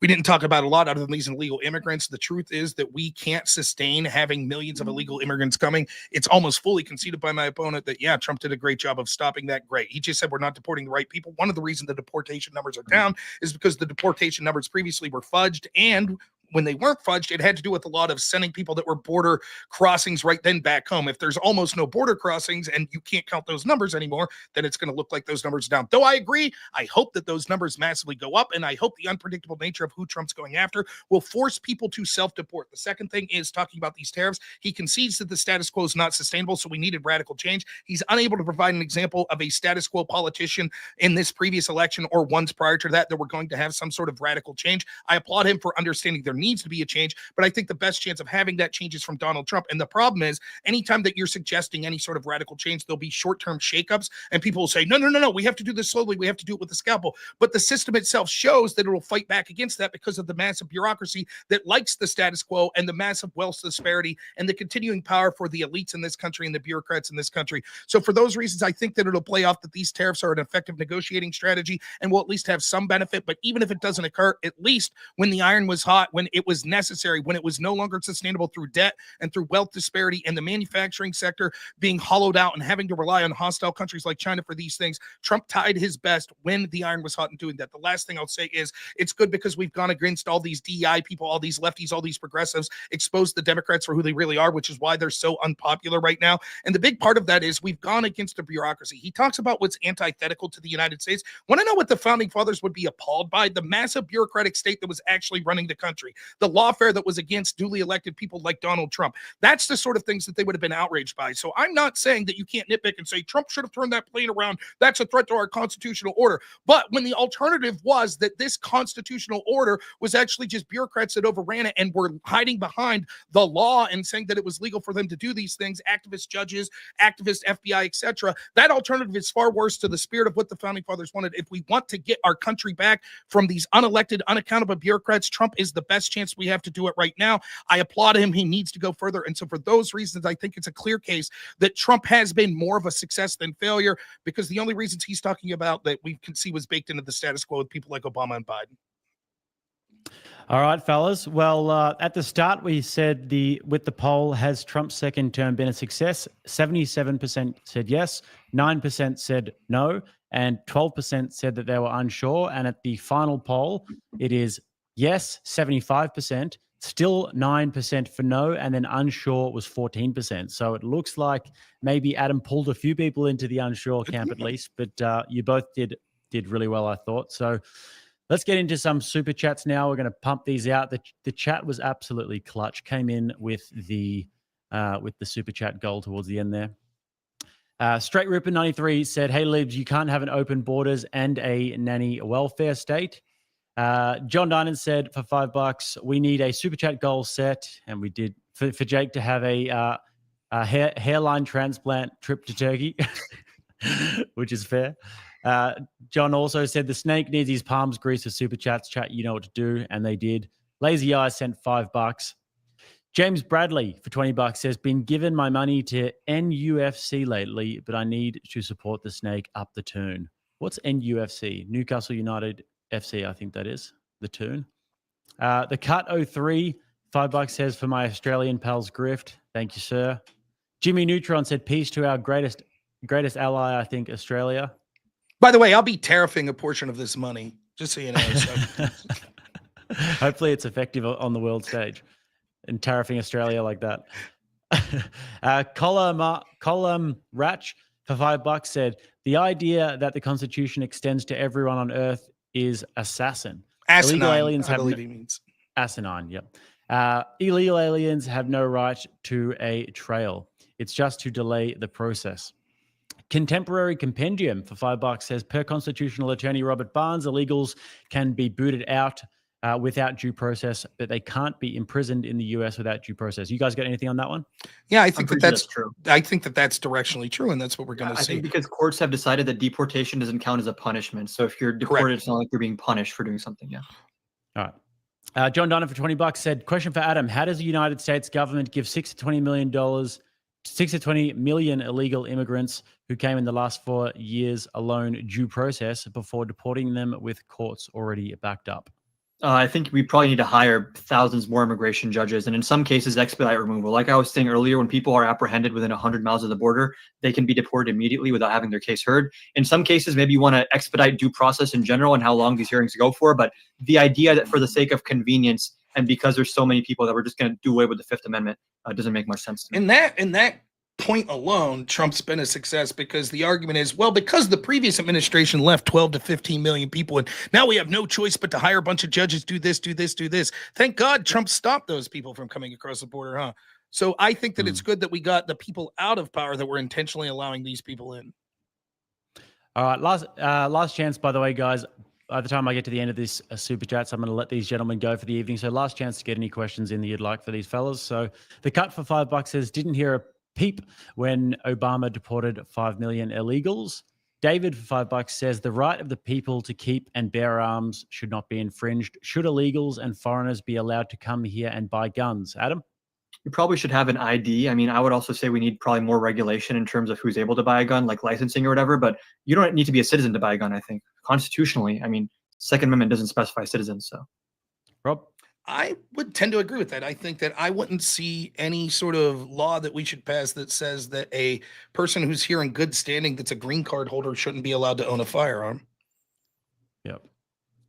Ben for $5 said, I've tried for a month to help Rob pronounce TDA. He refuses to learn. Jake getting to say it again. We covered that before. Rob, last chance to say Tren de Aragua. Tren de Aragua. Did I get it right? No. Perfect. I don't give a shit. I really don't. Listen, I didn't know that the word slippy wasn't a word until like 5 years ago because I'm a Yinzer. Like I got this Pittsburgh affectation. So I apologize. Yeah, I understand. We don't read and write so good down in Australia either. $5 from Contemporary Compendium says, let's say Trump actually is paying them. Hey, can you send him back to us? No, he's our citizen. What now? Attempt to kidnap a foreign national? Yeah, so the lower court said he has to facilitate and effectuate. So as long as he's making a good faith effort to get the guy returned, and the Supreme Court called into question the word effectuate, but that's still not struck down. They said you need to be more specific on what that means. But broadly speaking, the Supreme Court also said you have to provide transparent updates on the steps you're taking. So as long as Trump made a good faith effort to get him back, that's what I care about. No, what's the word? If I said, hey man, I'll facilitate your transportation to the hotel, what's that mean? Give me a car or something? Right. Facilitate. So if Trump, as long as Trump said, hey, Send we the got car to me. Well, okay, so if Trump said, okay, we got a plane, if you allow him, we'll bring him back. Sure, Trump's not saying that, though. If he said, hey, How do you Bukele, know? we're going How to do you send know? over a plane because they met in the Oval Office and they laughed at the idea of him like releasing He him at all. just said we're not going to release him. There's nowhere in that conversation. They had a circular logic where Bukele said, I don't have the power to do this, and then Trump said the same thing. So it's kind of like it doesn't game of hot matter. potato. Bukele could say what he wants. Bukele could say what he wants. Like the problem is, like you have no idea what if Trump may very well have said, hey man, it's your guy. If you think he's MS-13, you could do what you want. But if you release him, we'll bring him back. That would He didn't fall. say that, though. How do you know what he told him? Stephen Miller and Trump said it in the Oval Office themselves. What did they say? They said even if he releases him, we wouldn't bring him back. That's what they said? Pam Bondi said all we have to do is provide a flight. Then Stephen Miller said if he does come back, we can just deport him again. That's right. All of that's true. What's that have to do with not providing the flight or offering the flight? If Trump calls Bukele and says, hey, I'm going to send a plane to El Salvador, can you give us Abrego Garcia? I can almost guarantee you Bukele would say okay. He doesn't have to say that. That's not part of facilitating. Facilitating is just offering the transportation. Part of effectuating, and the lower court has to specify what effectuate means. But they didn't. Yeah, but that's why it was sent back to them. Okay, so then they're not doing anything. Just to be clear, if the Supreme Court said you only have to facilitate, they would have just gotten rid of the word effectuate. They said, hey, you guys have to be more clear about what effectuate means. That's right, because you're not overstepping. Because what effectuate could mean could be anything from like, hey, we were wondering if you could give that guy back, to we're going to put sanctions on you if you don't give that guy back, to we're going to invade you, right? So they're saying, so they want to, the Supreme Court, because they're like, we have no idea what you mean by this. They could then, if she says, well, by effectuate, I mean politely ask, right? The Supreme Court could say, Yeah, now that we know what you mean, we still don't think that the Trump They administration could. I has mean, to we'd do have that. to see what happens there. Right. So the point that I'm trying to make is, as it legally stands right now, according to these court hearings, there is no proof that he is violating it currently by not facilitating. Well, the court also said he has to share updates transparently on what steps he's taking, and I'm pretty sure the DOJ has shared no such steps with the court. Well, I think that they're challenging it. We'll see. But when it comes to All the right, idea of so- facilitating, Yeah. Sure. Well, you can't Yeah, challenge the Supreme Court. But Never a good time to move it on, guys. We do need to get through these. Just Gerald became a member, and he gifted almost 100 memberships the other day. So a fine patron Great of the guy. channel. We do love Just Gerald. He helps out all of the independent creators around here. The Cut 03 for $5 says, change the name already to Copperhead Nips TV. It's a personal joke in the we're having in the chat. Emily Autumn for $10 says, W Lord Jake, W Rob. Appreciate the use of my preferred pronouns. Thank you very much, Emily.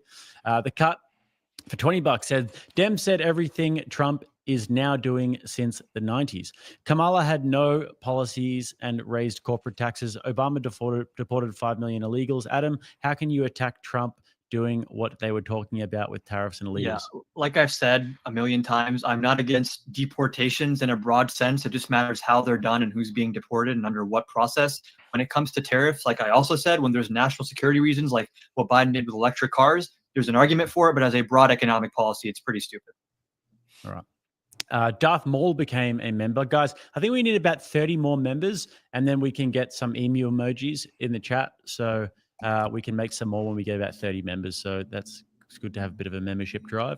Darth Maul said for $5, not sure what the exchange rate is from USD to kangaroo coins, but here we are. Great work tonight, boss. Thank you very much, Darth Maul. I think that, I'm not sure what the exchange rate is either. Just Gerald for $5 said some kangaroo coins for your emu ranch. The emu ranch will be under construction soon. Thank you, Just Gerald. Doc for $10 said for the Find Mrs. Rattlesnake Fund, get out there, kid. Yep. Hopefully I find a Mrs. Rattlesnake for my emu ranch one day. Vatome for $5 says, the only big failure so far this term is Pam Bondi bundling the Epstein files. That alone should have had her fired if Trump actually means business. What do you reckon, Rob? Was that did she bundle that? Yeah, I think it was bad. It was an amateur hour the way she did it. I disagree that that's the only failure. Like some of the people they've appointed, I was very excited with Kash Patel, but then they put this Jensen guy that was one of the premier guys going after January 6 people, right? Like, so the problem is we're so early. And I think even Adam would agree with this. A lot of this stuff's speculative of how it will turn out. For me, as someone who wants corruption dealt with, you could appoint all the people in the world that look good, but if they don't do shit, then it's not a success.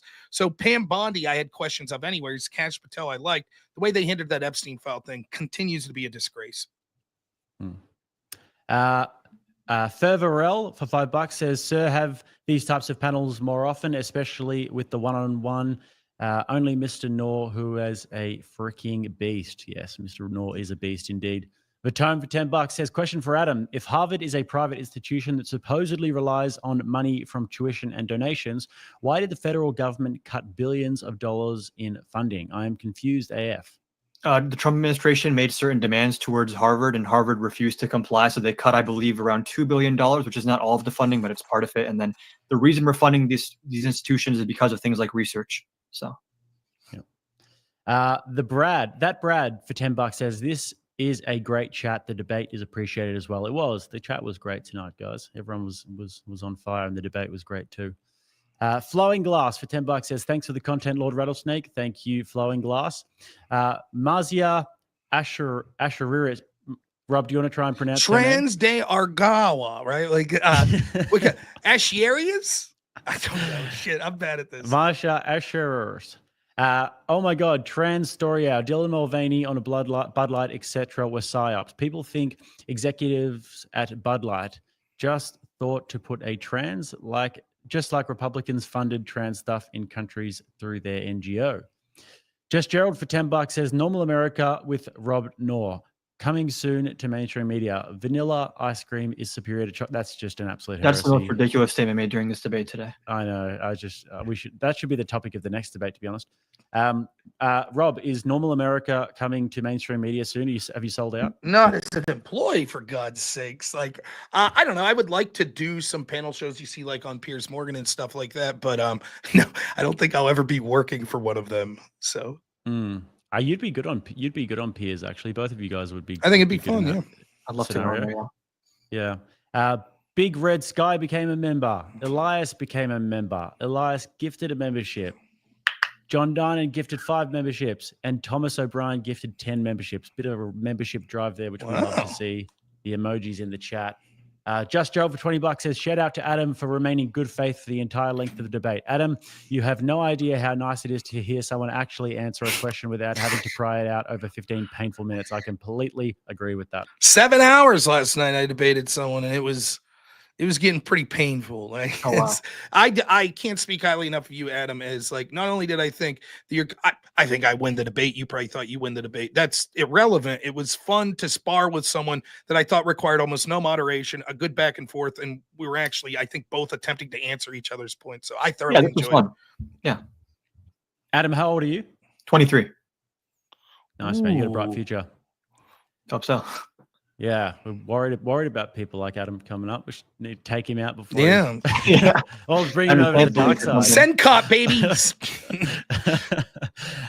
Jimmy Mint for $5 says, in my best Cenk voice, I can offer some insight on being hated. Tina L for $5 said, question for Adam, if you need diabetes meds, you will be discharged from the military. Why do trans people get to stay in? What if they lose their minds in the field? I mean, I'm not familiar with healthcare requirements for service people, so I can't speak to that. I mean, I'm guessing if you have medical conditions that would obfuscate or prevent you from doing your duty, then maybe there's an issue there.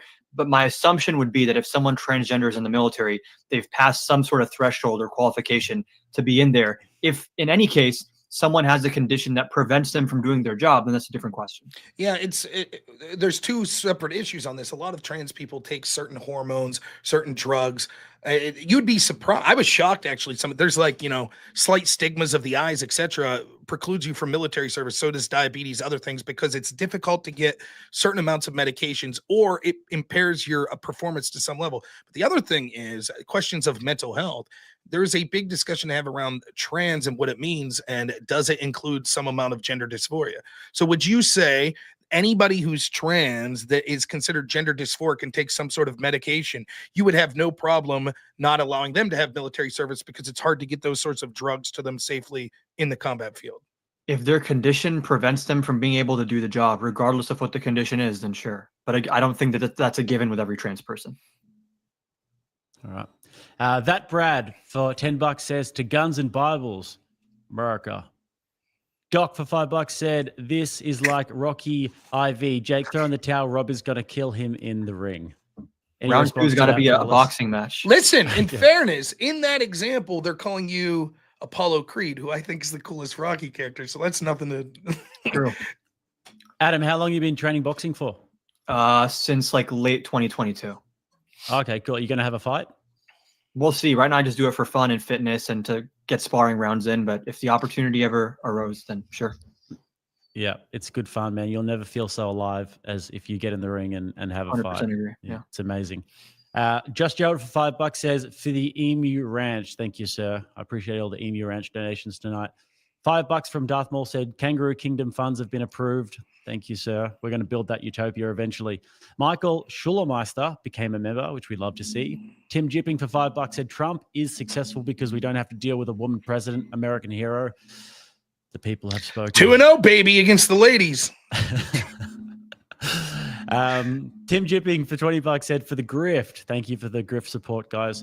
Tim Jipping for $20 said, do these guys at least agree America is and should be, at least for the present and near term, the greatest country and leader in the world? You guys agree? Greatest country, I'd say yes. Leader in the world, it's a little more difficult. I say yes in the way that they're asking that. I think that actually it's bureaucrats that are sort of global that are actually the leaders in the world. But if I had to predict one particular country and choose a country, yeah, I would say that. Yeah, I would prefer American hegemony to like Chinese hegemony or any other country. So yeah. Yep, me too. And Tim Jipping just sent $20 because he's just a legend. And then $5, he said, you dolts have zero clue on taxes. Keep to making run on sentences meandering from issue to issue. never sounding smart about any of them. It's like Tim Jipping was just kind of playing nice, staying behind the jab, and then you put your guard down for 1 second and he throws an overhand right on your chin. But he did nail both of our strategies. Like we talked beforehand, it was just like, we don't know shit about anything. We'll just use run-on sentences. So yeah. Good call. And Just Gerald says kangaroo coins for Rattlesnake Ranch Fund. Do appreciate all those kangaroo coins.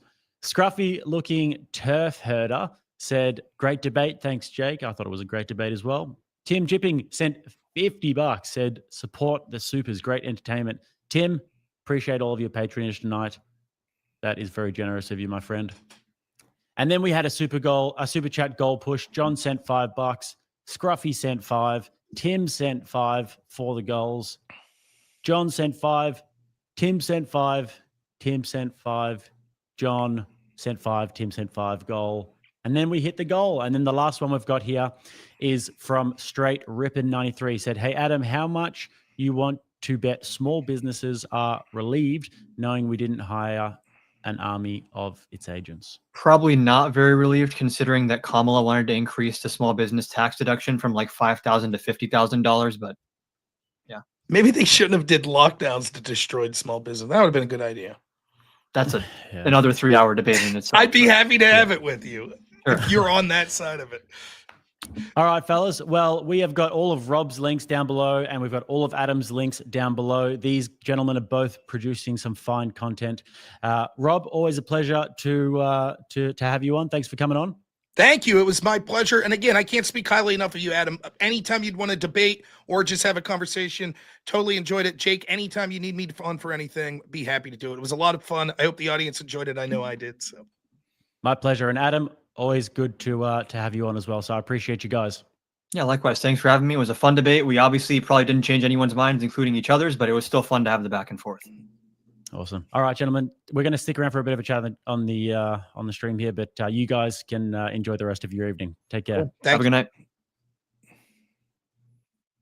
Okay. It's fun. I am thoroughly happy with that. Honest to goodness, shout out to Adam. I thought he did damn good. I'm going to be honest with you. I think I won the debate. I think that I had the better points, but I will fully admit that you would not be a ridiculous person to have watched that debate and thought Adam got the better of it. Thoroughly enjoyed, never interacted with him, didn't know anything about him, thought he was eminently reasonable, didn't come across as a maniac, even though he did like start interrupting a little there towards the beginning, and I got a little chippy about it. I thought that we got into a nice flow of it. It's night and day for many of the people on the left that I debate.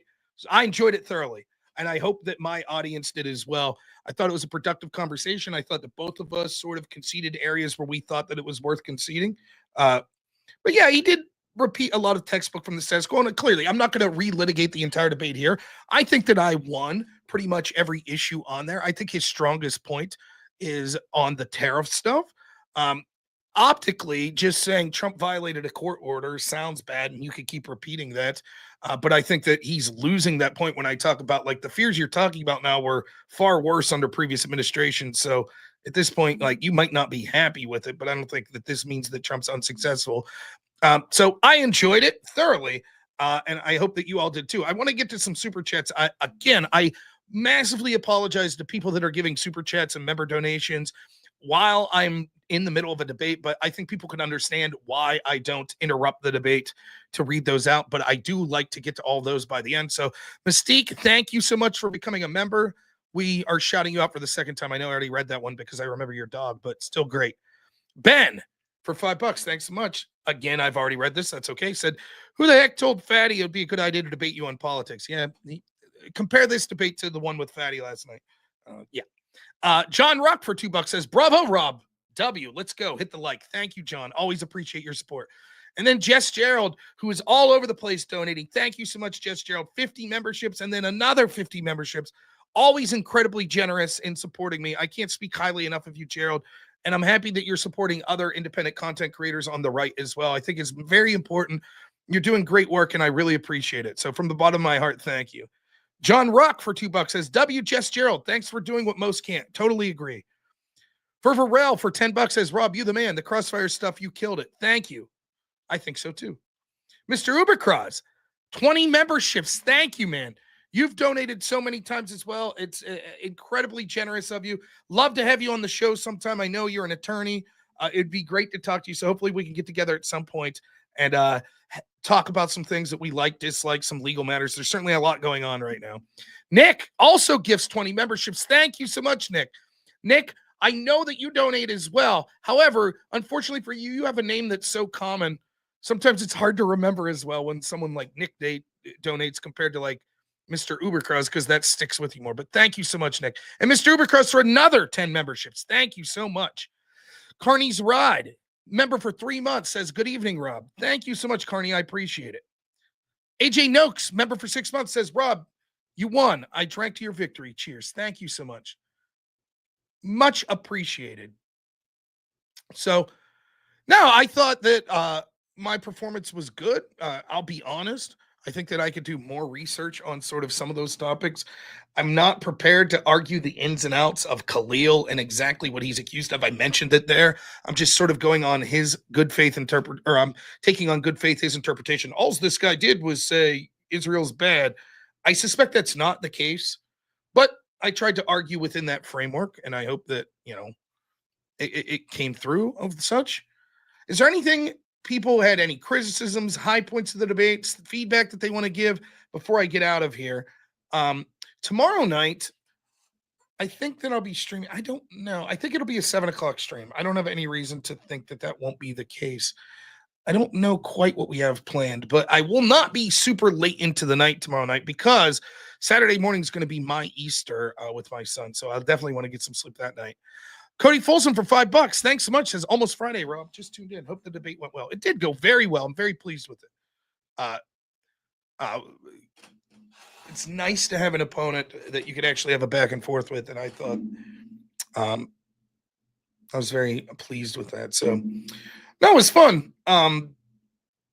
If I had to give some self-criticism, I think that I sort of allowed the moderator and my opponent to control the topics of the debate, right? So, for example, my first issue of why Trump's successful is the border. We almost didn't talk about it, right?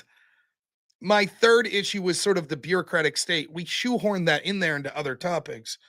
But HN says, Rob, how do I watch yesterday's stream? Go to YouTube. If you go to my channel, you'll see tabs that say like videos, shorts. One of them will say live. Click on live and you'll see the stream. So there's a tab that says live. Click on that. And I almost, with very, very few exceptions, do I ever delete any live stream. So if there's something like a terms of service thing that I think I get in trouble, I might delete it. But almost every time in that instance, my editor, Black Elk, will re-upload it with the section that I think is problematic taken out. But I try my best to leave a record of everything that I talk about up so I can't be accused of like, oh, you hid that debate because you lost, or you did this, or you did that. No, I try to leave all of it up. So, but yeah, it was fun. I enjoyed it. I saw someone kept asking, I don't know what it was, if they were arguing with other people in the chat, but they kept asking if I went to college. Yes. I graduated from Clarion University, where I majored in speech communication and was a debater. And then I have a graduate degree, a master's degree from Tiffin University in speech communication. Yes, I upload to Rumble as well. Yes, you can find me on Rumble. The judge, Boasberg, that was the guy who ordered the plane turned around, the Supreme Court ruled in a 5-4 that he didn't have jurisdiction. In other words, they would have brought that case to the area that that particular person was from. And so there wasn't jurisdiction. Now there's this question, because the courts have ruled he didn't have jurisdiction, he's now found the Trump administration in contempt. So basically his argument's this: I made an order, Trump's team didn't listen to it, I find them in contempt. But the Supreme Court's like, yeah, but you didn't have jurisdiction. Nonetheless, I still find them in contempt. Now, my understanding is that sort of past decisions have said that there's a precedent that even if it is later ruled that a judge didn't have jurisdiction, you could still be found in contempt of his order. But it's never been done, as far as I know, to sort of a competing branch of government, like the executive branch, So it's going to be interesting. A lot of people were predicting that the judge would have just wagged his finger and said, I could have held you in contempt, but I didn't. But he pressed the issue because he's an activist. Thanks, Sparky. How did your debate go? You were debating on Wick's channel with Pisco, I believe, about Garcia. Am I correct about that? That was this evening? You got Pisco? I'll have to check it out. I mean, if you just take a second and realize what all of this hullabaloo is about. A guy who came here illegally in 2011, who never filed for asylum, who was accused of being an MS-13 member, who had an order of protection for beating his wife, who was pulled over by cops at one point for potential illegal trafficking, gets caught and is supposedly wearing clothes that are identified as being a member of MS-13, has a confidential informant that the police say they trust that say that he's a member of MS-13, gets a deportation order, then for the first time says, I fear going back because now, what would it be? It was 2011, so 14 years ago, there was a rival gang that didn't like my family's small business and they're a harm to me. So in 2019, they say, well, you could deport him, but not to El Salvador. And then he got deported to El Salvador. Trump's team admitted, oh, okay, that was a mistake. We shouldn't have done that, but we can't do anything now to force El Salvador to give him back. If he comes back, one of two things is likely to happen. He would come back and immediately be deported to a different country, to which the left would yell and scream, no, you can't deport him to a different country. That's inhumane. Or he would come back, there would be a hearing that most likely would find that he's either a member of MS-13 or he now, some 15 years later, has no reasonable fear of being harmed by this rival gang, particularly because Bukele has done so much to cure sort of murders and crime that's occurring in El Salvador. So he'd be shipped right back. That's what, now the same, like you'll see Pisco yelling and screaming about that. I'll remind you that when it was found that the FBI illegally spied on Trump, his administration, Pisco's answer to that was, it's regrettable. It's regrettable. He was not granted asylum. You're wrong, Caleb. You are factually incorrect. Send me the link that shows that he was granted asylum. He requested asylum. It was denied. I believe the reason it was denied was because you only have like 5 years or something. And at this point, it was 7 years. He was denied asylum. Again, I find it funny, the people that, like, it'd be one thing if you said, I thought he was granted asylum, but you're factually wrong, and then you accuse me of not being honest. Like, before you accuse me of lying, if you don't have, like, a basis of the facts, you shouldn't accuse someone of lying. Am I libertarian? Amelia wants to know. I consider myself libertarian adjacent. I would put 3 political labels on me. First would be populist, which means that I think that corruption is the biggest issue in our country and that unelected bureaucrats run the show and they're sort of globalists and they don't care about the average citizen. And until we end that corruption, nothing else matters when it comes to our politics. Second, I consider myself libertarian adjacent, which means that I'm a fan of small government. And third is I consider myself conservative, in that order.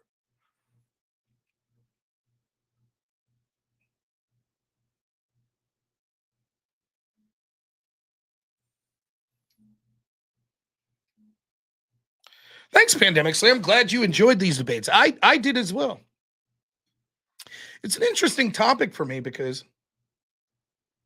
he was because in some ways, some of the stuff Trump's doing kind of disappoints me.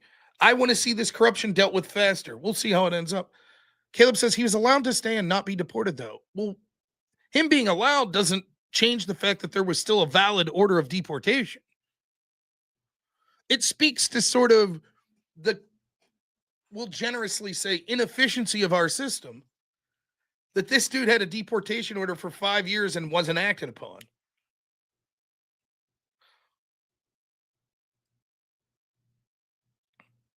Well, he might not qualify for the withholding order for 2 reasons, my understanding. One would be because that gang no longer exists. The second, and I'm not quite certain about this, but I think if he is cited as a gang member or a terrorist or something like that, can that supersede the withholding order?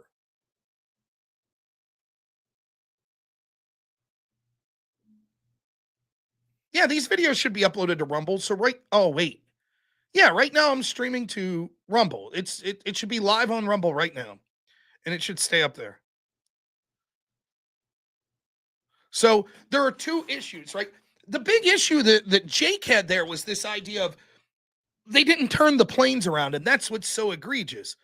And I just think that that's like such a nitpicky thing, and it's just on its face impractical. Like, that's the big issue. And particularly when you juxtapose it to sort of Obama's ordering of the killing of Alawaki. He wasn't illegal. It was an American citizen, so we should have more rights, more due process. And it wasn't just deportation, it was execution. And the answer is, yeah, but a judge didn't specifically tell Obama that he couldn't do it. So that's what's uniquely worse. It's just...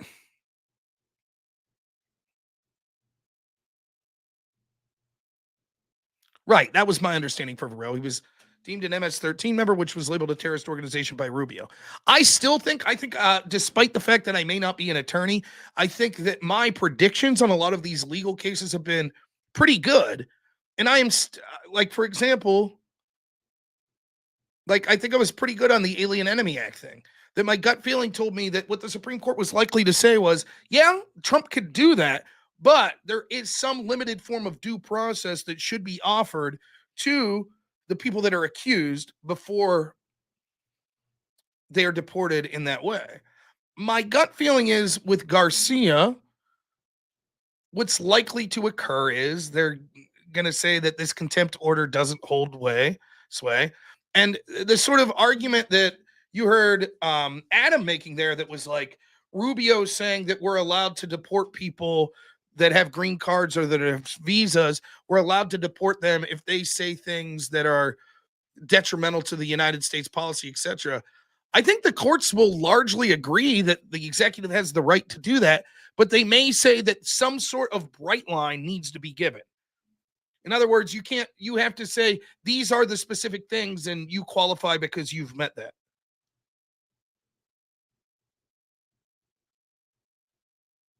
So obviously, in the context of a 2-hour debate, we could have spent 2 hours on Garcia alone. That's not going to be another 9-hour stream. I'm wrapping her up here. I'm tired, man. I only got a couple hours. I went to bed at 5 a.m. last night, and then I was up by like 8. So it's been a weird week for me, too, so I haven't had a lot of sleep. So tonight's going to be a heavy sleep night. I can't wait to go down and see my son. Gosh, I love my wife and my son. They're fantastic. They really are. I should have Spencer Morrison on. I don't know who that is. If you have any recommendations for guests that you would like me to see, first, you have my entire permission to reach out to anyone and say, ever heard this guy, Rob Noah, would you be interested in streaming with them? Because I'll basically stream with anyone with very few exceptions. People that I've had poor interactions with to the point that I think it's just not worth it anymore. People that I feel that whether through their fault or fault of their audience, I've been doxxed, threatened, etc. Other than that, I'm game. I don't care if they have an audience or not. I don't care if they want to do a debate or if they want to agree with me. Now, obviously, I'm limited by time. Like, you know, if someone says I can only stream Monday nights, usually I work Monday nights, so that'll be tough. It's a book called Reshoring that's about the tariff strategy. Yeah. Feel free to any recommendations you have for the channel or whatever. The best way to get a hold of me is probably DMs on X. So on X, I'm just Rob Noor, as you see it spelled. That's probably the best way to reach me. I also could be reached at the Discord as well. So you arrived via Sitch and Adam. Yeah, I've interacted with Sitch and Adam a few times. Not the worst people in the world. Nah, Sitch and Adam are fine. I think that some of their views suck. I think they could be moody, which is funny. But I think that they do good work. I understand why they have a decent audience, and I think that they've done a really good job. I don't want to make this sound like an insult. It's not at all. They have their formula down. like where they do these long shows. I think the back and forth that they have, I think it's very good. I think it's very entertaining, and it enables them to talk about a host of topics and sometimes dive into it that maybe people's attention span normally have a difficult time going for. But because they've perfected this sort of back and forth between the two of them, I think it really helps the audience continue to be engaged. So I always appreciate, it's not necessarily, there's multiple things that you could appreciate about people. There are people that I disagree with politically, but I think are like good people, like good husbands or wives or parents, etc. Then there are people that maybe I think are very good politically. Then there are people that maybe I think are very good presentation wise, like or work ethic wise. So there's a bunch of things that to do. When will I be bullying Hutch again? I don't know. Most of those people at this point, I think the best of them when it comes to debate is Pisco. So that live and learn crew, they basically just hide behind Pisco or Econo Boy. That's what. Yeah, thanks so much. I agree. Thanks to everyone who gifted memberships. One of the beneficiaries saying, "Yeah, you guys are the best." It really is. I know we talked to Jake last night. We talked about the potential of me quitting my brutal job and maybe someday being a full-time streamer. Maybe if y'all keep donating like this. Oh, I'm going to do, remind me, I'll talk about this tomorrow. I, at one point last year, talked about, this is how lame of an old man I am. My opponent tonight was 23. Kudos to him as a young man. I thought he did a great job. As a 40-year-old, here's my priorities in life. Here's one of my things. I really want a zero-turn lawnmower. And so I found one for $3,000. And my wife says that if I make $3,000 off streaming in 1 month, then I'm allowed to get the mower. So we're going to make an effort next month to raise $3,000 in a month so that I have a zero-turn mower. And I promise you that if I get this zero-turn mower, if we hit that goal, I will have my wife hold my phone and take a video of me drinking a beer and mowing the yard. I promise you that. So we'll see if we could get there. Thank you, Mr. Ubercross, for another 20 gifted memberships. Thank you so much. Yeah, support the dream. Absolutely. Martin Ross says, I never received a gift sub. That's crazy. I thought pretty much everyone would have at this point. But Toilet Bug says, you need to push mower, fatty. I did push mow my yard all last year or the year before last. And then last year I started until I herniated my disc. So now I need to be on a riding mower. But thank you, Toilet Bug. Thank you. That must be you surfing there. That's what your mom looks like when she's surfing on my fat. Never mind. But I'm glad you noticed the weight gain. Yeah, I like push mowing. I actually do. As far as exercise, I think it's fun. I don't know, something about the sound of the mower, just being outside when it's nice, the smell of cut grass. I didn't mind push mowing at all. But I think now, yeah, I get you, Toilet Bug. I'm just messing with you. You know. Yeah, where's my illegal immigrant to clean my house and mow my yard, damn it? Me and all my moron neighbors mowing our own yards. What the hell are we doing? But it's about that time, man. First mow coming up. Probably got less than a week left. Grass is growing, baby. My flowers are coming up outside, so. I'll push mower without a mower. Yeah, I've never done that. That's not true. I've done it as like, I've pushed a mower without a motor for like 2 or 3 laps, but I've never done it to mow an entire yard. So you've been mowing for 3 weeks. Wow. Yeah, a couple years my son will mow. That's what I was telling him today. I was like, you pick out the mower you want. You're going to be driving it. So, all right. Thanks so much, guys. Special thanks to Jake Rattlesnake. Always like talking with Jake. Thought he was a tremendous moderator. Thoroughly enjoyed it. Happy to jump on his channel anytime. He's a great guy. If you guys don't follow Jake Rattlesnake, please do so. His channel was linked here earlier, but he's a really good guy. I think you'll like him. I think he does a weekly show with Andrew Wilson, but I can't speak highly enough of Jake. I've always had tremendous interactions with him. He helped me out coming on as a guest of my 24-hour stream, which is mucho appreciated because it's hard to find guests to fill out for 24 hours. So I really appreciate Jake. Anytime he ever needs me for anything, be happy to help as long as it's within my power. Adam, I didn't catch his last name there. I forgot it, but go to Jake's channel, and I know Adam's channel will be listed there. Thoroughly enjoyed talking to him. I think weirdly enough, There'd probably be a lot of overlap of areas of agreement of me and Adam if we're not in a sort of debate type setting. But I enjoyed it. I would put Adam as near the top tier of people I've debated in like the last 4 or 5 months, both in skill and sort of intelligence, but also my enjoyability. I enjoy debating people that push back on me in ways that aren't painful and like pulling teeth, because we're actually answering questions and saying things back and forth. So thoroughly enjoyed talking to Adam. Thought it was a lot of fun. Your buddy D-Day Cobra. Yeah, sure, whatever. But he's good. I enjoyed it. So, all right. Thanks so much, everyone. I'm going to head out. We'll see you all tomorrow evening. We should appreciate all. Thank you to everyone that donated. You guys are the best. We'll see you all tomorrow. I'm going to go sleep and have dreams of a zero-turn mower. As always, everyone, have a good one.